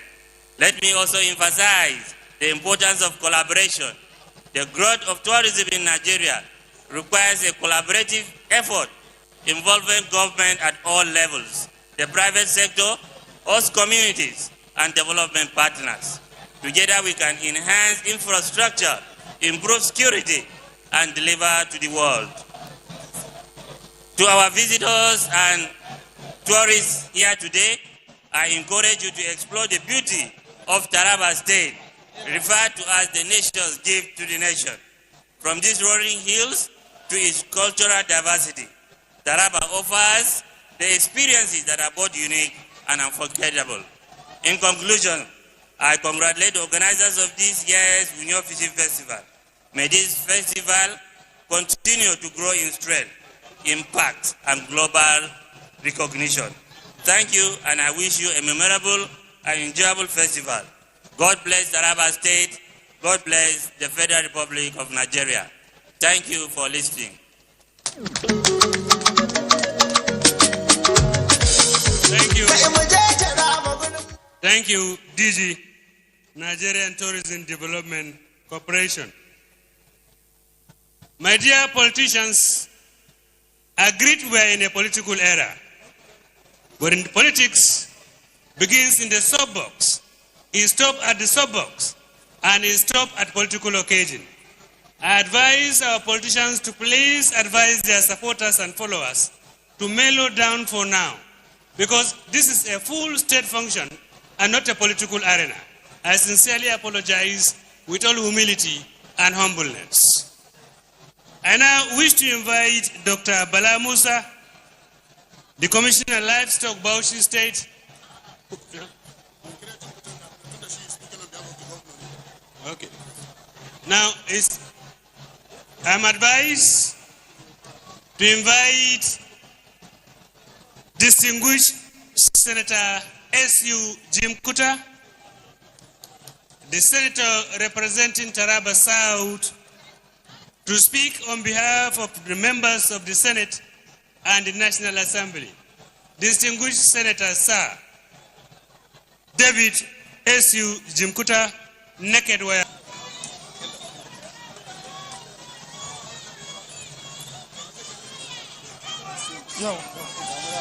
Your Excellency, Commander-in-Chief of the Armed Forces of the Federal Republic of Nigeria, ably represented by the Honorable Minister of Culture and Tourism, Dr. Hannatu Musawa, my sister, the President of Ghana, ably represented by his representative, the Prime Minister of Grenada, you are welcome to our hometown, the Executive Governor of Plateau State, my leader, who represent the chairman of this occasion, General Theophilus Danjuma, my colleague in the National Assembly, the Royal Fathers, Council Chairman, ladies and gentlemen, good afternoon. It is with great pleasure for us, we in the National Assembly and the State Legislature, to witness this great occasion of the Wunyu Fishing Festival. This revived Wunyu Fishing Festival is timely, is very important to our people and to our culture, to preserve our culture that our great-great-grandfather have already left for us. Those are the cultural heritage that left behind for us and was abandoned 14 years ago. But with the coming of our executive governor, revive it. We are very grateful. Not only that, these cultural activities have brought development already to this locality, to Ibi local government. With the infrastructural development you see on your way coming.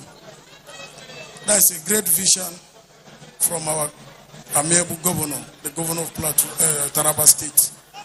Ours in the National Assembly, my colleague here, we are ready to partner and to support the government and the good people of Taraba State to move this cultural heritage forward, and Taraba and Nigeria at large. Taraba will have a lot of tourism potentials, and I'm happy that the governor is investing so much in that aspect. Ladies and gentlemen, on behalf of myself and the members of the National Assembly and the good people of Southern Taraba and Taraba at large, we wish you safe journey back to your various countries and states and home, and we wish to see you again and again. Thank you very much, and God bless us all. Thank you so much, distinguished Senator. Jim Kuta, the naked wire. He has just wired some of the nakedness. Thank you so much, sir, for your wonderful speech and, of course, your blessings on Ngonyo Festival. Thank you so much. Thank you, distinguished Senator.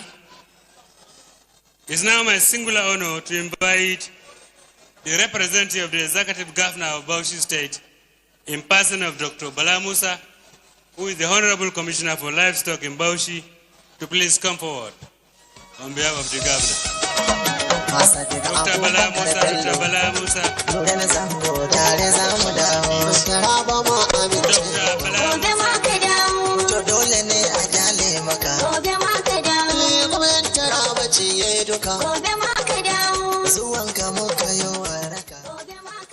Doctor, okay.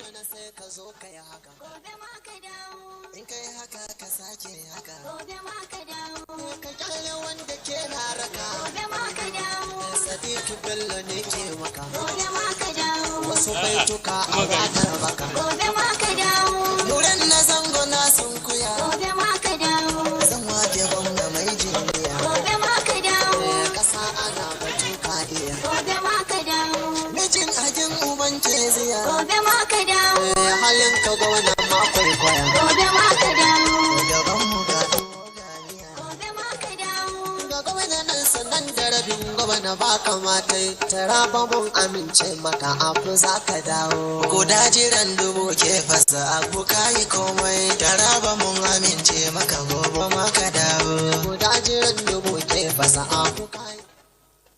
Your Excellency, the President of the Federal Republic of Nigeria,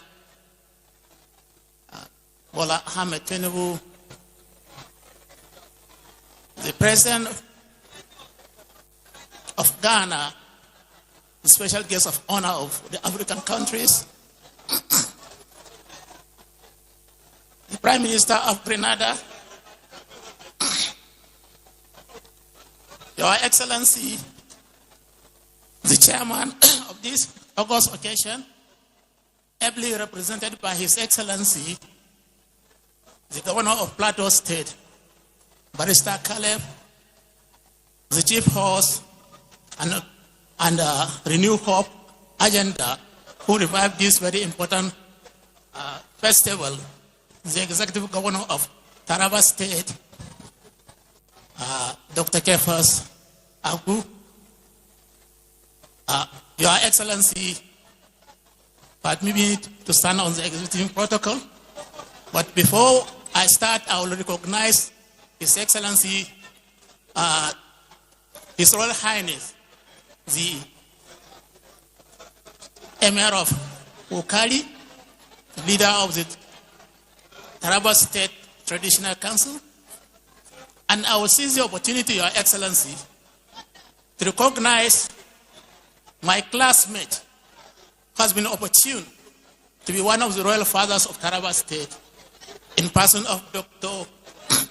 Audu Kabir Baju, the Emir of Gembu, whom we spent 6 years in Abu Zaria, from School of Basic Studies to the Faculty of Veterinary Medicine.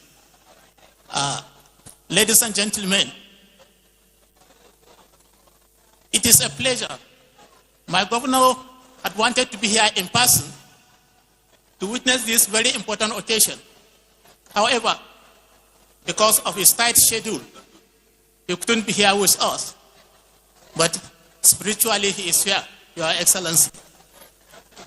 I will therefore seize this opportunity on behalf of my governor, Senator Bala Abdul Qadir Muhammad, Kauran Bauchi, Kauran Daular Usmaniya, to extend his warm greeting to you, Your Excellency, as the governor of Taraba State, and to the good people of Taraba State, and to congratulate you, Your Excellency, for reviving this very important celebration, a cultural celebration that has been in existence for more than a century.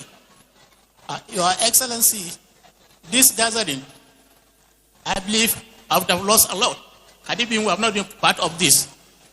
My stay with you, Your Excellency, from yesterday at the Juku News Day to today, the Ngonyo Fishing Festival, I have learned a lot. And I've been able to meet with different people. This is one of the objectives of this gathering, to make connections, to revive history, and to know each other. Your Excellency, you have done a wonderful job. I will therefore congratulate you and call on the people of Taraba State that you have already made a history as far as Taraba State is concerned by reviving this very important festival, which has a very long history. I'm calling on the people of Taraba State that they should give you all the necessary support to guide you, to support you, so that you move Taraba State forward. I was with you yesterday when you are mentioning another very important promise to the youth of Juku, that where they celebrated their youth day yesterday was too small. And you promised them a befitting stadium next year, inshallah. And this is what we really are looking for. Those who can come up with issues that are silent before and that are of very much importance or significance to the life of the people. We thank you very much. On behalf of my governor and the people of Bouchi State, Taraba State, we have been with you right from northeastern state. We are brothers, we are sisters, and we have been together. So we are assuring you of our full support, our full cooperation, and all collaboration. I believe this festival will not be, this festival is just the beginning of it, and we are ready to give you all the support you want from Bouchi State. Your Excellency, with the Minister of Culture, Tourism and Creative Economy, she was in Bouchi State last year during the Economic Summit of Bouchi State. She gave us a very good support. I believe she will give you more, especially with culture and tourism. I will seize the opportunity to request, especially with the governor of Plateau State and you yourself, that we in the Northeast region were endowed with a lot of cultural activities, which if we harness, will benefit a lot. Last year, during the Northeast Trade Fair Complex in Bauchi, we saw a lot from all the state. It is important. It will be of significance to us, and it will make further understanding and collaboration among us to organize at least the Northeast Cultural Festival, at least one in 2 or 3 years. I believe this will give us a better understanding and long-term cooperation between the Northeastern state. At this point, I will express our appreciation for considering us value and worthy of coming to this equation. We congratulate you and the people of Taraba State and wish you success in your further endeavor. We hope next year by this time we are preparing to swear you for your second time in office. I hope Taraba State will not fail us. We'll give you all the necessary correction. Thank you very much. Assalamu alaikum.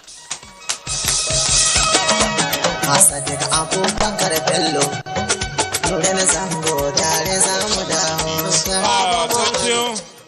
That has been, that was a speech by the representative of His Excellency, the Executive Governor of Bauchi State. Thanks for the job well done.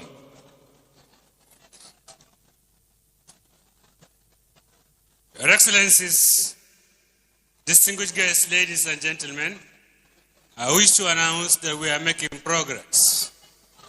It is now my singular honor and privilege to invite His Excellency, the President of the Citadel of Civilization in Africa, the President of Ghana, John Dramani Mahama, who is ably represented by his Minister of Special Initiatives, Kwado Agekun Emmanuel, to please come forward on behalf of his President. Minister.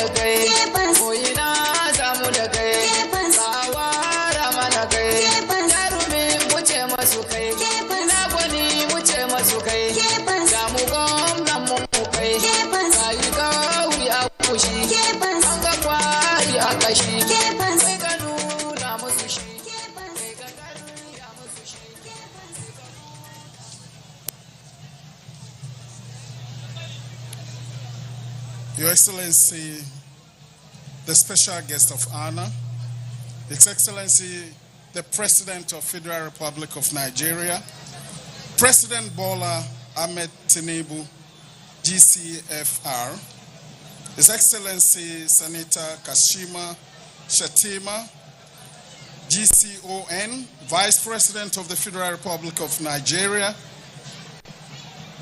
His Excellency Dixon Amis Thomas Mitchell, Prime Minister of Grenada, His Excellency Abu Kefas, the Governor of Taraba State, the visionary leader of this important state. Your Excellency, the Honorable Minister of Art, Culture, Tourism and Creative Economy, Honorable Hanutu Musa Musawa, Esquire. All protocol observed. It is a great honor to represent His Excellency John Dramani Mahama and the people of the Republic of Ghana on this Nwanyo annual traditional fishing festival.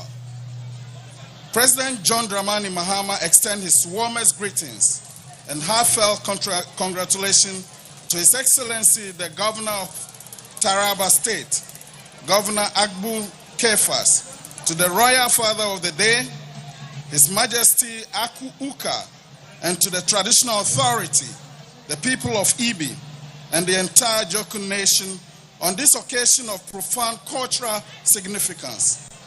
Also, I extend to the federal government of Nigeria our solidarity and best wishes.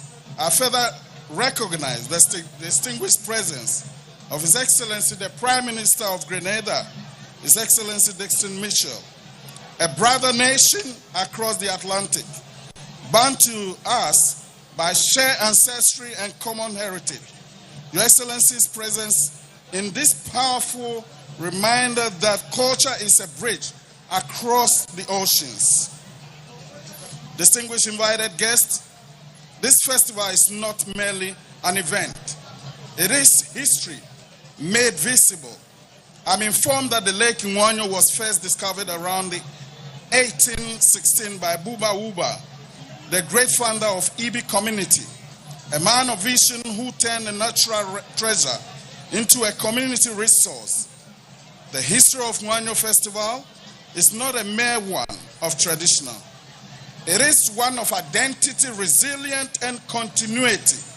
From its origin in the early 19th century through period of silence to its revival under the leadership of Governor Kefas, this festival stands today as a powerful symbol of cultural renewal.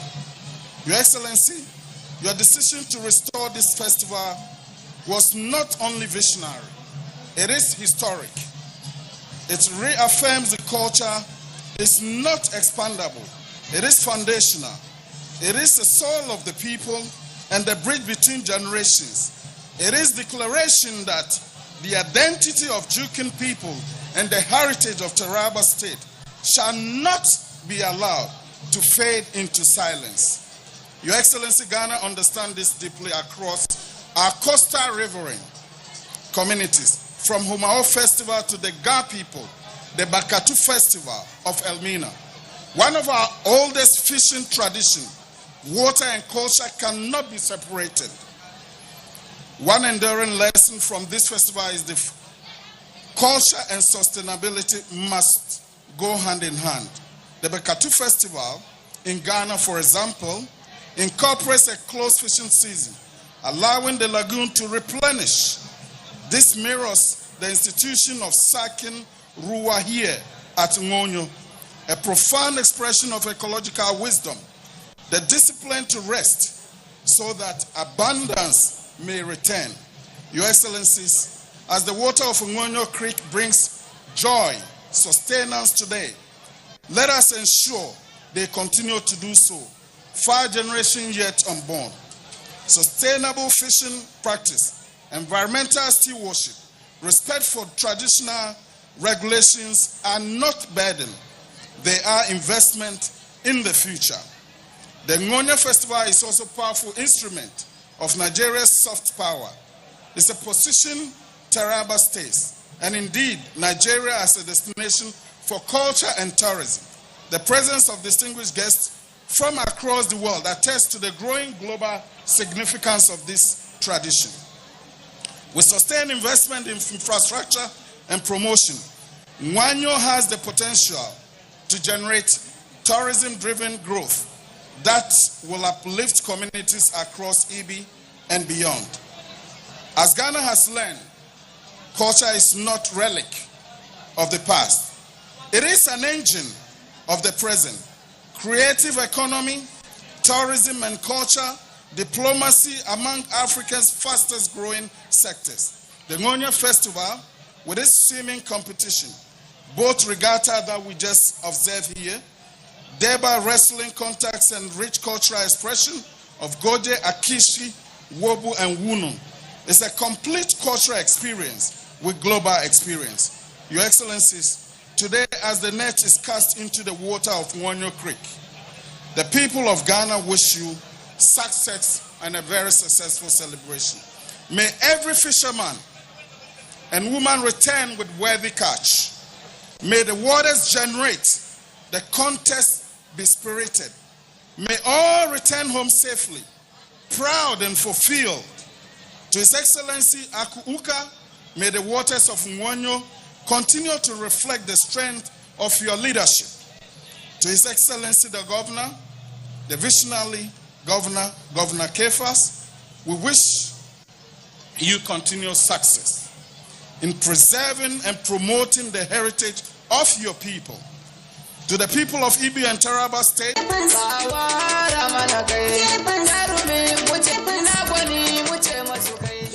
thank you so much, the representative of His Excellency, the President of Ghana. Thank you for your wonderful and warm speech to us. Our regards back to Ghana. Please, for those that are still with their fishes, wherever you are, please, as you're catching, try and be bringing them for the result to be taken any moment from now, please. Masuka makifi, ayi kokari a hauro da kifi, ana kokari a samu result domin a samu a bada prize da za a bayar kami a tashi.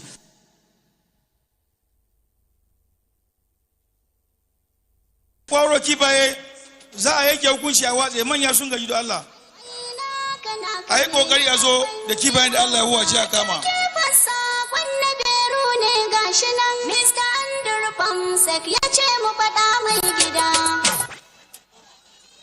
Thank you, Honorable Minister of Special Initiatives, Federal Republic of Ghana, Kwado Agiekun Emmanuel, who represented his President, John Dramani Mahama.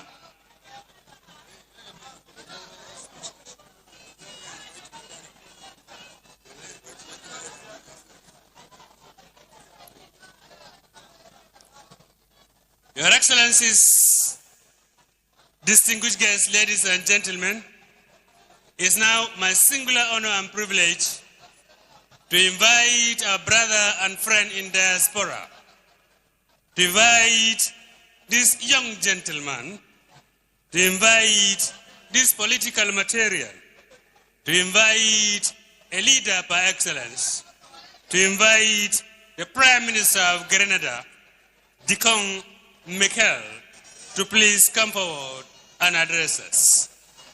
Prime Minister of Grenada, please a wonderful round of applause to the gentleman.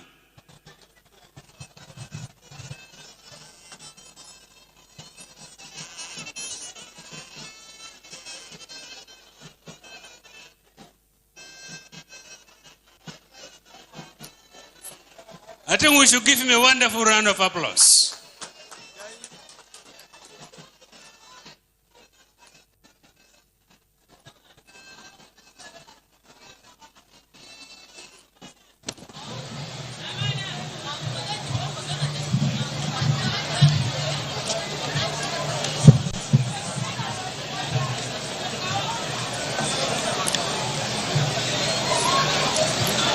The special guest of honor, His Excellency President Bola Ahmed Tinubu, GCFR.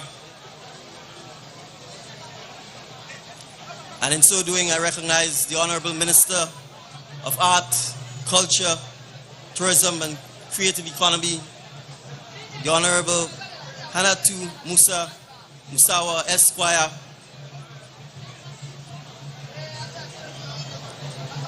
His Excellency John Dramani Mahama, President of the Republic of Ghana, the distinguished African guests of honor,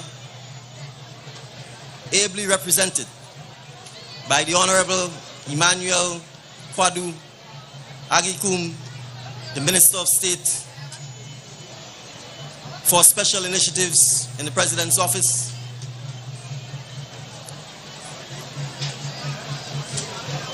General Theophilus Yakubu Danjuma, Chairman of the occasion, and so ably represented by Governor of Plateau State, a wonderful, amazing host, my brother, His Excellency, the Executive Governor of Taraba State, all distinguished ladies and gentlemen. It is my singular honor to bring you greetings from the people and government of Grenada across the Atlantic as part of Africa's diaspora, as we all gather here at this wonderful location to celebrate this amazing cultural phenomena that is taking place before us. I start by offering warm congratulations to His Excellency the Governor for reviving this festival and ensuring that a festival that has endured for over 100 years is given renewed vigor, renewed vitality, and can showcase to the state of Taraba, to the state of Nigeria, to the African continent and the African diaspora, the amazing culture, the passion, the togetherness that is this festival. And so when His Excellency invited me to attend, it is without hesitation that I said to him, I will be humbled and honored to be here today. And humbled and honored indeed I am, because the amazing display of togetherness, the amazing display of the friendly rivalry in the regatta, the swimming, the fish competition, demonstrates the passion and the keen competition that you, the people of Taraba State, have for this festival. The presence of the Honorable Minister for Art, Culture, Tourism and the Creative Economy demonstrates the significant importance that the federal government of Nigeria attaches to the culture of Nigeria. As the most populous state in Africa, and therefore, by extension, the leading nation for African people and its diaspora, our culture, our identity, our traditions are what make us unique, are what makes us clearly identifiable wherever we go, whether it be on the continent or in the diaspora. And so my presence here is to reignite and to continue to strengthen the bonds between the Caribbean, which has been declared as the sixth region of Africa, not only at a political or a diplomatic level. 6 groups of cultural ambassadors from Taraba State will travel to Grenada as we mark and celebrate African Liberation Day in May of 2026. This initiative is a concrete example of the collaboration between the state of Taraba and the state of Grenada. And it is important that we do so first at a people-to-people level and at a cultural level. Because once the bonds of our culture, once the bonds of our friendship and fraternity are established, no ocean can separate it or break it. No imperialism can separate it or break it. And so I assure you, as a descendant of Africans who were forcibly taken across the ocean, the presence here today to celebrate an activity that takes place on water is not only deeply symbolic, it is also deeply personal, because we see the water as that uniting bond that ensures that we are intentional in recreating not a passage of horrors, but a passage of joy, of unity, of strength that allows us to celebrate the culture that was forcibly ripped apart from us in the diaspora, but which we today intentionally embrace, celebrate, and are sharing with you. In Grenada, we appreciate and understand the importance of tourism, and in particular cultural tourism. Tourism is in fact the single biggest contributor to Grenada's gross domestic product. And therefore the fact that your governor has chosen to deliberately pursue economic development that prioritizes the development of tourism and cultural tourism is something that we have deep affinity with, and we are confident that we can continue to share our lessons together to ensure our mutual success and development in this area. And so, ladies and gentlemen, distinguished excellencies, it is with immense joy that I bring you fraternal greetings. It is with immense joy that I wish the continued success and development of this amazing festival, so that it could continue spreading in years to come to occupy the length and breadth of this amazing lake, so that more of our brothers and sisters in the diaspora and on the continent can come here to celebrate with you your amazing culture, your amazing food, your keen passion, and the incredible traditions that you have kept alive for today and for the next generations of Africans and Africans in the diaspora to celebrate and be part of. And so in closing, I again congratulate the governor and the extensive committees who have made this festival the amazing success that it is today. And I assure you that this will not be my final visit to Taraba State. It is my second time, and I look forward to seeing you in the not too distant future. Congratulations on this amazing accomplishment. Thank you very much, ladies and gentlemen.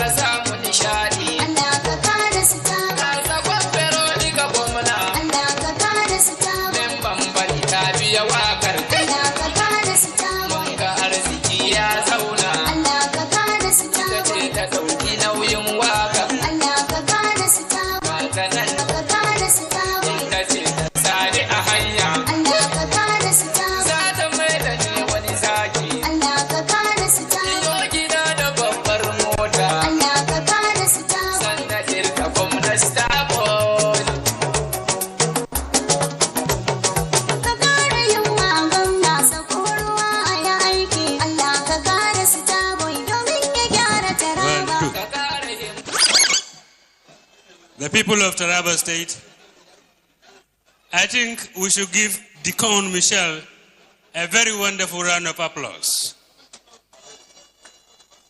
Congratulations, Mr. Prime Minister, and I think the governor, the government, and the people of Taraba State are also happy about your offer of this cultural ambassadorial visit, and glory be to God.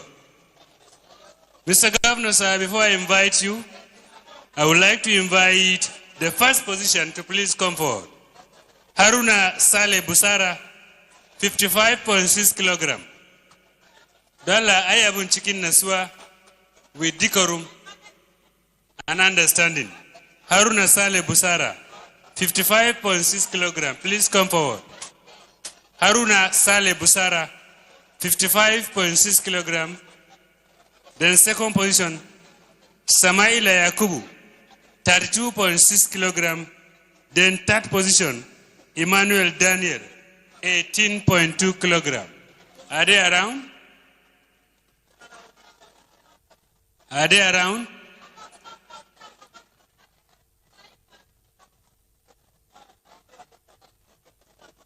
Haruna Saleh Busara.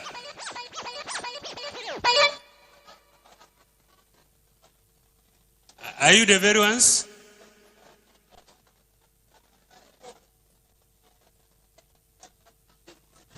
Your Excellency,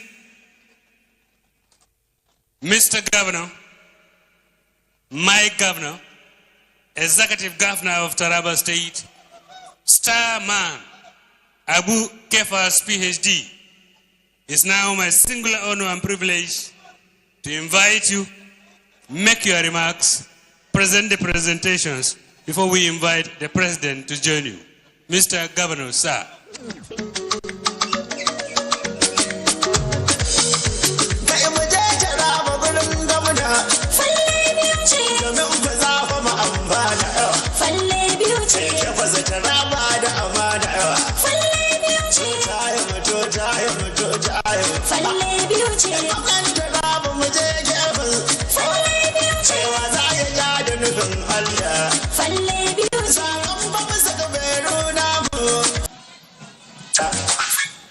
Thank you very much.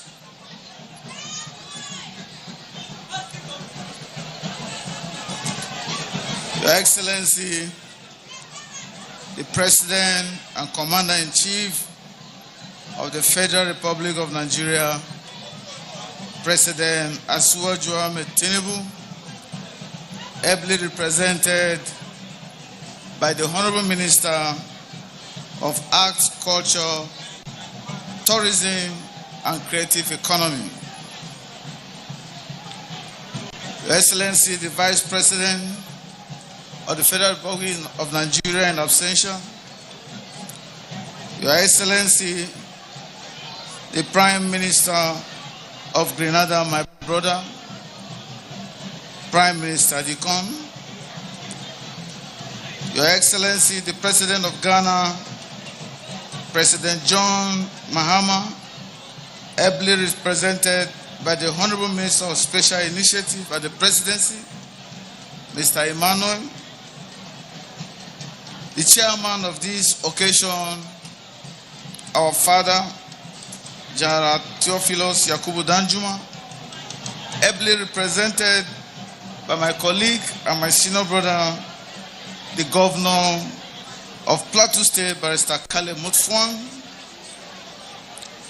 the representative of the Governor of Bouchi State, Governor Bala Mohammed, represented by Commissioner for Livestock Development, Dr. Bala Musa,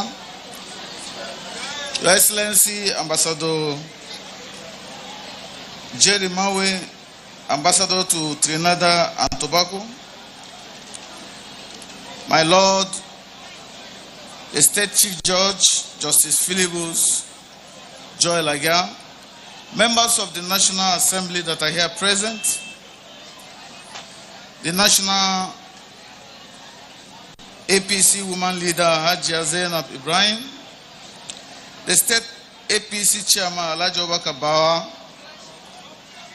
the Deputy Speaker Honorable Hamadam Abolkonu, and all members of Taraba House of Assembly that are here present, Honorable Commissioners and members of Taraba State Executive Council, the Secretary to the Government of Taraba State, Chief G.T. Katabs, the Chief of Staff, Dr. J.G. Williams, Head of Service, Dr. Ahmed Kara, Deputy Chief of Staff, Architect Mohammed Alamin, Special Advisors that are here present and Special Assistants, Chairmen of Local Government that are here, Chairman of Board and Parastatals permanent secretaries here, head of security agencies that are here. Thank you especially for keeping this place safe. Your Royal Majesty, the Akuka, Chairman, Traditional Council of Chiefs, and Chairman of the Organizing Committee for this 2026 Monyo International Fishing Festival. Your Royal Highness, the Chief of Mambila, Dr. Shehu Audubaju. Your Royal Highness, Garadonga, Ambassador Samvala Shimbra Vazwa. Your Royal Highness, Lamdo Gashaka Laji Zuberu Hamagado. Your Royal Highness, Pantizing Alaji Suleiman Ibrahim Sambo. Your Royal Highness, Chief of Takum, Barrister Sophia Madu. Your Royal Highness, the Chief of Ibi. Your Royal Highness, the Muru Mbula.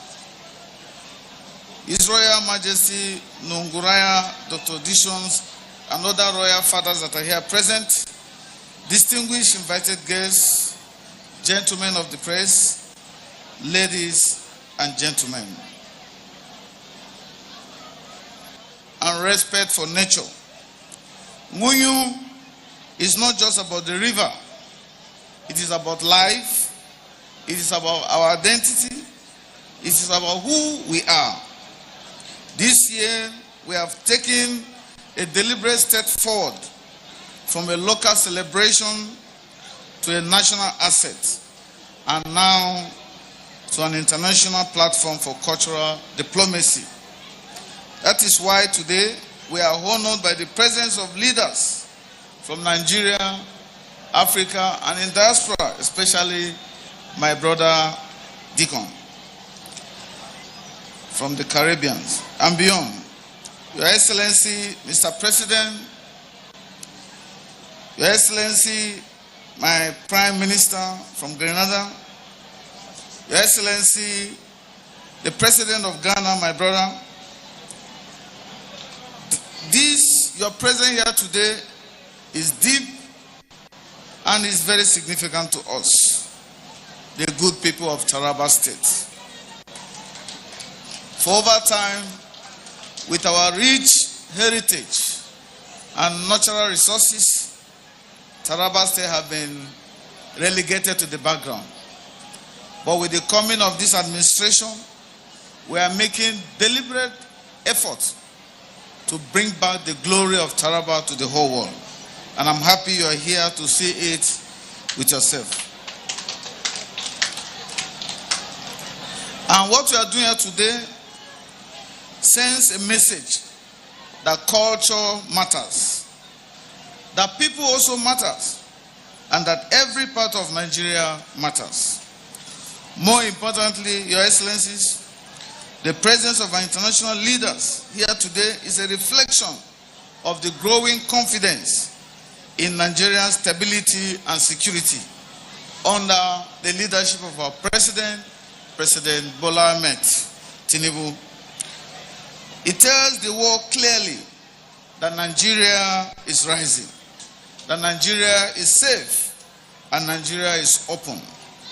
Let me say this clearly. Taraba State is peaceful.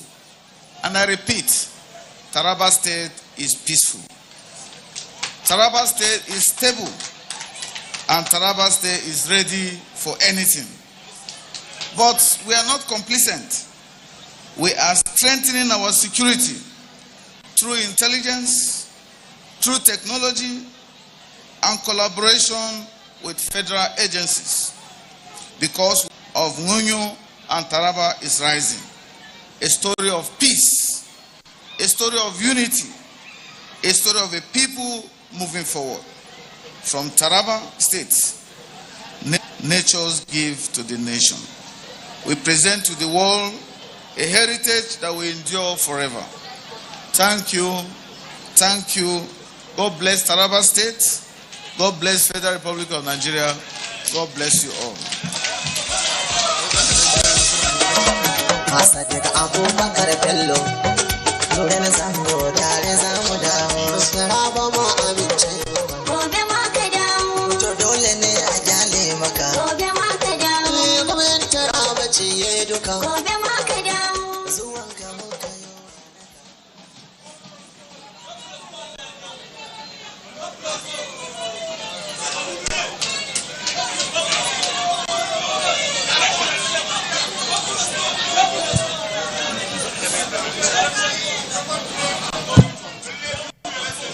Thank you, Mr. Governor.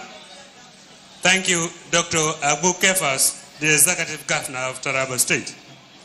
It's now my singular honor and privilege, Your Excellency, to invite the #1 citizen of our fatherland, the Nigerian nation, President, Commander-in-Chief of the Armed Forces of Nigeria, distinguished Senator Bola Ahmed Tinubu, ably represented by the Honorable Minister of Culture and Creative Economy, Hannatu Musawa, to please come forward and join you for our remarks and presentation of the award, sir.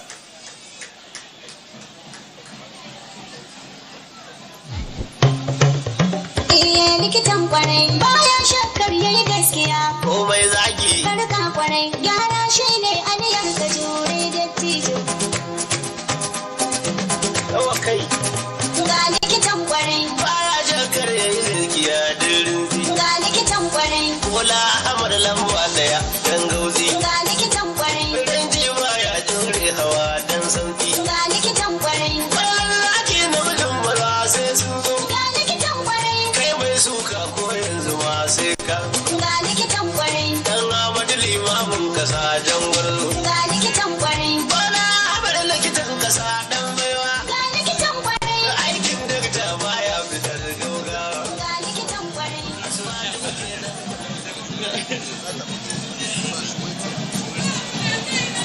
Good evening, everyone. His Excellency Dr. John Dramani Mahama, the President of the Republic of Ghana, distinguished African guest of honor, ably represented by the Honorable Minister. His Excellency, Dr. Dixon Amis Thomas Michel, the Prime Minister of Grenada, one of the most beautiful islands the world has ever seen. His Excellency, Dr. Abu Kefas, the visionary leader and the governor of Taraba State. My dear brother, and a man, if he didn't know, behind his back, when people try to articulate about his character, they always say that he is a gentleman and extremely kind. His Excellency Alhaji Aminu Abdullahi Al-Ali, the Deputy Governor of Taraba State, General Theophilus Yakubu Danjuma, the Chairman of the occasion, ably represented by another visionary leader, His Excellency Dr. Barrister Caleb Mutwang, the Governor of Plateau State, one of the most beautiful states in the world. His Royal Majesty Dr. Ishaku Ada Ali Aku Uka, the Royal Father of the occasion, the Right Honourable Speaker of the Taraba State House of Assembly, and the Honourable members of the State Executive Council, the Secretary of the Government of the State, the Chief of Staff, the Head of Service, Permanent Secretaries, Local Government Chairman, Secretary of Security Agencies, and a wonderful, intricate protocol was earlier on established. May I pray and beg for your indulgence to diligently adopt that protocol. It is with great honor that I stand before you today representing His Excellency President Bola Ahmed Tinubu, the President of the Federal Republic of Nigeria, cultural gathering, the Nwanyo Fishing Festival here in Ibi in the beautiful Taraba State. For decades, this festival has stood as a powerful symbol of unity, resilience, and cultural continuity. Rooted in the rich traditions of the Ibi people, it has grown into one of the oldest and most celebrated fishing festivals in Africa. It has drawn communities together in a shared expression of identity and pride.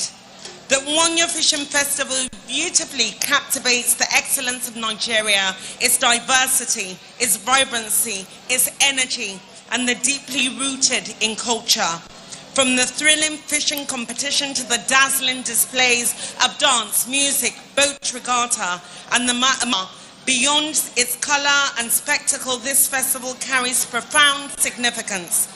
It has certainly grown into a platform for community cohesion, bringing together people from different backgrounds in a spirit of humanity and shared purpose. It has become a driver of economic opportunity, creating livelihoods for local communities through tourism and the vision of His Excellency, the Governor of Taraba State, goes hand in hand with the mission and the vision of His Excellency Bola Ahmed Tinubu, where they see a future for the young generation where we can diversify. That diversity taps into tourism, the tourism assets, the cultural assets that we have, so that we can have an economic expansion and create jobs for the young people of Nigeria. This really does align with the strong vision of the federal government under the Renewed Hope agenda. At the Ministry of Art, Culture, Tourism and the Creative Economy, we are committed to reposition festivals like this as global tourism destinations like the Argungu Fishing Festival, and already His Excellency, the Governor of Taraba State, has already done the work for us. Now it is time for the federal government to come in to do that essential handshake whereby we can open up the possibilities that will come with this festival. At the ministry, we envision a Nigeria where festivals are not just expressions of culture, but economic drivers. Subsequently, we are currently making efforts for this festival to be officially, listen ladies and gentlemen, to be officially recognized by UNESCO as an intangible cultural heritage for humanity, so that the whole world could know what it means to come to an Nwango Fishing Festival. We will be working with experts from UNESCO World Heritage, volunteers that are already conducting mapping exercises to include it in the indicative and tentative UNESCO World Heritage List. The ministry shall also work closely with the state government towards ensuring that this festival continues to shine as the symbol of cultural pride, continuity and tourism haven. I am glad to express that tomorrow the federal government will be signing an MOU with the Taraba State government, whereby we have a partnership, we have a collaboration in the vision of our two leaders that will open up the real estate abound within this great industry. Let me use this opportunity also to introduce the Technical Vocational Education and Training TVET program that we have just launched. The ministry is currently collaborating with the Federal Ministry of Education towards equipping young people with practical skills for employment and entrepreneurship, and this is something that we'll be covering in the MOU that we'll be signing tomorrow. The program seeks to expand opportunities in the creative and cultural industries. It creates training in ICT, creative media, fashion, cosmetology, tourism, catering, leatherworks, among others. And Taraba should really feel the energy that is going to come from this great program. At this juncture, I must commend His Excellency, my dear brother, the kind Dr. Agbu Kepas, the Executive Governor of Taraba State, for your purposeful leadership and the unwavering belief in the power of culture. Thank you for reviving and ensuring that continuity of this great festival. Thank you, world. And I want to also thank our dear guests, Ghana. Ghana is our Siamese twin. Ghana and Nigeria are Siamese twins. So thank you for coming. And of course, the Prime Minister of Grenada. My President Bola Ahmed Tinubu said when the colonial masters came and he took our ancestors away from Africa, he did not separate us. What they did was they extended and expanded Africa. We have got to be deliberate and very intentional now that the world is evolving into a different conversation whereby Africa has to take its power back. And the only way we can do that is by collaboration and by partnership. And the greatest asset that we can use is our culture, our Republic of Nigeria. President Bola Ahmed Tinubu. I congratulate the great people of Taraba State. I congratulate the great and kind governor of Taraba State and all the participants of this year's festival. I thank you. God bless you. God bless Taraba State. God bless the Federal Republic of Nigeria. Thank you. Thank you, Your Excellency, Mr. President. Thank you, Honorable Minister. Please hold on. My dear people of Taraba State, I think we should give Hannatu Musawa, who represented the president, 55.6 kilogram, going home with 10 million naira. Thank you very much. Second position, Samaila Yakubu. He is also going home, Your Excellency, Madam Minister, sir, with the sum of 3 million naira, which is 32.6 kilograms.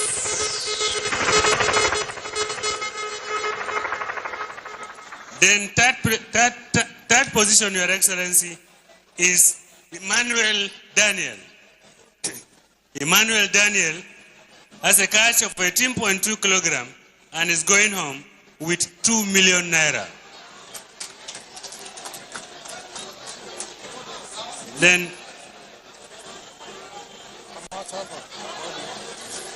Your Excellency, now presentation of awards which will be given to you for presentation, for honor presentation to the President.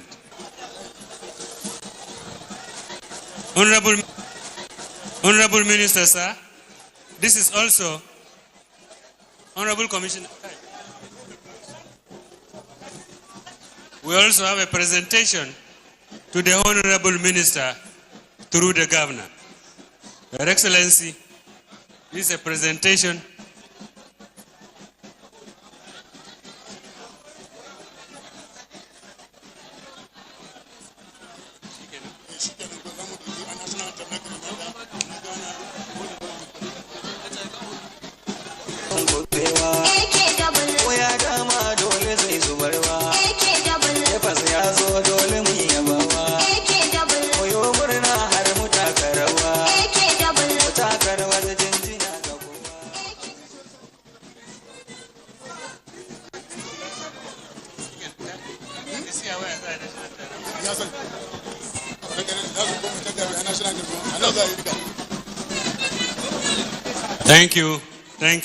Thank you. Your Excellency, I wish to announce that we have successfully come to the end of this grand occasion. Shall we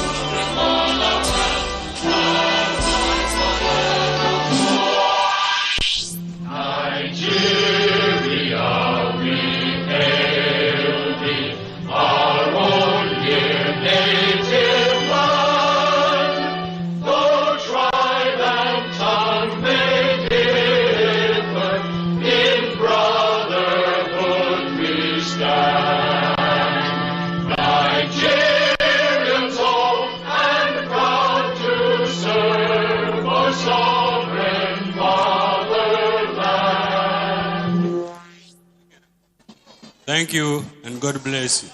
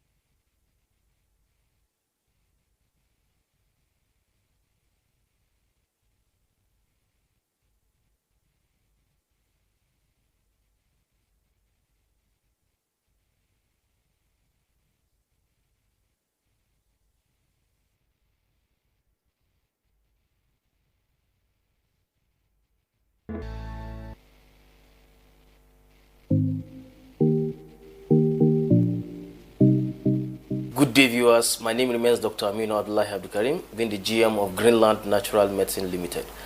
Greenland Natural Medicine is a center for alternative therapy, and we also give you the health talk on health-related issues virtually every day or weekly. Diabetes is a serious health challenge. Diabetes can give you different types of symptoms, which you can also attribute it to so many kind of ailments. But diabetes is broad. We have different types of diabetes. We have the diabetes mellitus, which is the type 1. We have the type 2, and so on. Diabetes is all about glucose level. Yes, it's talking about what we call sugar. Let me put it in that way you understand. It's talking about your sugar level in the body system. In a situation where your sugar level shoots up, it's called a serious issue, which we call diabetes.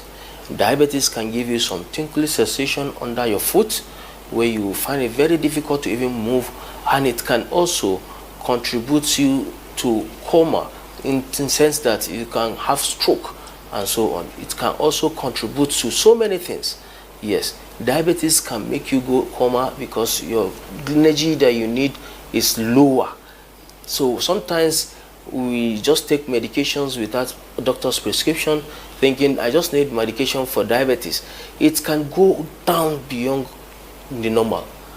When it goes down beyond normal, it can also contribute a lot.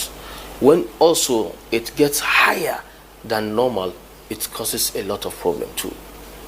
Please, if you have anything that has to do with diabetes, or you have this ailment called diabetes, it's a serious health challenge. Don't keep mute.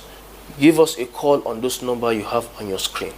We assure you we have a very good research from different parts of the world that will help you to make your pancreas functions well, and also the function of the insulin will come in and make sure you have a normalized level of glucose in your body system.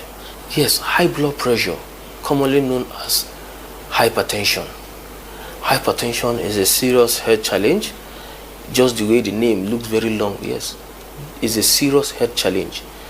If you know you have hypertension, most you will know hypertension with aged people before, but now young guys of 38 to 40 up to 70, 80 have hypertension to deal with in our society. Please, is a serious your veins to supply normal blood to the heart, and also make the heart to pump blood to the body system. Please, if you have this kind of health challenge, which was called hypertension or high blood pressure or lower blood pressure, please come down to Greenland Natural Medicines. It's a center for alternative therapy. We have our research from different world research that we have brought for you to take care of that problem, to cushion it completely in total within a short period of time. Thank you and remain blessed.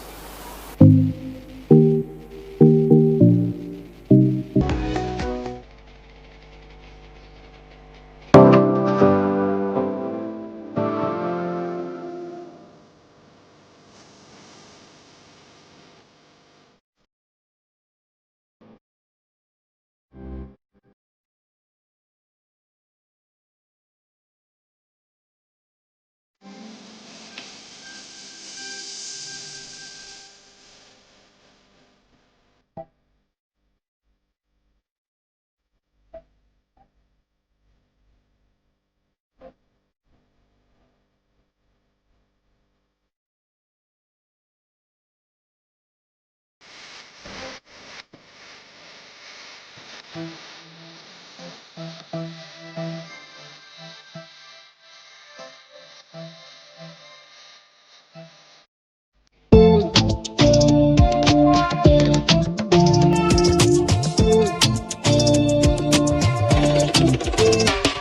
got a willingness to contribute positively to the well-being of my fellow citizen. As a Nigerian, I'm a provider, helper, listen to me. As I listen to you, I'm a born winner and I cherish security. As a Nigerian, I'm a real Nigerian, born Nigerian, a resilient Nigerian, I live by the citizens' code. I'm a real Nigerian, accountable Nigerian, a caring Nigerian. I live by the citizens' code. Green, white, green, oh I pledge my dear country. I'm embodied with observance and courtesy. There is nothing in this world above me, if no be God. Pushing against all odds till my goals are attained. Nigerian spirit, Nigerian dream. Nigerian spirit, Nigerian dream. I know if you forget Nigerian promise to me. I am reliable.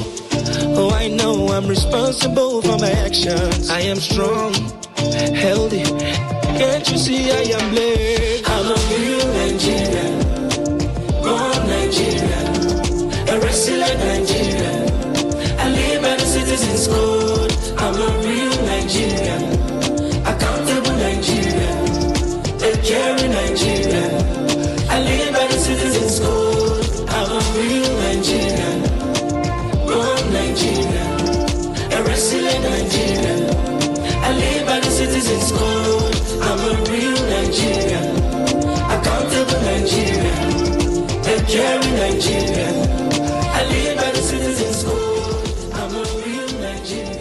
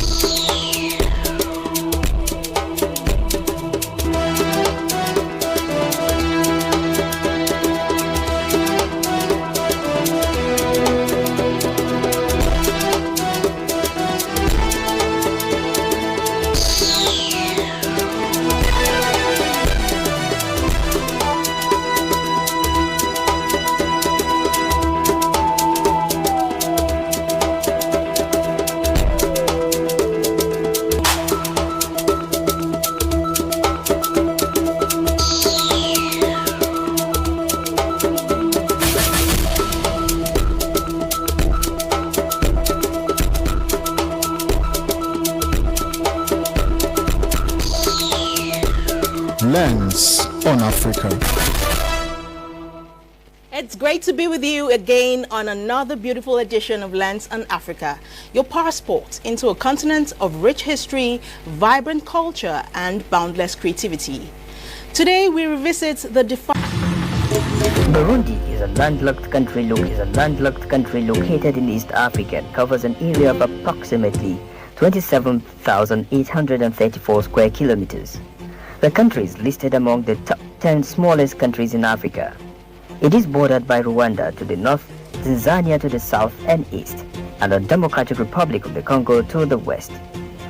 The population of Burundi as of October 3, 2025, based on Worldometer's elaboration of the latest United Nations data, stood at 14,472,991. It is ranked 30th most populous country in Africa. The colonization of Burundi, initially by Germany and later Belgium, saw the destruction of the pre-colonial monarchy and traditional governance through a divide and rule policy that manipulated ethnic and social hierarchies. The Belgians, for instance, abolished many traditional chiefs, creating a rigid ethnic hierarchy with Tutsi superiority, and installed direct rule, but later also used indirect rule, placing chiefs in subordinate positions to colonial administrators. The colonial manipulation of ethnic divisions, the exclusion of the Hutu majority from political power and economic opportunities, and the pervasive desire of Burundians to exercise self-determination and establish a just and equitable society, fueled popular resentment and the struggle for independence. Burundi eventually got her independence as a constitutional monarchy under King Mwami Wabusta IV on 1st July 1962. After the independence, Andre Muhirwa was appointed Prime Minister by the King on 1st July 1962, but the Prime Minister resigned his position on June 7, 1963. King Mwami IV replaced Andre Muhirwa with Pierre Ngedamdu as a Prime Minister on June 19, 1963. Ngedamdu served as Prime Minister until 6 April 1964, when he resigned and was replaced by Alben Yamoya. In January 1965, Wabusta dismissed Prime Minister Yamoya and Pierre Ngedamdu was reappointed as Prime Minister, serving until his death, 8 days after beginning his second term as Prime Minister. He was succeeded in office by acting Prime Minister Pai Masubunko. Masubuko was in office for 11 days before he was succeeded by Joseph Bamina on 26 January. On 24 March 1966, King Wabusta issued a decree giving his son, the Crown Prince Charles Ndizeye, special powers to coordinate and control the activities of the government and the Secretariats of State. But on 8 July 1966, Prince Charles launched a coup against his father, taking complete control of the government. He suspended the constitution and dismissed Biya, replacing him with Captain Michael Makumbero as Prime Minister the following day.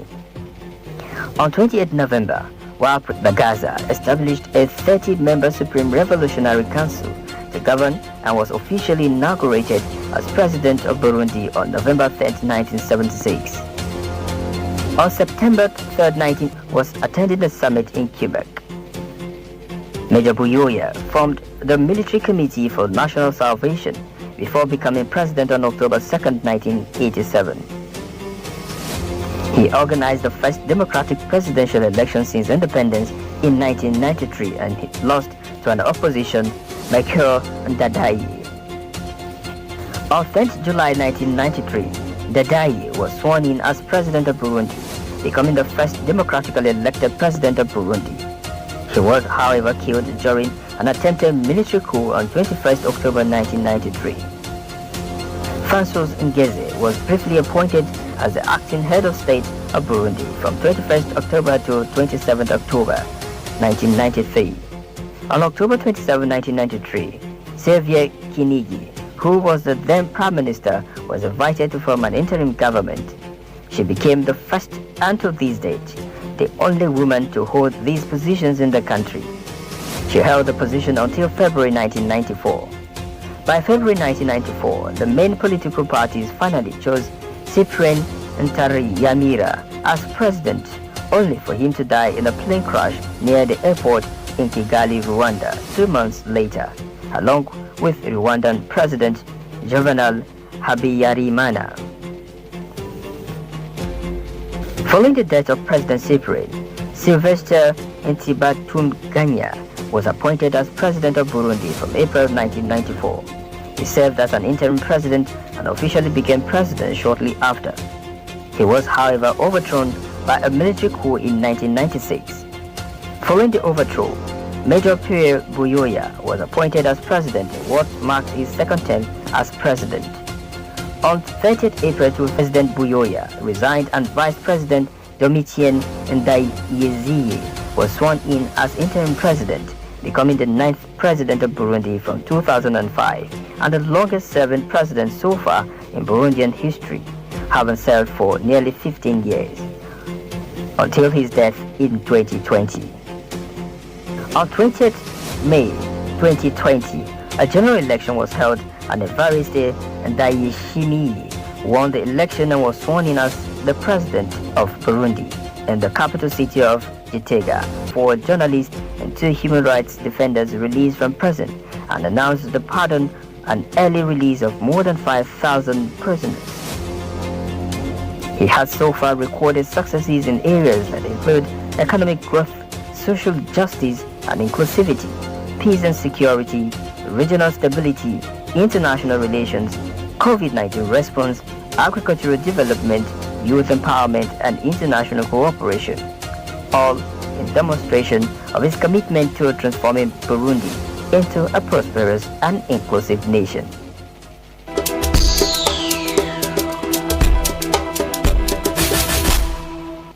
Today, Burundi continues its path towards stability and development, drawing strength, of course, from its history and people.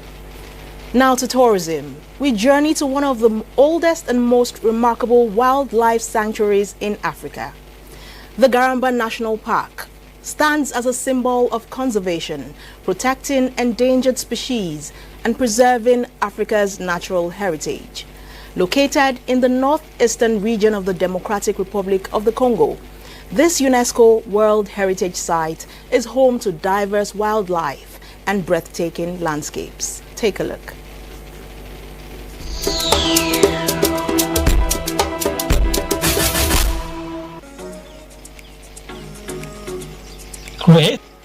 In addition to the rhinoceros and giraffe, the purely savannical species found in the park include the lion, the spotted hyena, and numerous species of antelope, as well as the species typical of the forest, such as the bongo, the forest hog, the chimpanzee, and 5 species of small diurnal primates.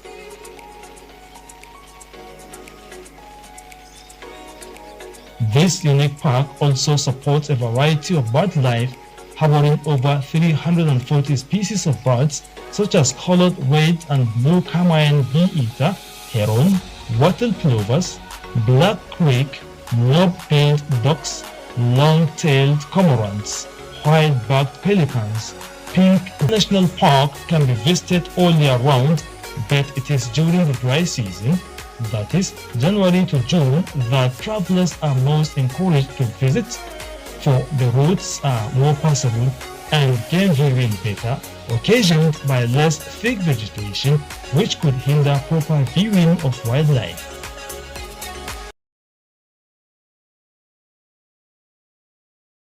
Be part of the wonderful experience as you visit.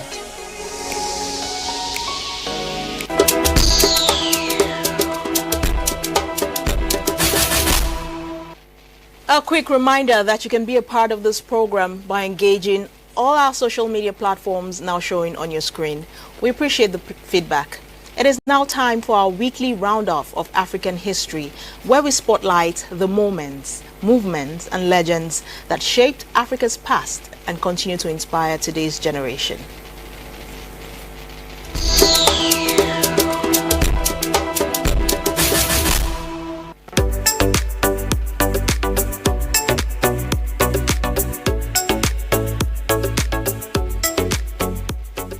This week in African history, 13th April 1992, South Africa continued negotiations towards ending apartheid and establishing democratic governance.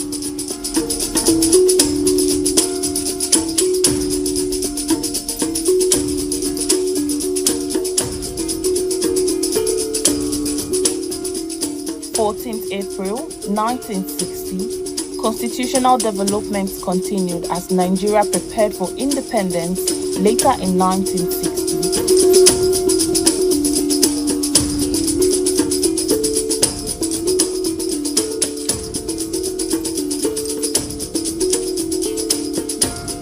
15th April 1989, political reforms and regional diplomacy efforts expanded under President Hosni Mubarak.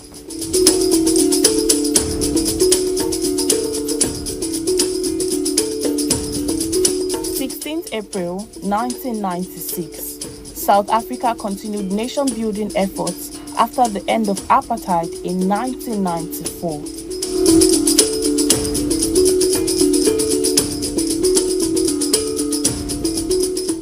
17th April 1980, final preparations for independence achieved on 18th April 1980 were completed in Zimbabwe.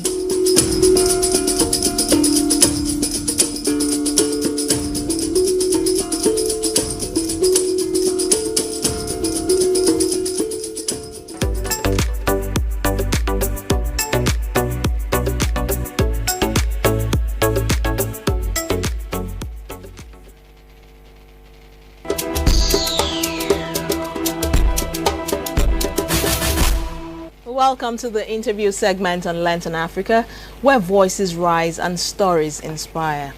From the vibrant colors and symbolic patterns of the kente, to the indigo-dyed and intricate ajire cloth, to the bold and earthy-toned bogolanfini, African fabric is more than clothing.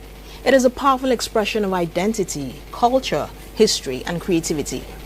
Across the continent, textiles have long served as a language through which communities communicate status, heritage, spirituality, and social values. Traditionally, African fabrics were handcrafted using locally sourced materials such as cotton, silk, raffia, incorporating techniques like weaving, dyeing, and painting.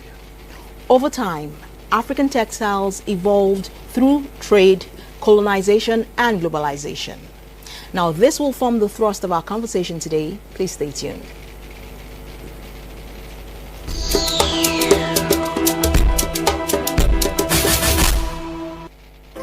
The story of African fabric is a rich and layered narrative, beginning thousands of years ago with some of the world's most ancient textile traditions. Archaeological evidence such as fabric fragments discovered in Burkina Faso and the cultivation of flax for linen in ancient Egypt dating back to 5000 BC points to a long and sophisticated history of textile production on the continent. From the bark cloth of Central Africa to the hand-spun cotton of West Africa, these early materials were used not just for clothing, but as currency and as powerful markers of social status, cultural identity, and artistic expression. The evolution of African textiles took a dramatic turn with the arrival of European traders and colonizers. In the 19th century, Dutch merchants, inspired by Indonesian batik techniques, began mass-producing wax print fabrics. Intended for the Asian market, they instead found an enthusiastic new home in West Africa, becoming known as Ankara or Dutch wax print. While its origins are colonial, the fabric was quickly embraced and recoded by Africans. Local preferences dictated designs, and the print became a powerful silent language of communication, used to celebrate rites of passage, share proverbs, and even express political and social commentary. This period also saw the flourishing of other iconic traditions such as the indigo.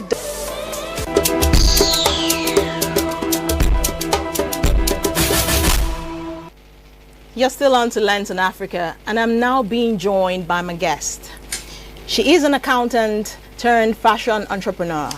She is the CEO L by Eloho, a global online fashion brand based in Abuja, Nigeria, and known for modern ethnic-centric styles with a Western twist. Eloho Omeru, it's great to have you join us on the program. It's good to be here as well. All right. Thank you for coming to, share your thoughts on African fabrics and evolution. Yes. Welcome. Thank you. All right, let's dial it back a bit, to the origin of textile production in Africa, which of course dates back thousands of years, right? With indigenous industries, spinning, linen, cotton, raffia cloth, and what have you. Now, what do these ancient traditions tell us about the sophistication and cultural importance of early African textiles? That's a very good question.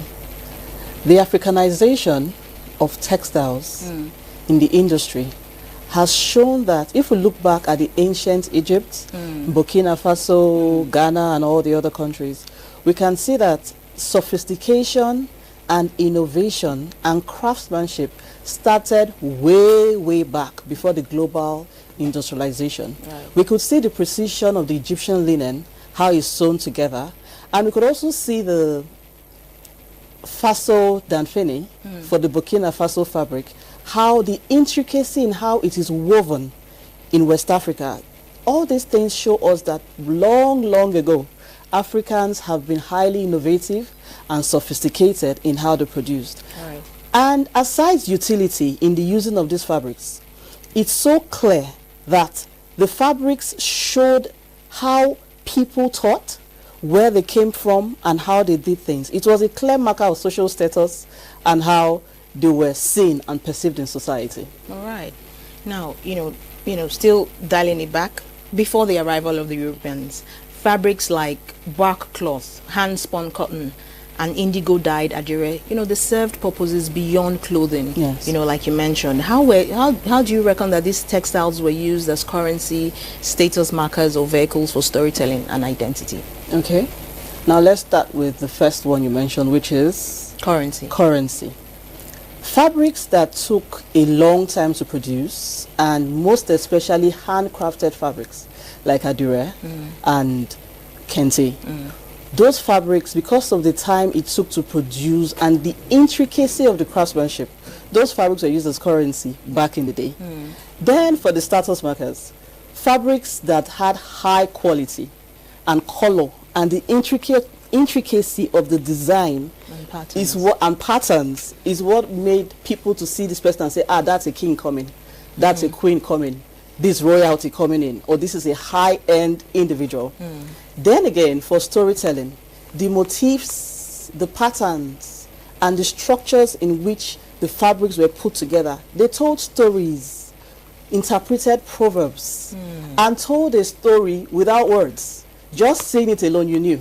For instance, seeing someone coming, you know that, and you can tell where this person is from, what this person stands for, and where this person is going. For instance, when you see Yoruba man in those days, most times they were adorned in adire.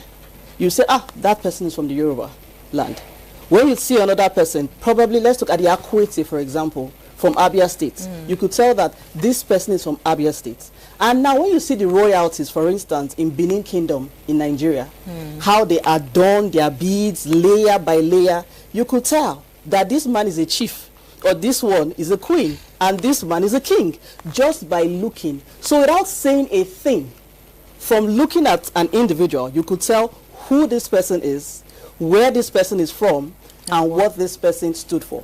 Right. Very, very interesting. Now, the Dutch wax prints, now Africanized as African wax prints, which we all know as Ankara, were originally inspired by Indonesian batik and intended for the Asian market. Now, how did these foreign fabrics become so widely embraced here, and what does this process of adaptation teach us about cultural resilience and creativity? Okay. Initially, the Indonesian batik was actually meant for the Asian market, and it was produced by the Europeans. But the Africans that we are highly fashionable people. And when we see something really nice, we grab it. And when we saw this fabric, we took it. And with time, we took it as our own. And this shows adaptation, strong cultural adaptation and ownership. That's exactly what we did in Africa. We took this fabric, we made this fabric ours by interpreting meaning to it. We say a fabric, we gave them names, different wonderful names. Oh, this is Kampala. This is, this one is for kings, so it's not for everybody. We just gave them various names, and with that, we took it as ours. And when you now look at Ashwebi, it was a way of showing community, people coming together, taking one particular fabric and saying, we're going to all wear this. This showed community.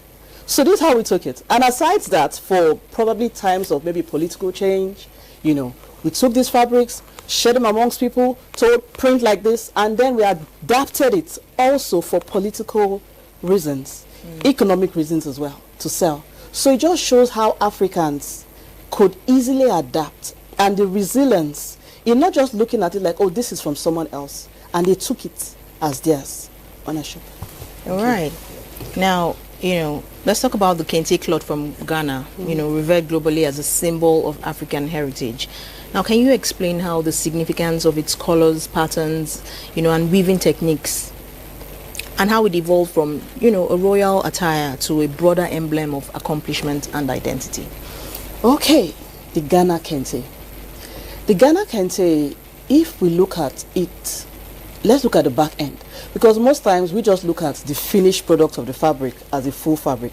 But looking at the back end of how this is produced, you see the intricacy of how the right and left hands are coordinated together, how the feet works and everything to bring in the colors and the patterns. So it's made in narrow strips, and then the strips are combined together to make a full cloth.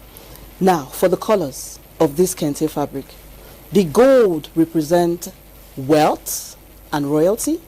The blue represents harmony and peace. Oh. The red represents spiritual strength and sacrifice, while the green represents growth and reform. So you can see that it wasn't just a fabric of itself. It was a fabric that told a story of its own. And initially, as you said, it was just for the kings and those in, high authority and all that. But with time, other people embraced it because everybody likes a good thing. And people start using it. It's now on the global stage. Everybody is wearing kente because it's not just an ordinary fabric. That is craftsmanship in its highest form. Right. Yes. That's interesting. I didn't even know all these colors had meanings to them. Yes, they have meanings. That's profound. Okay, let's go to the adire from the Yoruba tribe of Nigeria, the indigo dyed cloth. It has a fascinating history, of course, from royalty again to resistance. Yes. Now, how has this fabric's meaning and production changed over time? And what role does it play in complementary fashion and cultural preservation? Okay. The adire fabric made originally and up until now by the Yorubas, like I'm wearing adire, for example, it's a fabric that has stood the test of time. And even in times of economic downturns, this adire was used as a form of resistance in the sense that it supported local industry and it provided jobs for a lot of people in times when things weren't going too well globally. I'm not just talking about just in Africa, right? It provided a source of income for them. So in that sense, it gave resistance, combating what was coming to them by still having something to do. Right. And as you said about royalty, yes, the adire fabric initially, if we look at ancient days, it was meant for royals. Not everybody could wear some kind of patterns of adire because the intricacy of the tie, indigo dye, and then the dyeing techniques used in producing it, they weren't just casual. If you look at how it's laid back, how they tie, how they dip, how they bring out, then we dip again, then beat it, it's a lot. And when we see all these things, it makes us appreciate fabrics even much more. The craftsmanship that goes into it. All right. Now, a new generation of African designers are reviving ancestral techniques like low-waist weaving, plant-based dyes, hand stitching. Why is this return to traditional methods resonating so strongly today, especially in conversations around sustainability and eco-friendly fashion? Good. Nowadays, everybody knows about global warming as opposed to before when we didn't have an idea about it. So the sustainability of African-made fabrics, has brought about a consumer consciousness. Because now consumers are more conscious of what they are putting on. Is what I'm putting on eco-friendly? Does it support the environment, or does it bring about excessive pollution? So the African way of producing fabrics, let's come back to Nigeria, for example, of how we use dye, plant-based dye, not the harmful dye, plant-based, and also the craftsmanship of weaving, low-waist weaving. You can't compare it to the final waist because it goes into it's not just about this the method, the techniques of production, because a lot of techniques with time, because nowadays a lot of people want things fast. So with time they may end up being lost in history.